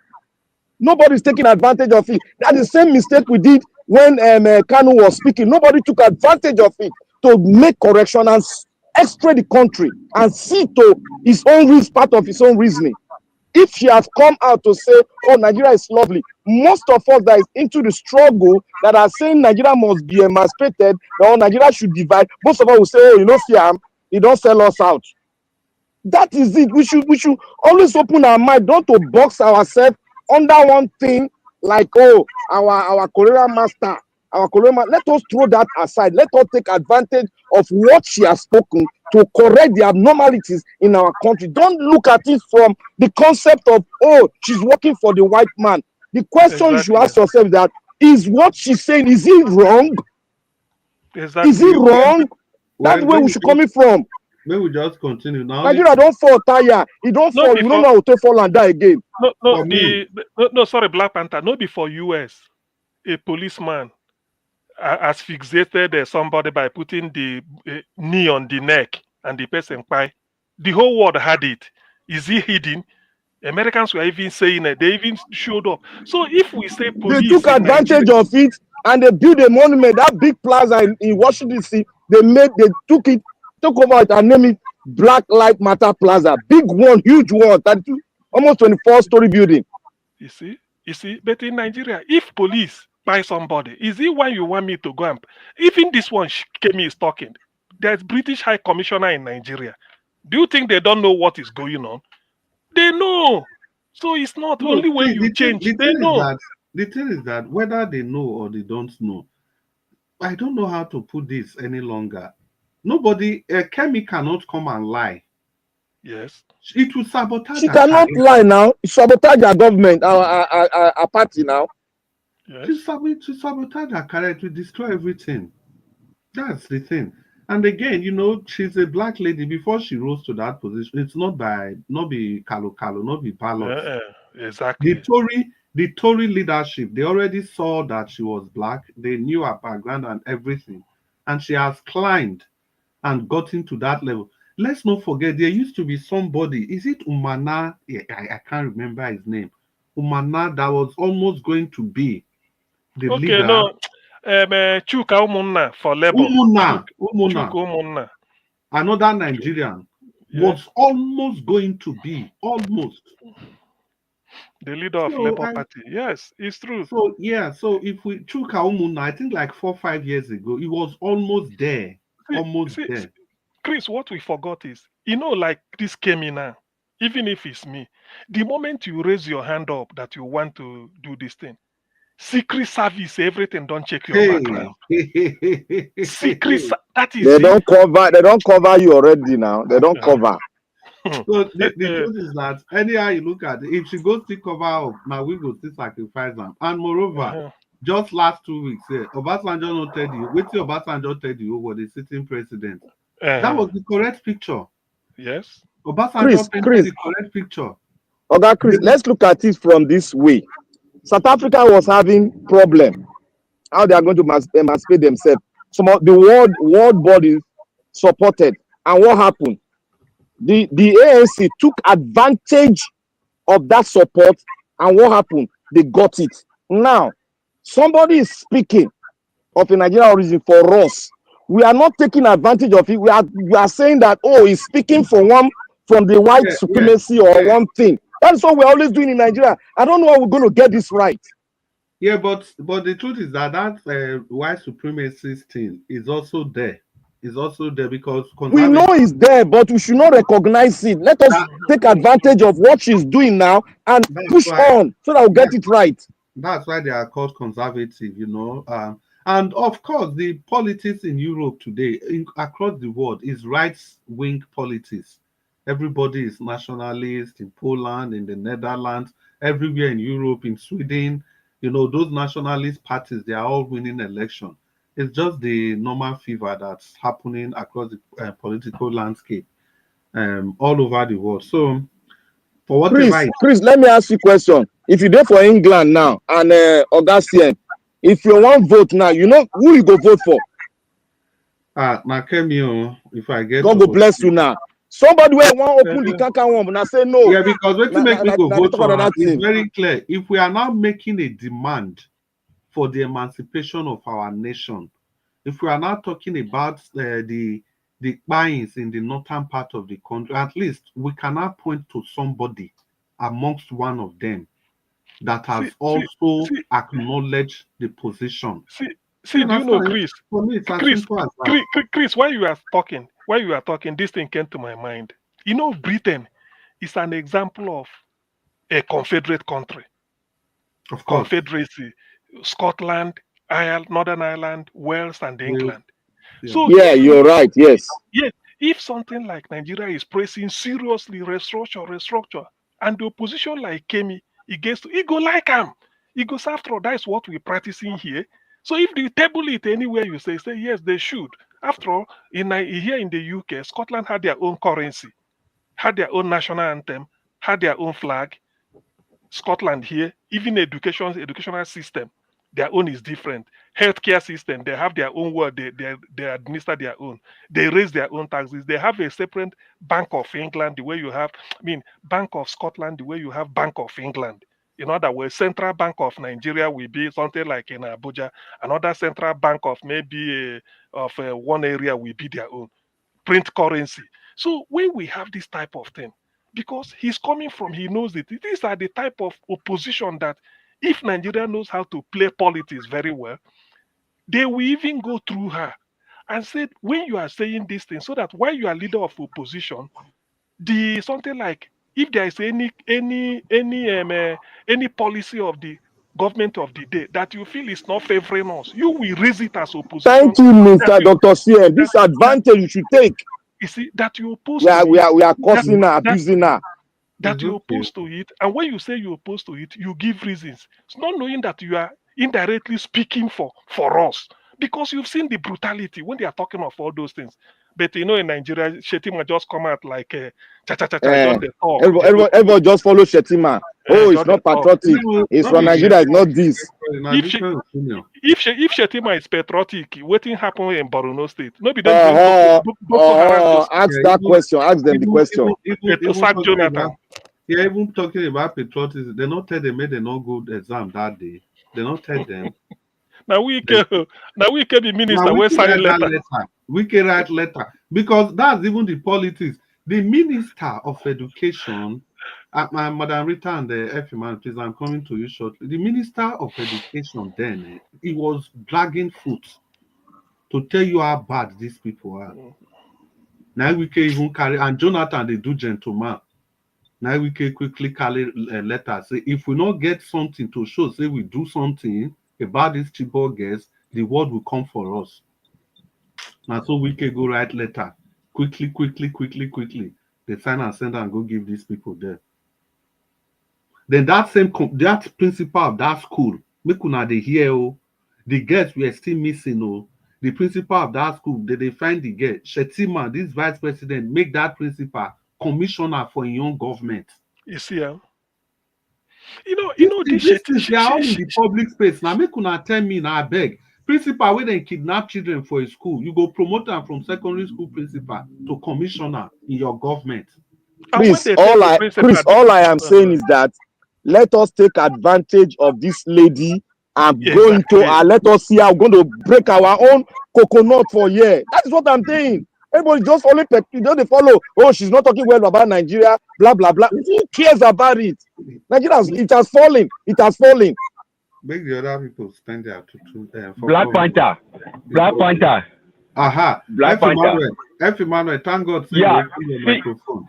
And yeah, give your the final thing is that, like submission. me, Give your okay, final what I'm saying submission. in essence is that, okay, sir, thank you for the opportunity. What I'm saying in essence is that I say our leaders, they always constantly sit on the truth. It's like anything that comes out as truth, they are allergic to it. You understand? That is why I give an example. That is why Dele Farrow to me is right there in the cell or reminded right now. Why? Because he is speaking the truth. So anything that's going to uncover the truth of their political shenanigans, of Okay, their F. roots, Emmanuel. of F. their Emmanuel, wait. F. Emmanuel, wait. May I pause you there? okay. I like this example where you give. So, okay, now wait. Today, they interview Kemi. They ask Kemi Emmanuel, Kemi Badenoch, say, how your justice system for your country? They sit down for truth, have they open truth? And Dele Farrow to me did this thing. So, and Kemi Emmanuel, Kemi Badenoch begin to talk. It won't carry Kemi give me. Be careful, No, I don't marry you. Sorry, Kemi come dey talk. Yeah, the justice system, is very okay. There are challenges all over the world in the justice system. It's okay, So how will you feel when we know what's they happen now? What will you feel? We are not talking Chris, about my brother, just simple morality. I've never said against her exposure. You understand? Okay. What I constantly say is that Fatima, hold on, Shetima shouldn't be scared of criticism. You should take the learning point. You should take the message and go back home and do the right thing. That has been what I've been constantly saying. Yes, You understand? Whether Kemi say it or not, that is what we have been speaking here in this platform. Exactly. That is what Nnamdi Kanu has constantly said. Exactly. That is what Dele Farrow to me has constantly clamored about. So what she's saying is just a tip of iceberg compared to what we have been saying in this platform. There's no difference. You understand? But what I'm saying in essence is that our politicians, our government, they don't like the truth. It's like the truth pinches them. I guarantee you, this government will be against what she's canvassing for in UK. You know why? Because all the loot that our government is taking from for the comfort of our economy, that they are going to the Western world, UK, US, Canada, name it. This it's like now they are having somebody who's going to expose them. So they will always go against whatever she says. You understand? So patriotism or no patriotism, that's not the issue. My point, my word is that let them take every good leader to be able to accept criticism, whether the criticism is coming from within or without, within or outside. It doesn't matter. Take the message, evaluate it. What they are saying, is it truth or is a lie? If it is truth, then go in and do the right thing. If it is lie, then you cannot respond accordingly. Lies. When somebody lies, it just take matter of time, the truth will be made open. You understand? So that is my point. I'm not against whatever she say about Nigeria is her experience. I've had my own experience. Everybody in this platform has also had his or her own experience. That is that. I want that to be cleared. You understand? Another thing too is, apart from Kemi Badenoch now, let's look at inward. Let's look back home. Even within ourselves, are we not so divided? In the verge of campaigning 2023 for this presidential election, we got Emiloko, from Emiloko to Yoruba Local. At that same point, Atiku was also campaigning using northern northern divide.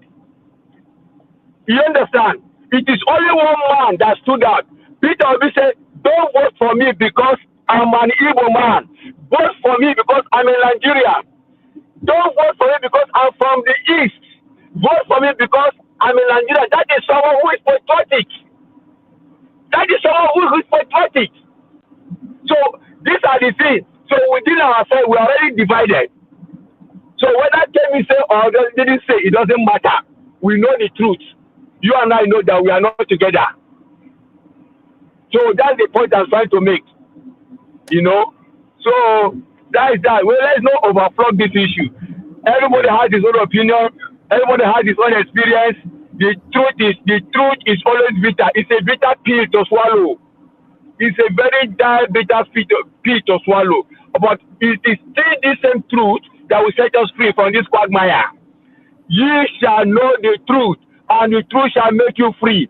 We are politicians. When we speak the truth, they arrest us. When we expose their corrupt practices, they arrest us and put us in detention. That is what is happening.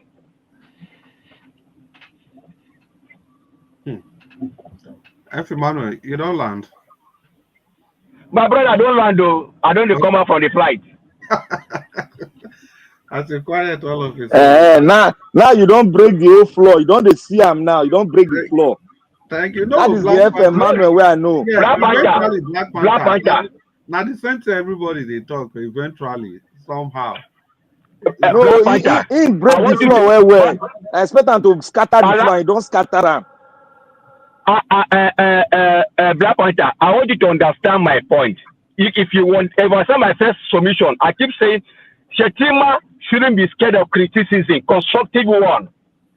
In that one, you will hear the truth. You understand? But our people, our leaders, I don't even call them leaders, they are hijackers.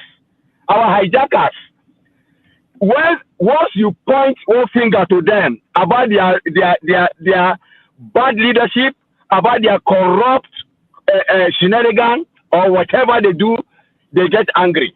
You know, because you know what, the truth they pinch for body now. You should know this now. Where you know say don't fuck up. You go know somebody pointing the finger to you that this. Right? You begin to it will be itching you in your body, you'll be uncomfortable. But in fact, there is no fear in truth. There is no fear in truth. It's only where you know that your hands are not clean. Clear conscience, fear no accusation. Because their hands are not clean, their conscience are not right with the way they are governing us. That's why anybody that tries to say one truth, they go against that person. So we should know this. So it doesn't matter what Kemi say or what she didn't say. Whatever she said cannot be equated with what we have been saying here and what we have been shouting here. You understand? Dele has screamed. Nnamdi Kanu has screamed. Donald Trump has said, shit hole. A whole Nigeria, we are calling Nigeria shit hole. What did we do? We didn't do anything. Cameron has said, fantastically corrupt. What did we do? All these lies. He borrowed and looted. You see, as I speak to you now, had it been this issue of Ekorimado was in Nigeria, this guy would have been working freely in Nigeria. But because the judiciary was was in a system that worked. The judiciary doesn't know it doesn't know high and mighty. Once you are found culpable, you will go in for it. It's as simple as that. Somebody said earlier that Kemi cannot even win a local government chairmanship. Yes, well, how will she win? She can't win, of course, because our system is corrupt. Our system is dirty. That is why when Peter was canvassing for presidency, he said he went in Nigeria where a child of nobody can become somebody. Now, in the case of Kemi was nobody. Kemi wasn't a daughter to any president. He wasn't a daughter to any commissioner. She's just a child of anybody. Because she was in the system that worked. That is why she could get to where she get to today. But in the case of our Nigeria, you must know one big person. You must get connection. You must know Mr. A and Mr. B, and you must be pushed to get to where you want to get to.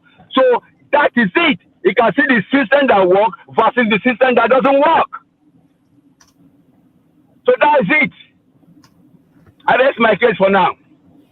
You do well, maybe you rest time, put on near wall. You try well. It's a very how will I say it? I think you just flesh out the issues from the bone, which is very, very good, F. Emmanuel. Now, what all of us they talk be this, if our country, assuming our country good, we for know they talk all this one. Even I don't even hear some people make arguments say Sunak, which is Sunak of Prime Minister of India. Sorry, the guy now from India, the former Prime Minister, is saying not talk all this one. How he go take talk am? How? Because there are some things that I don't understand. India is on the right path. India just launched. They just launched this thing go space. All the technology now from India and then develop all. How many million, hundreds of millions of people they've lifted from poverty? Electricity distribution. India, the biggest democracy. Over 600 million people on the register on the list of registered voters. They conduct election 24 hours. Result is available. With over 1.2 billion people. So waiting sooner. I want to criticize India. Chris, as Nigeria they think. So many Nigerians they think like say as we they think now, so that they think. The problem is say the way we need to look and be this.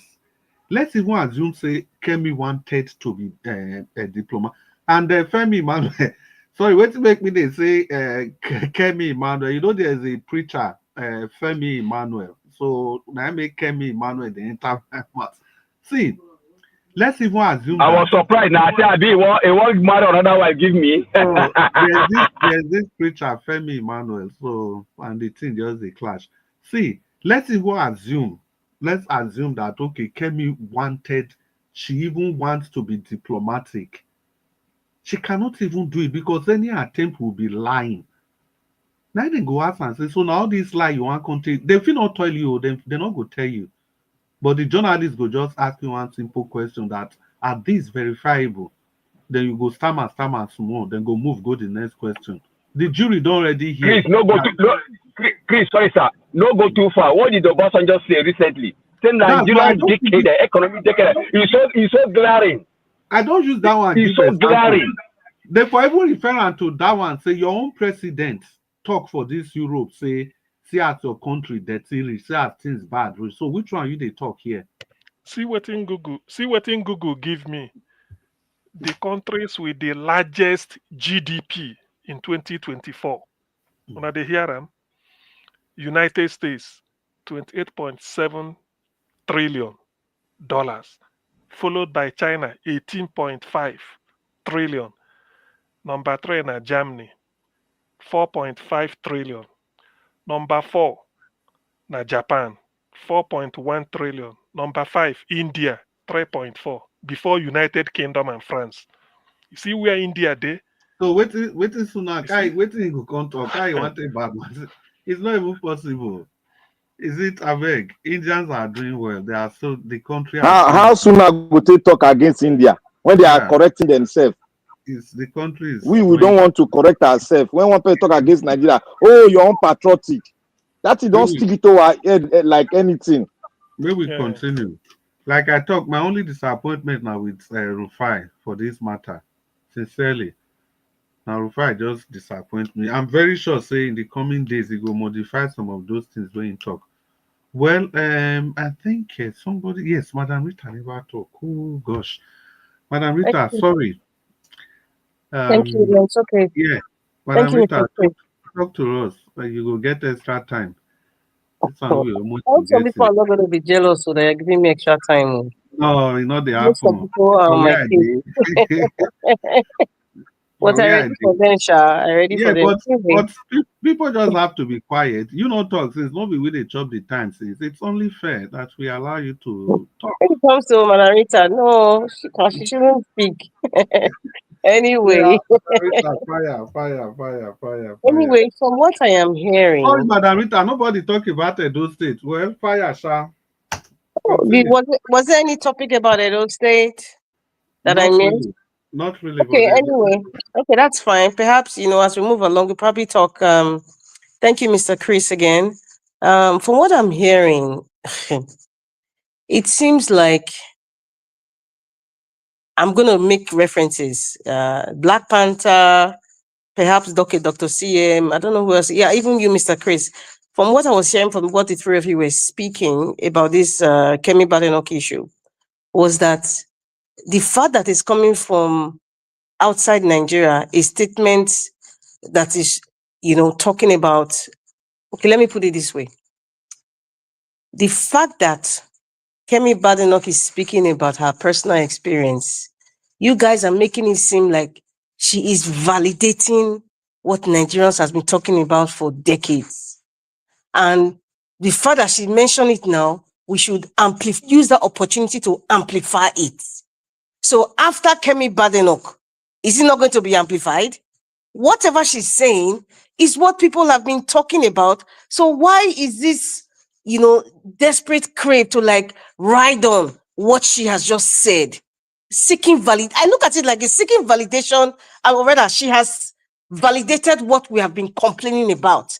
And by so doing so, perhaps when she becomes the Prime Minister of the United Kingdom, and then she can speak more and perhaps bend the hand of Nigeria, to make certain changes. You guys got to be kidding me. Like, seriously? Black Panther, I'm almost surprised that you're talking like that, coming from United States. And you see what the typical, black politicians, in a white supremacist environment do. And then everything becomes like Andrew Liver Salt. At the end of the day, they turn them to ice water. Like, seriously, even the man, what's his name? Is he Tammy or Fami in the British Parliament that used to be so vocal, the black guy there? All of a sudden, he has changed. What's up with that? Something's happening. You guys are seeking validation from her, and then because she has spoken it now, you're not saying she's patriotic. Yes, we should capitalize on what she's saying, amplify it so that our leaders will change and see that the world has actually, this is a Nigerian person or someone with Nigerian heritage, and she has spoken about her experiences. So we should talk about it, find solution, as if this is the first time. And then we should capitalize on that. I'm sorry, I'm not going to capitalize on whatever Kemi said. Because as far as Kemi sleeps and wake up British and her position, she don't give a rat behind about Nigeria. Even if she becomes the PM, the Prime Minister of the United Kingdom. Like seriously, what she's saying now, her voice will change. Because you know what? The United Kingdom right now, they've left the Brexit that happened. So any country where they can get, alliance with in any way, economic way, they would. And as a British Prime Minister, she will do what is best for the United Kingdom. Period. Even if she wants, she can smile with Agbado or even the Shetima. They will have meeting together. She will do it because it's British first. So don't think in any way that we should amplify what we have been complaining about just because it's coming from someone like Kemi Badenoch. You know what? I think we're even giving him more attention than he deserves. That's my opinion. Anyway, seriously. So, like I said, she's a politician. She knows what she's aiming for, and the fact that Nigerians are even talking more about her, to me, they're even giving her a credit. So that's why our handlers are capitalizing on that because she's getting more and more popular, and then she's seen. So we are the one even creating more popularity for her. But at the end of the day, it's of no value to us because whatever she's saying, Nigerians experience triple time of whatever she experienced that was not good for her. So please, I'm not seeking validation from Kemi to say, okay, everything will be complaining about the bad system and the bad government. It's not going to change, even if she becomes PM. What's her business? She will do whatever that favors the UK, not Nigeria. She will not bend Nigerian hand, or she'll go to the parliament and be amplifying it. Oh, the judiciary system is bad. This system is bad. Man, come on, man. You guys should wake up and smell the coffee. I beg. I don't know. I'm not even going to talk about, that topic of Kemi Badenoch. It's of no value to Nigerians as far as how I see it. This is my opinion. It's of no value to us. And okay, Chris. Okay. Okay, you want to respond to me, Dr. CM? No, what I wanted Can to say I respond? Can I respond? No, hold on, Black Panther. My what is it called? My take on Kemi Badenoch is Nigeria at the level of vice president shouldn't have even responded. They would have pretended they didn't hear it. Rather, they will use it and go and do an in-house and reflect. But by replying her, they stoke the fire. That is what I'm saying. Not that I'm validating. What Kemi said is even not saying what we are saying here. In fact, we are even louder than her, the way we condemn Nigeria here. So, but the vice president is not the person. That's what I'm saying. You should have pretended as if you didn't hear it. And then quietly, after Obasanjo said his own outside the country, and then some of them. So the vice president replying, that is my annoyance at that level. Yes, The I man agree shouldn't on have. that. Yes, and I spoke about it like Chetima is obviously very jobless, you know, because Agbado is obviously, this is a Yoruba administration. He has pushed out, he's just there as a figure. So Chetima doesn't have anything to do than to respond or go for one of these occasions and make speeches and all that. You know, like I said, to me, it's like, what is he doing? Is he so jobless? Like you're amplifying it and making he's of no value to Nigeria. Whatever bickering that they have, either on Twitter or by statements from their aides, it's of no benefit to what's going on in Nigeria presently. So to me, it is not worth my time to talk so much about, I might say my opinion, but I don't think it's worth my time to talk about what Kemi is doing. She's a politician. He's playing her politics and he's favoring her right now. So, Okay, yeah. make Black Panther respond. Black Panther, 10 seconds. Okay, Black Panther respond. Yeah, I think we are all coming from different thought. Madam Rita is coming from one angle that is not necessary. Because she's looking at America, me, I know the racism. Yes, I know it. And South Africa knew it too. When the British were also doing it, and other countries that were colonizing African countries, they knew it, but they did what? They took advantage of it. Why did they not refuse the money coming from the Western world? Why did they not refuse it? Look, Madam Rita, hold on. Madam Rita, you know why you know why you are sitting comfortable talking about racism. I'm not attaching racism. I'm looking at my country. Now to get my country. Wait, let me land, Madam Rita. That's where you are coming from. All the things you don't talk, that's where you are coming from. I recognize. Look, when I see a Yoruba man speak Excuse English, me, can you listen to me? Madam Rita, hold on now. I am hold on. to You don't like to do. No, you listen to me, Black Panther. Black Panther. You made an accusation, and I'm responding to you. It's not an accusation. I am responding to your word. I am responding to you and saying I'm not talking about racism. Landed now. You are forcing it on me. I have not landed. No. You cannot land because I have just responded to what you are assuming. Speak. I am just telling. I wasn't talking about racism, and you keep repeating it. I wasn't talking about racism. I'm repeating it again. I was not talking about racism. Kemi Badeno's statement is not a yardstick for how to validate what we've been talking about on a daily basis here on this channel. That's my point. Can I speak? Look, if a Yoruba man speak English here, I recognize Yoruba man and I know where he's coming from. If an Englishman speaks to me and speak on Nigeria issue, and when he divert itself, I know where he's coming from and I'll speak according. There's no two way. I know you are speaking from, say, Kemi Badimo's, Kemi is a validation. We are not talking about validation here. We are talking about how we take advantage of what she has spoken. Is it right or wrong? What she's saying, is it true? How are we going to take advantage of it? Look, Madam Rita, Madam Rita, learn. You have look. Madam Rita, let me tell you. Madam Rita, hold on. Madam Rita, hold on. Okay, Madam Rita, hold on. Let me tell you a story in Rivers State. When we were fighting in Rivers State, when I was in University of Port Harcourt, government official came in. They were talking all sorts of things. Some of us were saying, oh, let's not do all this validation by them. Let's not follow their route. But our leader said, let's take advantage and use the advantage to get it to them and take what we want. And that's what happened. When we take it, we dump them and we got what we want. That is what we think about how you're going to get your country out of this mess. Because we're already down. Nobody can take us down more lower than where we are now. So we are not talking about validation. Let's harness what she has spoken. Let's put her in a position. She's speaking our mind. She's trying to tell the world how bad this government is, and they don't want to rectify and fix it. Then we are now accusing her that, oh, she's saying it from a perspective of, oh, she wants us to validate her. or she's speaking from a political point of view. She wants to become prime minister. Let us stop all this kind of thing. We cannot even help ourselves. As you know, we are talking about the state of our nation, and we are accusing our people. They don't want to fight. Every time the government does anything, look at our reaction. Our reaction is go carry placard. We don't sit down and plan. All we know is that if they do anything, go carry placard. Go out for rally. Black Panther, that's the only thing we think. Black Panther, interjection. Thank you. You don't reach. We don't talk or finish. When me I still get my own small interjection, Madam Rita. The way me I say and be this, I completely understand where you are coming from. But what I'm trying to also say is this: apart from seeking validation, there's no way she could have said anything different. If she plays it too diplomatic, it's still going to backfire on ambition and aspiration.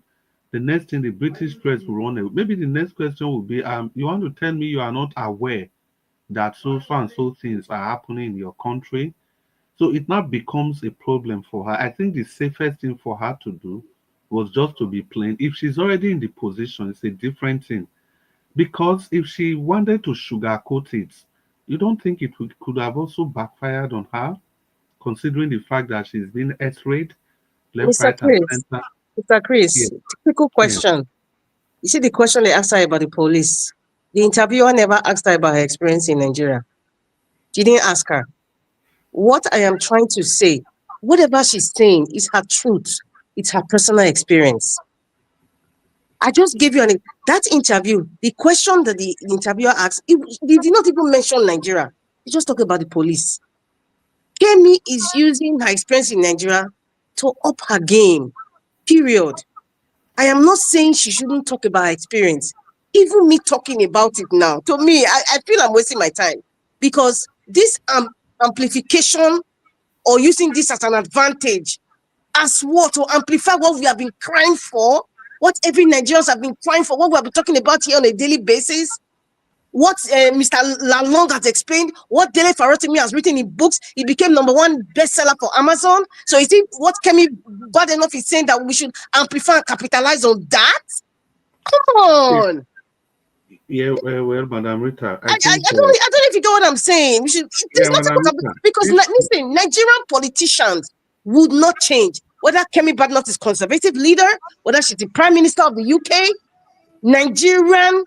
Nigerians themselves, us, are the ones that will change Nigeria. Not looking for validation from Madam Rita, they will change. They will change. Party. They will change by what? If you mount economic pressure on them, they will change. If Military came out because of economic pressure. Madam Rita. Kemi Badenoch was in France and she was a black person and she was a leader of one of the most, the top parties in France. I kid you not. Madam Rita, no, they put all this racist stuff on top of this issue. I am not talking about racism. No, they put them. If you do not understand, ask me. Don't put words and you assume or make aspersions that this is what I'm saying. How should you say if it is white, if it is black? I said it's not right now. Oh my God! It's like you're not even getting what I'm saying. It's Black Panther. It's like you're just in a box. You don't want to just. I will never agree with your point. I would not capitalize on what Kemi is saying or use the opportunity to amplify what we have been complaining about as Nigerians. To me, she's just a politician, and it is significant to the development or the change that Nigeria wants. It is significant right now. Dele Farotimi has done bigger than Kemi Badenoch. What are we seeing today? Nnamdi Kanu has done bigger than what Kemi Badenoch is saying. What has happened today? Tell me, Peter Obi has done bigger. Then who is going to do it? Then because Kemi has spoken, we should amplify it and be carrying flag. Yes, we should amplify it. It's to me, it's because a waste of time. That's the way we got military out. We amplified and economic sanction was given onto them. It changed the military and they were out. If you want, listen, that is then. We're in the struggle. It's not then. It can happen now. It's happening to Russia now. Russia is facing economic problem. Sophisticated. Oh my goodness. We know they read books. Black Panther, wait now. Make Madam Rita finish. Biko. Dr. Sim, any interjection quickly? My interjection is that I want people. I want people to agree with me that such a idea of replying to Kemi should have been outsourced to something like Reno Mockery, and not the V. You make it and not easy. the, What are we and not amplifying it for? Capitalize on that. I'm What not about mockery that doesn't have work? because, You will have continued the FFK. that is what I'm saying. That's something that's important. I should instead of amplify on the what VP, Kemi is saying. Madam Rita has agreed with you now. Okay, yeah, instead of the high office of VP to descend the solo to be, if you ever leave it to Reno Mokri, Jesu Tego or Nokpasa, all those people made them the handle Yeah, for Twitter. Dr. You Sim, pretend. Anyway, I office my put. I office my put. but to me, but to me, that's what it means. So Dr. Sam, yeah, Dr. Sam, yeah. unfortunately, that didn't happen. So we shouldn't kill ourselves in one spot. Let's move on. Well, There are other important discussions we should have. Rita, move on. Let's not dwell on this chemist thing, please. Let's move on to other issues. Yes, thank you We very have much. overflowed What this is issue. Solomon Lalong? I know Solomon Lalong was talking about the cabals and controls the system in Nigeria. Well, it told me it's not new. We've been talking about cabal. Even Aisha Buhari at some point, she was shouting that the people who are around her husband, she never saw them before. Late is it Mama the one that died during the COVID was one of the people that was barricading her for even seeing her husband and all that stuff. So whatever Lalong is saying, it's not new to us. And you see, we always talk about non-state actors. Non-state actors, I kid you not, foreigners are part of the non-state actors. The only thing is that these so-called foreigners that are not Nigerians have people who work for them in Nigeria. And most of them are placed in high places in the society. They don't go into politics, but they are very influential. They have money, they have power. The politicians know them. Like the man from Babylon, he knows them. The caliphate knows them. I'm not pointing a hand on anybody, but most of these handlers, or rather cabals that they call, they're usually non-state actors. And sometimes there's always a statement they say, okay, let me use what Two-Face sang, enter the place and you will see what's going on. So Jonathan, till today, I believe he was not even honest in telling us about his experiences being the president of Nigeria. He didn't. But definitely, for sure, the cabals who are controlling the country. The man from Babylon, he obviously made a deal with the cabal. He made a deal with them. So anything by thing, somebody will turn up the beavers, because he's already seen that, okay, it wasn't going his way. So that is the Nigerian framework from 1960 to date. That is what is still going on. So whatever Lalong is saying, it's just that, subsequently, things are more sophisticated now. And the control is more sophisticated in terms of and more experienced. They know that when the cabals get that seat, because of the corrupt and twisted so-called constitution, they pinpoint and know where to place certain individuals. That is the sophistication, like in terms of security, in terms of the judiciary, in terms of the legislation. So they know where to place. That is the sophistication of the kind of network we're talking about. So no matter where you go through, and they will tell you, we are reading by the books. The law is selective in Nigeria. We all know that. In case some people don't know, the law is selective. The constitution is selective as well. It is selective. So this circle that we are going through, it has been captured. So when anybody who is a president of another country wants to talk about Nigeria or their experiences, or someone like Kemi Badenoch come and talk, it changes nothing. So sometimes you even ignore whatever they say. What is left is us, we Nigerians, that are facing it directly. Because the truth is that all these people outside Nigeria, they don't give a rat behind about us. It is their country first, not Nigeria first. They don't care about the high price of rice. They don't care, because at the end of the day, when they have their parties, it's the same sophisticated people that still come, that they invite these people that don't care about us. They attend their parties. They have their meetings outside Nigeria. They have the islands and wherever they meet. So at the end of the day, it is we that can solve our issue, not looking for validation from another person or a statement that we should continue to ride on. The times of Afeni Ferrer and what's the other group again? The one that's in America, that I've forgotten this other group, Nadeco. Those things have phased away. It's not going to work in the sophisticated criminal conglomerate that Nigeria is facing today. So we have to be sophisticated with what is happening today. That is the truth. The world is looking for allies to support their country. They don't care if it's at the detriment of that country. They are thinking about their country first. So I don't listen to world leaders or people like, or any politician from another country amplifying something, or somebody who was not Nigerian before or is not in Nigeria or half Nigerian and making comments, whether good or bad. It changes nothing. It changes nothing with the sophisticated criminal conglomerate we have today. We have in this present day is different. Why do you think Nadeko is quiet? Why do you think Afenifere is kind of comatose in a sort of way? Everybody there is either too old or they're subservient to the criminality. They're kind of forced. Their hand is being bent. So what is left today is me and you. Forget about all those things that came. All those are distractions to me. All those things it's not worth the time. You can go ahead. Yes, you can. Madam Rita and everybody, everyone listening. 1 minute. Now, wait. Now my turn. You see me, I make a short. You see big issue for ground. It's me, I make a short. Wait. Nobody get turn again. No, our turn. I know now. I know now. Free all. But I have been interrupted so much, but it's okay. It's part of the discussion. There is no sophistication in what is happening in Nigeria.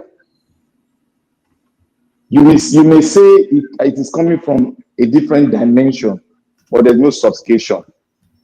Let me tell you a little bit about Russia. If you are following what is happening to the economy, there has been an economic sanction on them, and that sanction is pressuring them, and companies are leaving. That is why you see this serial stuff that happened that's further brought them down, because their sales and arms has gone drastically down. That is what the economic sanction does. There's no sophistication.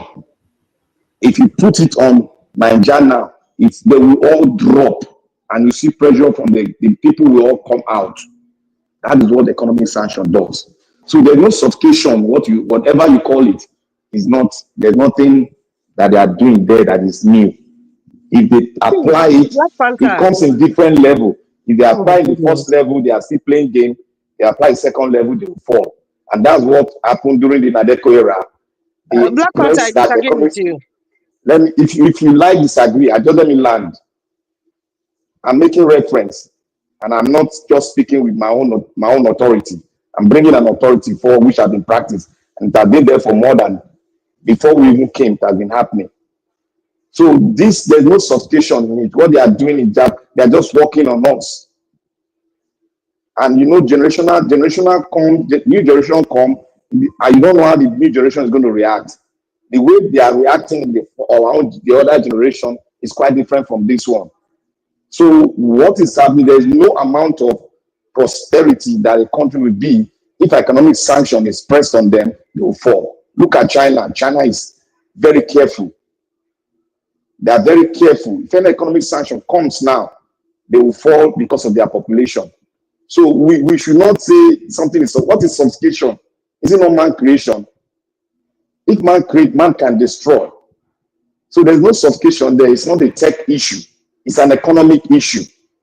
Political and economy. There's no sophistication there. It's the dimension which they are coming. That is what you should look at. And you should approach it with the upper dimension. That is it. That is where I'm coming from. So when you talk about sophistication, you make it look as if it's so difficult for Nigeria not to do it. No, we can do it. We can apply to so many countries of the world that can assist us. Applying to economic sanction on them, they will push it down. What happened to Soweto apartheid? What happened then? Is it not the people that we are refusing now that help them? Was Nigeria not involved? Black Did they not take advantage of it? Apartheid, the time of apartheid, and where we are 2024, the way the world is today, is the different same thing from apartheid. now. Because, listen to me, because the leadership that we had as at the time of apartheid is completely different now. Most African, not all, most African leaders that we have today, they're not the same. The ones that they're not this. Are you trying to say, do we have an African leader like Gaddafi today? Do we have an African leader like Thomas Sankara today? Do we have an African leader like Stephen Your Biko? leaders you have Do we today, they have are an more African leader weaker like than the one we Patrice had Mulumba? before. Do we have They an are more African leader like, weaker. please, listen to me. Your leaders are more weaker now. Listen to, Don't you know? okay, can you just listen to me? I just named these African leaders, even during the time of apartheid. They understood what was happening. They came together. Nobody betrayed anybody.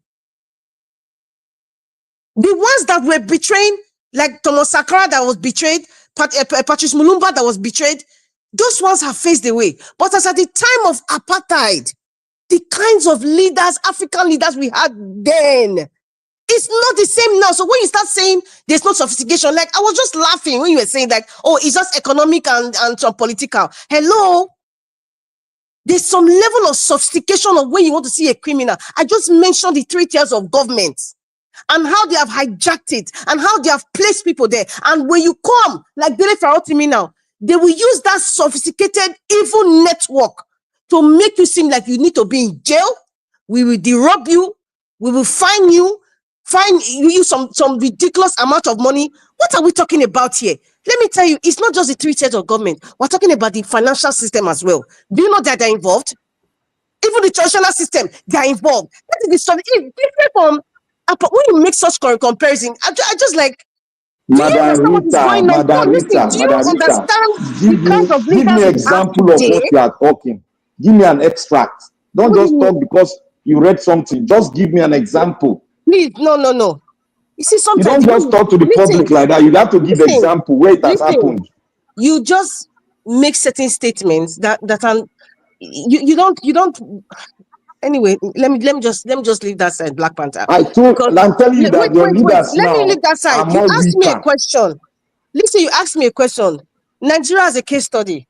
When I talk of sophistication, Nigeria as an experience, as a case study, with the man from Bodilon being the one sitting in Aso Rock right now. Who did he make the attorney general? Who did he make EFCC chairman? Who did he make chief of army staff? Who did he make CBN governor? I just saying, who did he make Chief Justice of Nigeria? I'm just talking about the top position now. The other subsidiary positions right now that I'm not going to go to mention that are still working for the same person. I have not finished. Please, he asked me a question and he asked me for an example. I need to explain. Okay. When I talk about this sophistication, right? Please, can you mute yourself? Who has he placed there? Why do you think he placed them there? Dele Alakeda, he made Minister of Solid Minerals. Do you think it was not a strategic position? Why did he not put Rufai as Minister of Solid Minerals? Because they already mapped it out. Petroleum, they know that they have mortgaged Nigerian crude oil for many years. You now said, okay, which other mineral resources do we have? We have solid minerals, a lot of them. There's some things I cannot even say here that I know for a fact. Nigeria has one state in Nigeria, one state in Nigeria, the mineral resources they have, it can turn the entire nation to Dubai. One state. I'm not even going to go further than what I just said. Now, going back to his question now, all these people now surrounded around one person. Hello, because I cannot be travel blind. All of them are from his ethnic group, Yoruba, as it say, whether they're Ijebu, Ilesha, or whatever. Yoruba. You say there's no sophistication there. When somebody like Dele Farotimi now writes something, Madam Rita, round up, please. Against the system, look at where he is today. You think it's not sophistication? Madam Rita, all this thing have happened before now. I am using the word sophistication. I am using the word sophistication. Some people will know the depth. Madam Rita, all this thing don't happen before. Can I finish? Black Panther, you are interrupting me. Madam Rita, and tomorrow you tell me that I'm just getting it for what I read. It's what I am saying. Madam Rita, all this thing you are saying has happened before. I will not allow you to speak. I will not allow you to speak. Nigerians today, including many Nigerians who live in Nigeria, thank you, sir. They don't understand the depth of what we are dealing with. If I tell you it's sophisticated, Bruce Paul along to tell you, He knows this man has been in government for a long time. He knows the nitty-gritty. He can't even say everything he sees. That's why I said it's sophisticated. It's beyond just within the walls of Nigeria. It's beyond that. It is not that it is not breakable or fixable, but we need to understand how rotten the system is. We need to use the right adjective so people understand the gravity of what we are facing. We can't just make it seem like it's a textbook or it's like apartheid. You go and make one musician or and the clerk, whatever, where everybody will be singing and they know now everywhere will now be okay, peaches and cream. No, this is a different time and age. Right now, any country that wants to align with Nigeria, they're looking for allies right now. They're looking for money. They don't care about your economic system. They don't care. You think France cares about the economic system? Do you think they care? It's France first before anything. But Nigeria is me, myself, and my people. If not me, myself, and I. We need to understand the depth of the rules before now. That is the sophistication. So please, let us not make it like a lackluster thing. Thank you, Mr. Chris. Yeah. Mr. Chris. No, Mr. Chris. Wait. Yes, you go talk about. I beg, Mona talk on this issue well now. Wait. What if the sophistication where she they tell us? May I give her 3 country examples where it don't happen before? Wait, Black Panther. Show me sophistication when she they talk. Wait, Black Panther. Madam Rita, they beat you. You they look for who go join you. Wow. You they look for who go join you. I beg, wait. I don't look for who go join me. I want just enlighten the people. Black Panther, wait. We don't overcross our time long ago. So I beg, whoever still there. Okay, Dr. Save don't work out. F. Emmanuel, you still there? Make I know. Okay, since F. Emmanuel not the Black Panther, I beg, just use 2 minutes to respond so that maybe we call Oga Nigeria Watch.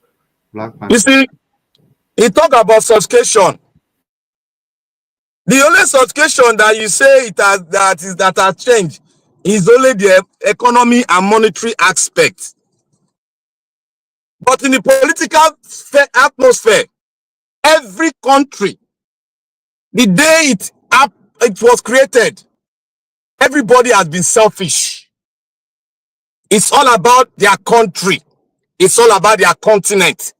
Africa has been open. It's the only continent that has been open that was not ready to fight for its own because of greed.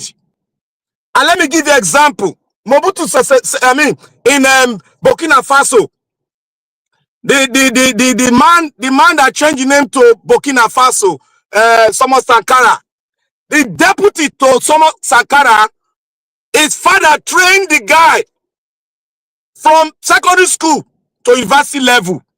That's why he chose him. The way Agbado is choosing people that they have stayed together when he was in government.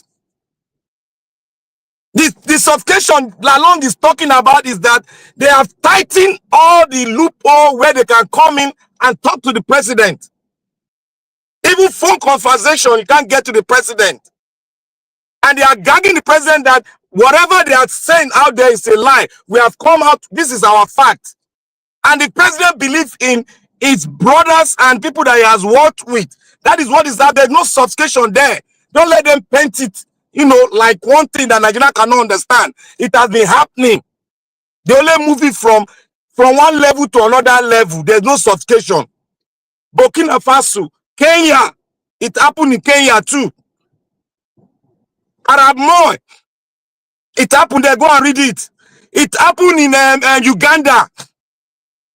The great, what is his name? It happened. All the people that he put in power, they were close to his cousin, his brother, his in-law. So I don't know if we think that history will never repeat itself. There is no sophistication. The only room where things have changed is the monetary aspect.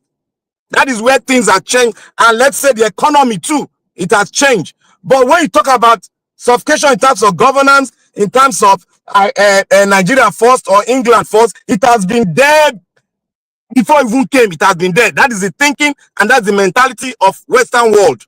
So where is the sophistication? Let us don't paint it high. Apartheid was there. There were many people. Nigeria, Boko Haram, terrorism, we call it terrorism. There are many people. The terrorists in apartheid were the white people. They were maiming and collecting land. The terrorists in Nigeria, they were maiming our people. They are collecting their land, taking their mineral resources. The same thing happened in apartheid. They went to school and bring down students in apartheid because they were rioting. Now Boko Haram came because they could not join them. They kidnapped. So there is no substitution at all. It's just that Nigeria just left it to go on because we are already divided in the line of religion and nepotism and other things. That is what is happening. They've increased it. They move from level like what one guy said when I'm watching a channel. He said it's like this. The government carried Nigerians, put their head in the water, then bring their head back. Then Nigeria will say, "Oh, thank God I survived. The country is a little bit better now." When they do it, they will bring Nigeria again, put them underwater again, and bring them out. That is what they are doing. This is the person that explained this. Nayuto, he explained it very well, and even the elders that were on that channel, they were saying, "God." Now I understood it. There is no substitution. It's just in a different dimension. They want to do it such a way that they oppress you, bring you down. That's what the apartheid regime also did. So I leave it here. So suffocation, I beg, more don't throw down one side. Now the same thing they do, but different way. There's no suffocation there. Africa. Thank you. Yeah, we're a Black Panther, and to a large extent, well, me, I know even we will not go start another topic again. It's actually a fine place to leave it, but yeah, we all have our different views, our perspective on all these issues. I'm just trying to be careful. I want to stay in the middle of what both of you have said. I just want to stay in the middle somehow. I don't want this discussion to extend further. But for whatever it is, we both have points. You are seeing it from different angles. Personally, I believe that Africans really have a lot to do for ourselves. To be honest, we have a lot to do. These Oyibo people, we are never going to get any help, anything from them. But one thing I know that I've been using to sing here, that no matter how much we complain, say now, Oyibo people now they don't make it. Once you are ready, if you get that dedicated leader, that committed leader, you will free yourself. You will free yourself. There's this example of these young guys in Mali, Burkina Faso, and Niger. You can see what they are doing. There's this other guy in Senegal. You can see what these guys are doing for their country, because these are selfless people. And kid you not, it has happened before. These are not new. I think all of you have mentioned Thomas Sankara, and the story that Black Panther painted was actually correct. It was the guy the parents adopted and grew up with him that finally betrayed him to the white people. You can see there's always an element of the black man there. Is it Mobutu Sese Seko? The same thing, you know, the same thing. Even Patrice Lumumba, the same story. They always use one of us to betray us, but that does not exonerate the white people as a race. They are greedy, and they are people that should be there are people that we should be very, very careful if we are dealing with them, because they are very greedy. Unfortunately, they have greedy collaborators amongst us that they can easily use. It's so easy for you to talk about Nelson Mandela today, as if it was all rosy for him. We forget that the greatest opposition Nelson Mandela faced was also a black man like himself, and that is the person of Mangosuthu Buthelezi, who now founded the Inkatha Freedom Party, just like Simon Ekpa and Nnamdi Kanu. Yes, it was like that. I'm sure a lot of people don't even hear about Mangosuthu Buthelezi, but this was somebody, they were both fighting apartheid, but it was vehemently against Nelson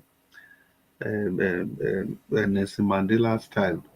Buthelezi wanted more violence, wanted the use of GUN like that, But Mandela was opposed to that. Because of that, they felt like they had so much quarrel, bitter rivalry. The people fighting for apartheid was splitted threw across the middle. But somehow, Nelson Mandela persevered, and he went to jail, and finally he came out. But before he even came out, Mangosuthu was already there doing his own thing. The Inkatha Freedom Party is still there. So the reason I just had to say all this is that imagine if Butalese, if they had just penetrated him. It's just that you have so many good people that were on the side of Nelson Mandela. Imagine if they had penetrated him. Maybe South Africa would not be talking about their independence today. But the whole story, what's the importance of what I'm saying contextually now? The context is this. No matter how we look at it, there are two things. One, there's always a collaborator amongst us.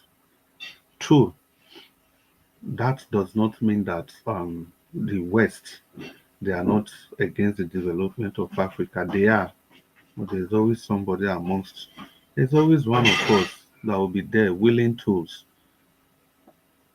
Now, I left this example to the very last of this discussion, talking about willing tools. 2014, 19 northern governors, they went to the US, had a meeting with Obama, including this Shetima.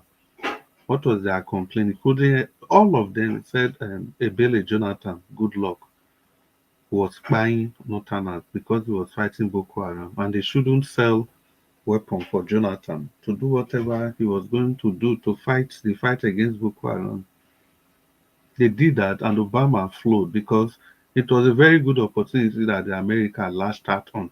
Because the Americans, in all sincerity, they know they have all this intelligence. They have intel. They know that Jonathan is not in that league.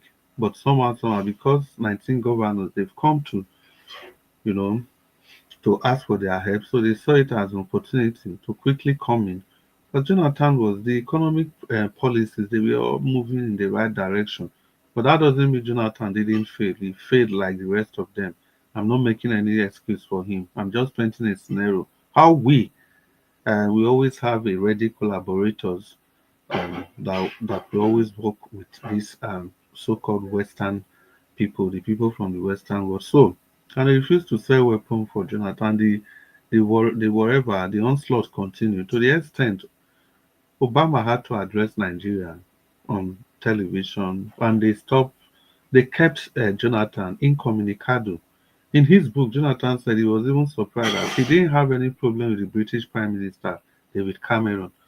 But after the fracas with Obama, when he started calling Cameron, Cameron was no longer picking his call.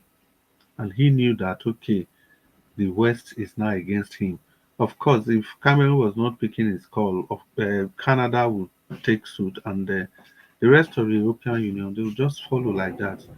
So the point in all this, we see that in our own case, the willing collaborators was the North in this case. And the Chibok girls, we saw Obama and his wife, they carrying placards, this, that. At the end of the day, Jonathan was kicked out of office. And there's this South African incident that people keep talking about, and when they refused to sell weapons to Jonathan, Jonathan had to go and sort for weapons in alternative market. Well, it wasn't really alternative, it's a known market, but the South Africans, they were kind of skeptical because most of these um, military hardwares were given to them by the US. And one of the things is that they cannot sell to the people that the US is not in line with. So they wanted to do it backdoor. That was the origin of Bishop Pastor Richard Jaffor. They had to use his private aircraft to go and purchase these ammunitions, military hardware from South Africa.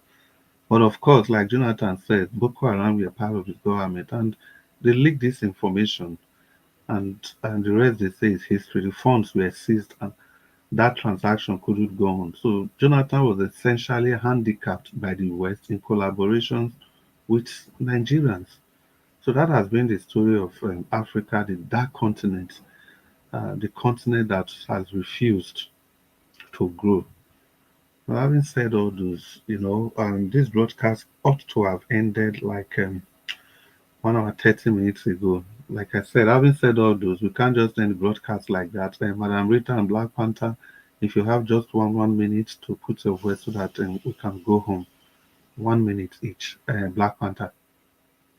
I want to thank everybody that have come in. Thank you for giving me this opportunity to speak again. I want to thank everybody that has spoken. We'll continue to learn. We'll continue to argue it out. We'll continue to do it the way we are doing it. And what we need now is to give out information so that the people will be well equipped to do the needful. And I want us to all take this thing to notice now. Anytime there's something happening in Nigeria, we should not react the normal way. Let us think, reason, strategize before we push. I want to thank Mommy's Diaspora, Nigerian Watch. May God bless you. Thank you for giving us this platform once again. Thank you so very, very, very much. Thank you. Thank you, Mr. Chris, for making it very simple for us to, understand and follow along with you so that we have a very good argument and discussion out here. God bless you. Yeah, thank you, Mr. Black Panther, and thank you for staying today on this broadcast. And we just move steadily to Madam Rita. Madam Rita, you want to give us a 1 minute? Thank you. Yes, thank you very much, Mr. Chris. Mr. Elvis, thank you very, very much for giving me this opportunity. My last word is Nigerians, do not waste your time and energy to be distracted by the likes of Kemi Badenoch's comments. She's a politician. She's playing her politics. She's getting all the attention. Whatever she's saying today about her own personal experience is no different. It's not news for us. In fact, what she experienced is the tip of the iceberg, compared to what many of us have experienced. But the point is, we shouldn't use her as a yardstick to say, yes, somebody outside Nigeria has just told us our experience. Yes, this is what it is. Yes, so the system must be changed. Our leaders must change. No, let us focus on speaking to our leaders ourselves. If you need to write a book like Dele Farotimi, do that. Just ignore people like Kemi Badenoch because she's using Nigerians to amplify her popularity and it's working. So have a good night, everybody. And by God's grace, we'll see you tomorrow. Take care. Thank you, Mr. Elvis. And my loving Mommy Diaspora. I love you, Mama. Bye. Yeah, Madam Rita, have a happy good night, she says. Thank you, Madam Rita, for your final thoughts on this discussion today. Yeah, we 2 minutes gone past the hour mark, and we have 1 hour, 32 minutes gone past our our supposed closing time. So let's quickly give a shout out to the people on the comment section. Hiring the finest of them all. I can see you there, so that's why I decided to start with you. It's been a while, Madam Irene, and the finest. Good to have you today on the broadcast. And Chidimma Unwuru, thank you so much. McDonald Igudaro, Fumi, Bulama Bamba. It's good to have all of you on the broadcast. Abuazi, I can see your guy Abuazi. Who is there again? Yeah, all of you. I'm Tony Africa. Simeon Unuigboje, whatever it is, but just accept our pronunciation. And Johnson Emmanuel, it's good to see you today, and always cherish your contribution. You're able to say the way it is without fear of favor. That's good. And even Simeon Unuigboje, yeah, I like the way you people come. No pandering, no trying to be how did they say that? Patronizing, yeah. Bulama Bamba, Maxwell CA. It's good to have you on the broadcast, Maxwell. Who did there again? I think I've mentioned Tony Africa. Who is there again? The comment section was quite hot, and of course, I'm not going to leave. Madam Peggy Modi, it's good to have you on the broadcast today. And those of you that didn't make it today, we know we're expecting you tomorrow. Madam Love Maduka. Love Maduka, good evening to you. Welcome to the show, but we are just closing now. I know you've been there somewhere. And Chidima Unwuru. Chidima, I'm sure that I greeted you before. And the host of others, we greet you all from the depth of our heart. And all of you that are listening to us from all over the world. You know, obviously, there's no way we can know your name, but we know you are there, and we can see Fumi. Thank you so much, Fumi. We know all of you, you are there. You value this station. Again, Kingsley Ogiriaki, thank you so much. We know you value this station, and you always find a way to be part of this broadcast, irrespective of distance. You try to call in or you join on the comment section. Thank you so much to all of you, and don't forget, use the like button, share button, and $sign. You can also do this even after the end of the broadcast. If you are watching the playback, it's even more interesting then, so that you are settled. You can pause. You can do whatever you want to do and come back and continue from where you left it off. So thank all of you. Thank you, thank you, thank you. And let me quickly give a shout out to people on the panel: Madam Patricia Tagbajumi, Pansat, Omashola, Black Pana, F. Emmanuel, who was there again, Dr. CM, and of course the Amazon, Madam Rita. Thank you all for bringing your voice to today, and I expect to see all of you, and many more later today. Yeah, it's gone to later today. And who else is there? Yeah. Now let me go to Organa and Jawash. Organa and Jawash. That's also apology they give every day. Today, not another day for apology. We're just rounding up the broadcast, Thank you. and that was 10 o'clock, but now we have taken it 3 hours extra. So Thank you. I hope you understand. We are sorry, we improve. And after that, Mommy Diaspora, thank you so much, Mommy, for all you do. You are indeed a jewel in the savannah. Thank you. May the good Lord continue to bless you and grant you all your heart desires, and keep supporting this station and grow from strength to strength. And out of that strength, it just flows to all of us. To find a way to allow this strength to flow to every one of us, so that we also can be able to do all these things we are doing without getting tired at any point in time. On this note, ladies and gentlemen, please permit me to invite Mr. Ninja, but if he's not immediately available, we've come to the end of the broadcast today. Please join us later today. Thank you, Oga Chris. Thank you very much, Oga Chris. I appreciate you, sir. Thank you. God bless you. I appreciate every one of you. Thank you so much for your time. We've come to the end of the broadcast. We're going to continue again later on by God's grace, 7 p.m. Nigeria time. Help us to press on the like before you leave. Help us to share if you're playing back this video later on. Appreciate every one of you that came into the panel today. Oga Chris, thank you very much, sir. Oga CM, Black Panther, Mandarita, F. Emmanuel, Manda Patricia Tagbojumi, Mashallah, thank you. Oga, and many others that came in, and Oga Pansat as well. Yeah. Appreciate you all, my people. Thank you so much. And the super chat we got today from Love God is my strength. Thank you very much. We appreciate you always. And those of you that called in, God bless every one of you. Thank you so much. And the people right down in the comment section, thank you very much, Mother, for Mommy Diaspora. We appreciate you, Mommy, for all that you do. Thanks, Mother Iris Finest. Thank you, Abu Azi. I appreciate you for all that you do. Tony Africa, thank you. Shidima, thank you, my people. I can see you right there. For me, yes, we come to the end of the broadcast, like I said before. I'll see you guys later. Good night and bye.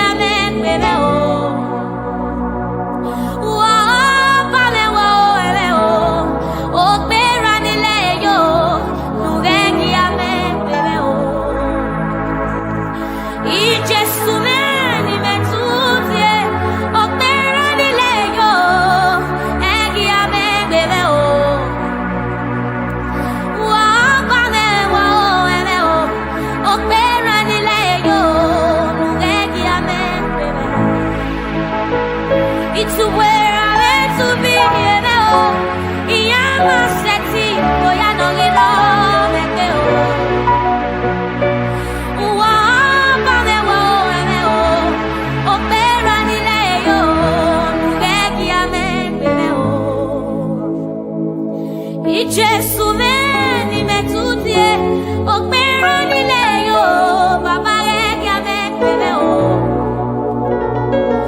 wa mame wo eme o okpero nile yo regi amekpeme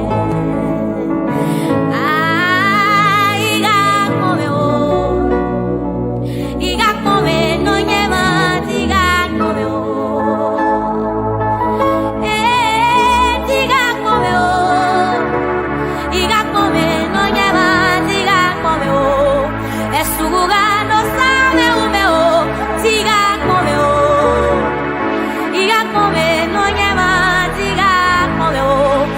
Sugar